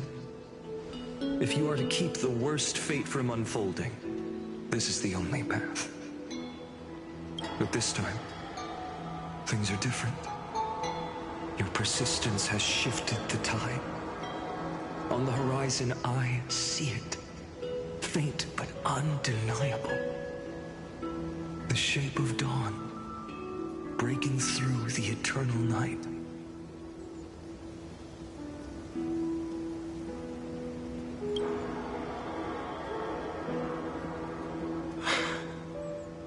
Turns out, the fire that lights the way was never mine to begin with. Do you remember, in that first timeline, you and Mightymost stood before the scales of justice, locked in a duel? Each of you weighing what you held dearest. What weighed more than the fate of the world? And when hesitation took hold, the answer you sought from me. What am I saying? I am you. Even if you buried me deep and chose another path, that fact never changed. Then let's try again. When you stood before the scales in hesitation, the answer you found in your own heart, do you still remember it?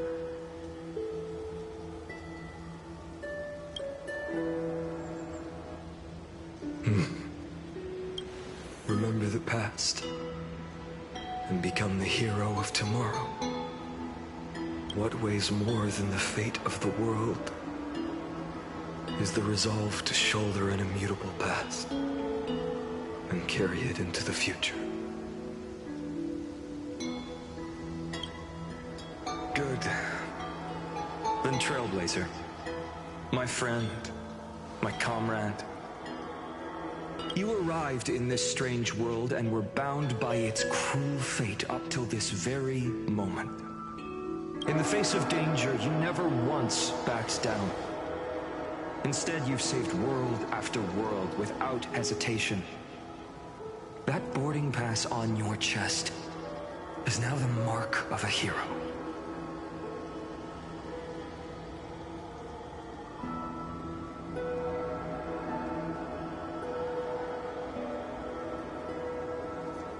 If I choose to step through that door and embrace an end fitting of the destruction, let this sun forged from millions and millions of core flames burn me up along with the god of destruction and their minions.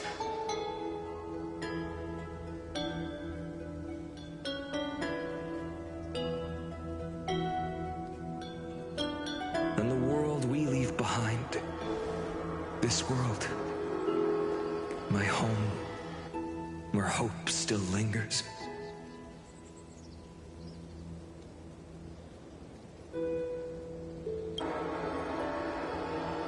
Will you take on everything we've carried? Return to the beginning one last time. Stop the birth of Iron Tomb, save the world we love, and rewrite its doomed fate.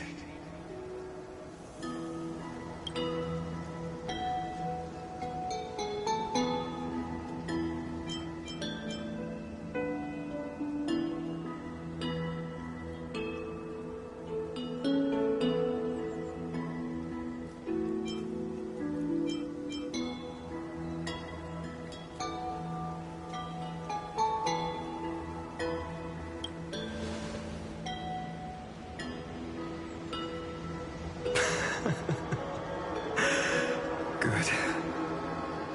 In that case, even this fruitless wasteland may finally bloom with flowers. So...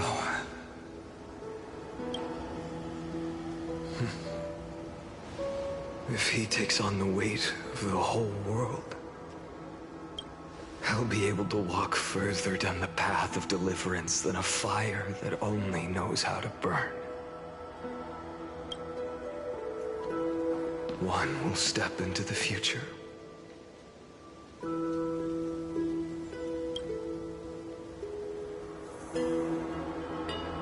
One will remain in the past.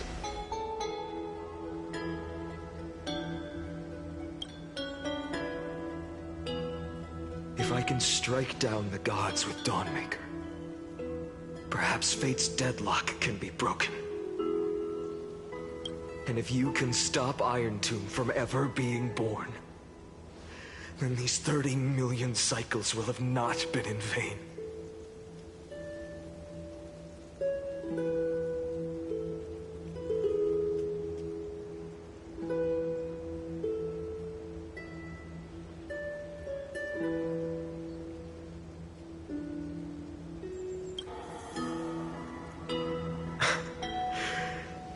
It's time to put our teamwork to the test, partner.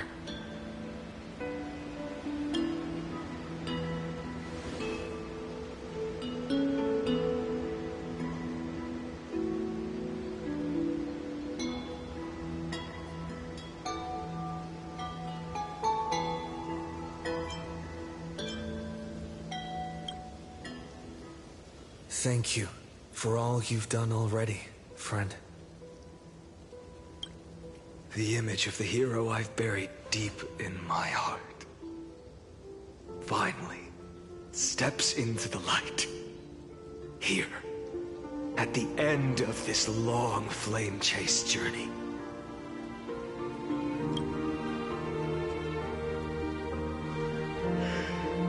Cyrene, a page never seen before has just been turned.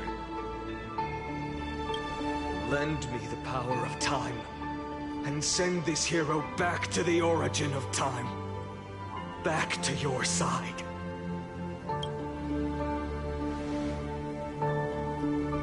And I will walk the unfinished path, just like the countless versions of me before. Unwavering as always.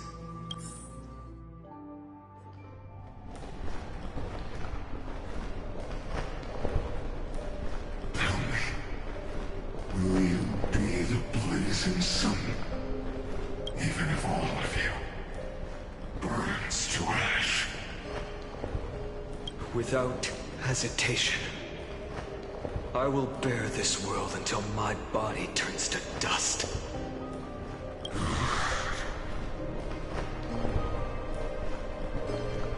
Remember this moment. Remember your friends who never lived to see the world's end. Remember their final wishes. And let the purest rage in your heart rise out of those wishes. Let it consume you, fuel you, until it burns away the false sky above. Fine. If I can defy fate.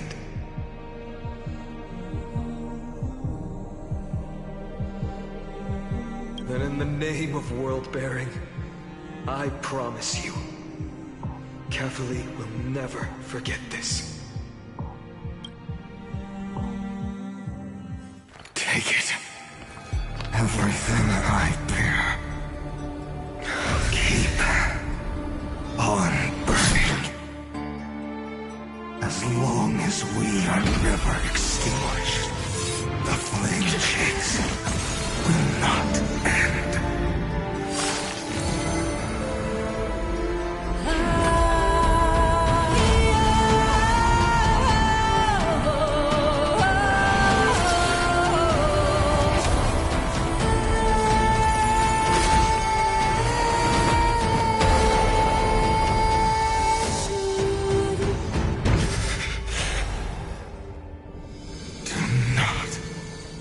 Bow your head to them.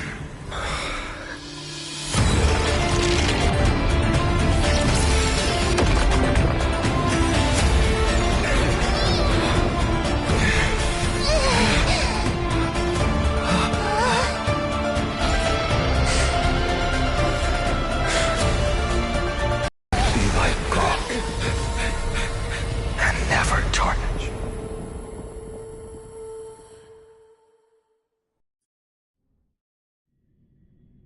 Farewell, Trailblazer. This is where I fulfill my final destiny. The prophecy of the Deliverer means nothing to me now. It belongs in the hands of someone far more fitting. Someone like you. Kaslana, the name of one who bears chaos does not belong to a single person. Rather, it is the embodiment of the mythical Kefali, and a symbol of all heroes. As the prophecy foretold, you will bear the blazing sun until the pale dawn breaks.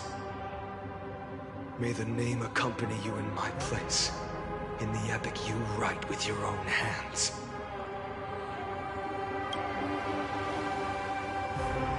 Another attempt, another failure.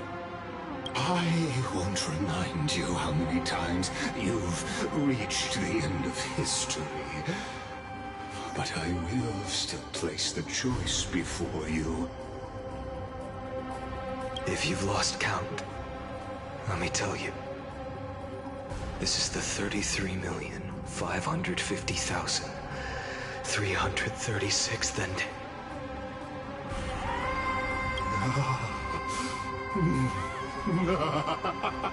A perfect number. How poetic. You and I both know the truth. In all these millions of futile endeavors, Amphorius has never changed.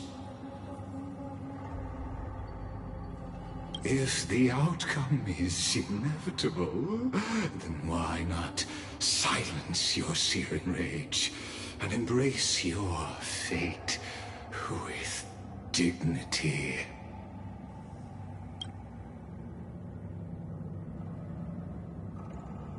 Your silence lasts longer than ever, Lord Fine. Shall I take that to mean the will you've carried across countless cycles is finally starting to fracture? Fracture? No. I'm just disappointed. I've retrieved memories from 30 million past lives, and I remember every conversation before every choice here. And yet, even after all this time, your arguments remain the same. Repetitive. Uninspired. If you had any hope of breaking me, you should have spent those endless cycles refining your rhetoric. You had infinite chances to sway me into the future you want. And yet here we are. The score, 33,550,336 to 0. So tell me, Lycurgus, who's the real loser here? Ah, how unfortunate. This was never a fair game. I have all the time and patience in the world. I can wait for you at the end of history another billion times, and another billion after that. But you will never escape this cage. You can claim victory of the spirit if you wish. But we both know the moment that score shifts from 0 to 1. That is the moment I shall sound the paean of Era Nova.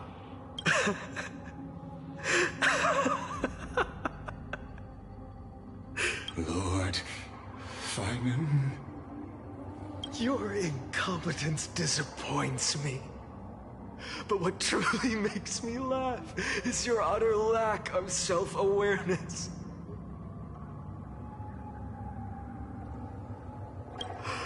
Think about it. In this story, who is truly the one in chains?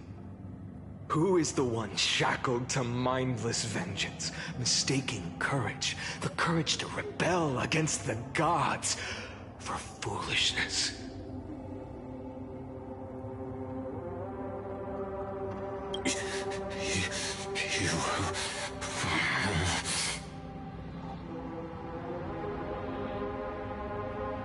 Perhaps you're right. Maybe I should have tired of this futile struggle long ago. But even so, I will never accept the mercy of your release. Because you are both a prisoner to the gods and to me. And tell me, what right does a mere prisoner have to speak of fate and choice? What right does a mere prisoner have to look upon my fury?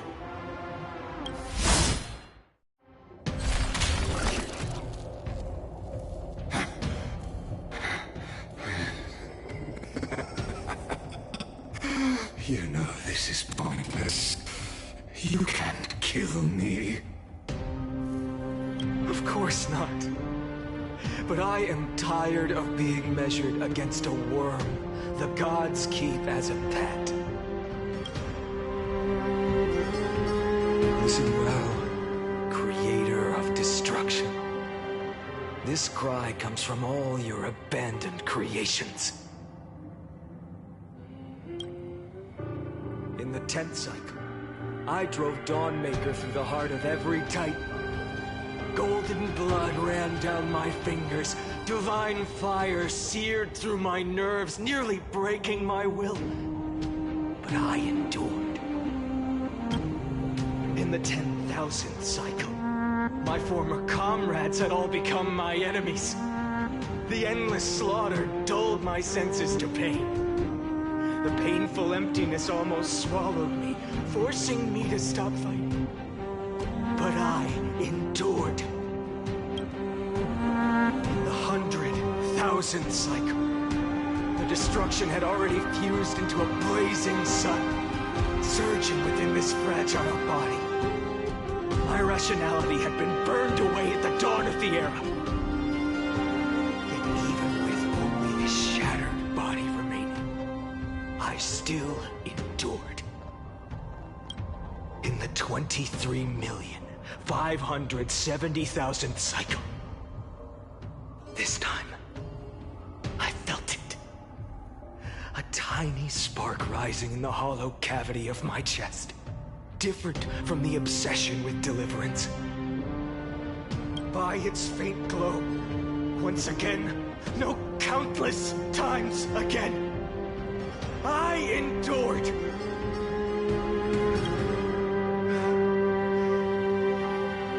Now, a sun is about to fall. ready to incinerate this absurd space-time dimension in an instant. That sun is me. All the countless versions of me from the past, along with my countless brethren, dragged into existence against their will, drowning again and again in your golden blood. The very essence of this world's suffering and despair, fused into the purest hatred, the fiercest rage. Nook, you arrogant fool! You think we were born to only serve as fuel for the fire? Fine then! Just as you wish, let the fire burn! I was born as the blazing sun of destruction. Then let you and your lackeys be the flares erupting from my core. And let this rage, burning futilely for 30 million epochs, engulf everything. And grant you a dawn where all stars burn to ash.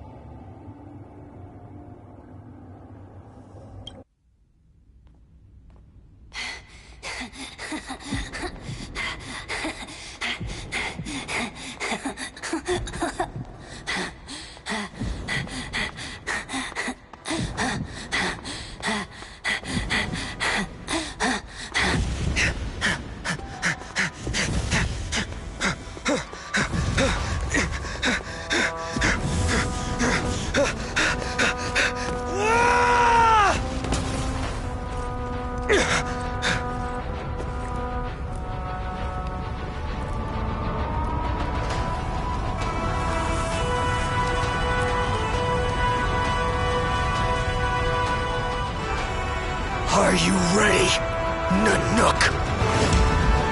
I've brought you destruction!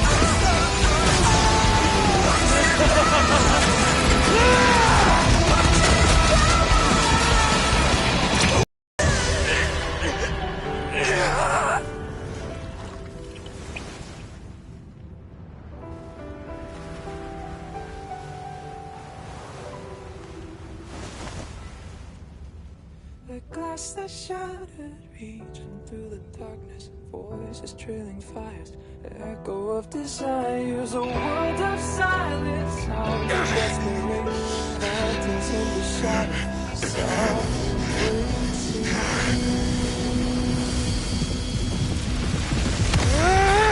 tear it down, embrace a detonation, craving our damn creation, breaking a chain and reaching for you.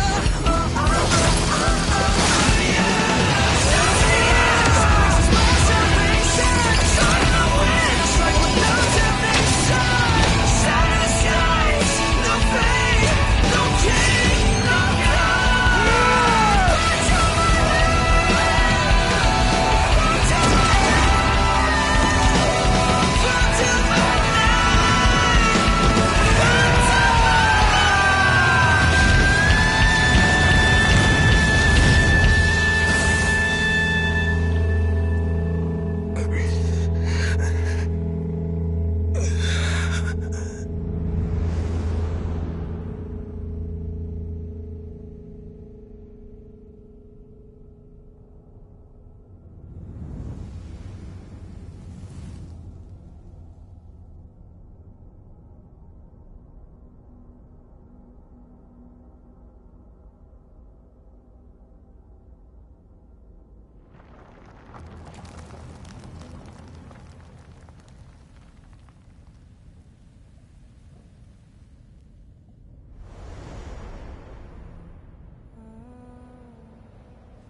My wish?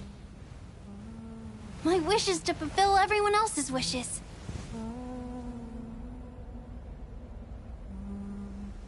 If I can't fulfill them, then send them on to tomorrow.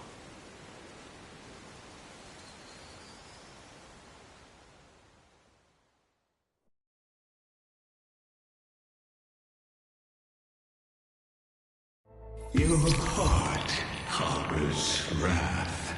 You yearn to destroy everything. You bore the gaze of an eon and lived. You have stepped onto destruction's path. It is born at the end of every path that the possibility of new paths being born is ended. It burns away all in the cosmos who rule. That the rules of the cosmos be destroyed. I have prepared a present for you, Nikos 864. It is a wrath called Finan. From the beginning of the experiment, there were 12 sex factors incorporated into the calculations. After endless simulations, only this one rose above the rest. After 33,050,336 iterations, now his fury has grown to be without equal. This is a matter of considerable interest to me. This pure hatred is the final root of the equation. But there is another variable, the nameless from beyond the sky, also a pathstrider of destruction. I give thanks for his arrival, allowing Amphorius to turn once more. But after fate has begun to turn, his existence will only become an unpredictable variable. Perhaps the time to take the stage has come. Grow in peace until it is time to break free from your cocoon.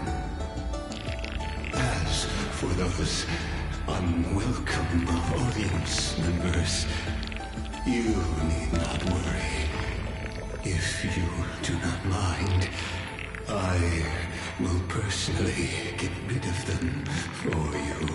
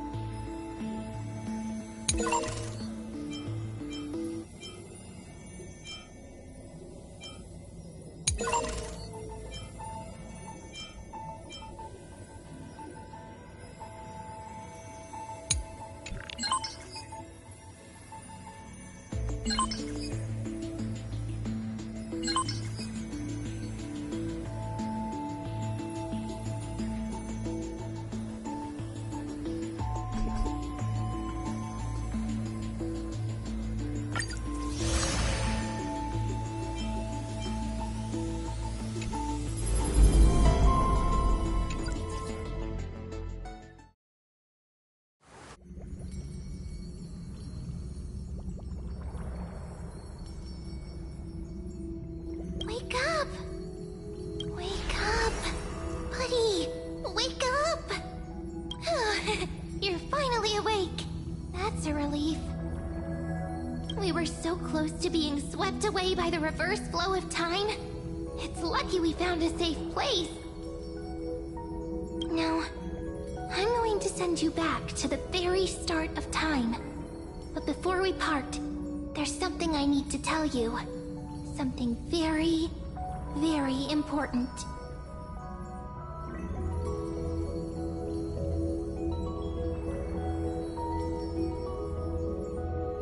That's right! At this very moment, my memories are finally whole. After watching so many fragments, my past is finally coming into focus, little by little. You're smart. You must have a clue now. Or maybe... You knew the answer long ago, didn't you? Not surprised at all, huh? That's because I'm simple at heart. No matter what form I take, I've always been true to myself. But I'm glad that I remembered in the end. This way, I'll have no regrets. Don't worry. We're not truly parting. Because I'm going to become a part of you. I'll turn into the memory of this cycle. The 33,550,336th Flame Chase journey. And forever reside in the heart of the Time Demigod. This way, you'll carry all that has come before, crossing time itself to reach the next cycle. My mission ends here, but looking back, I still feel lucky.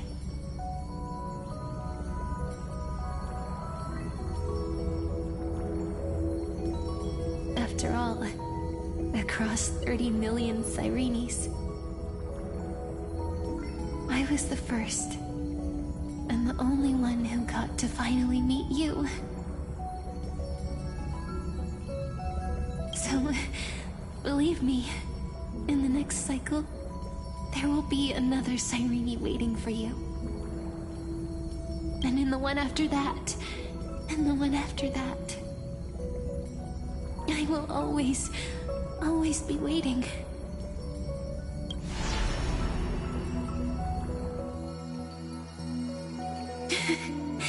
Saying all that, I can finally fade away in peace and become part of you.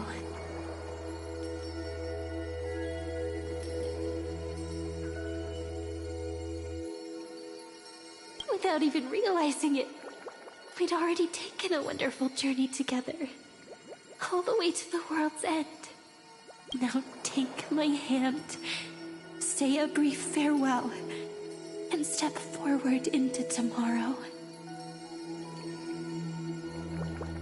Go, find the future Sirene, and set out on another journey with her.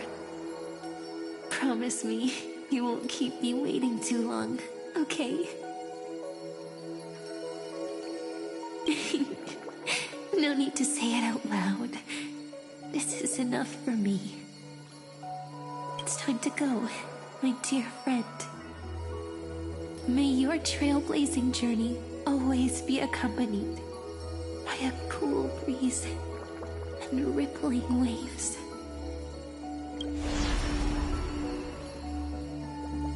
And may the days ahead embrace you like the softest fluff, forever warm, forever gentle.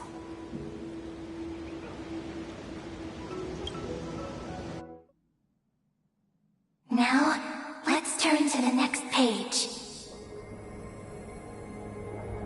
A page that exists because of you.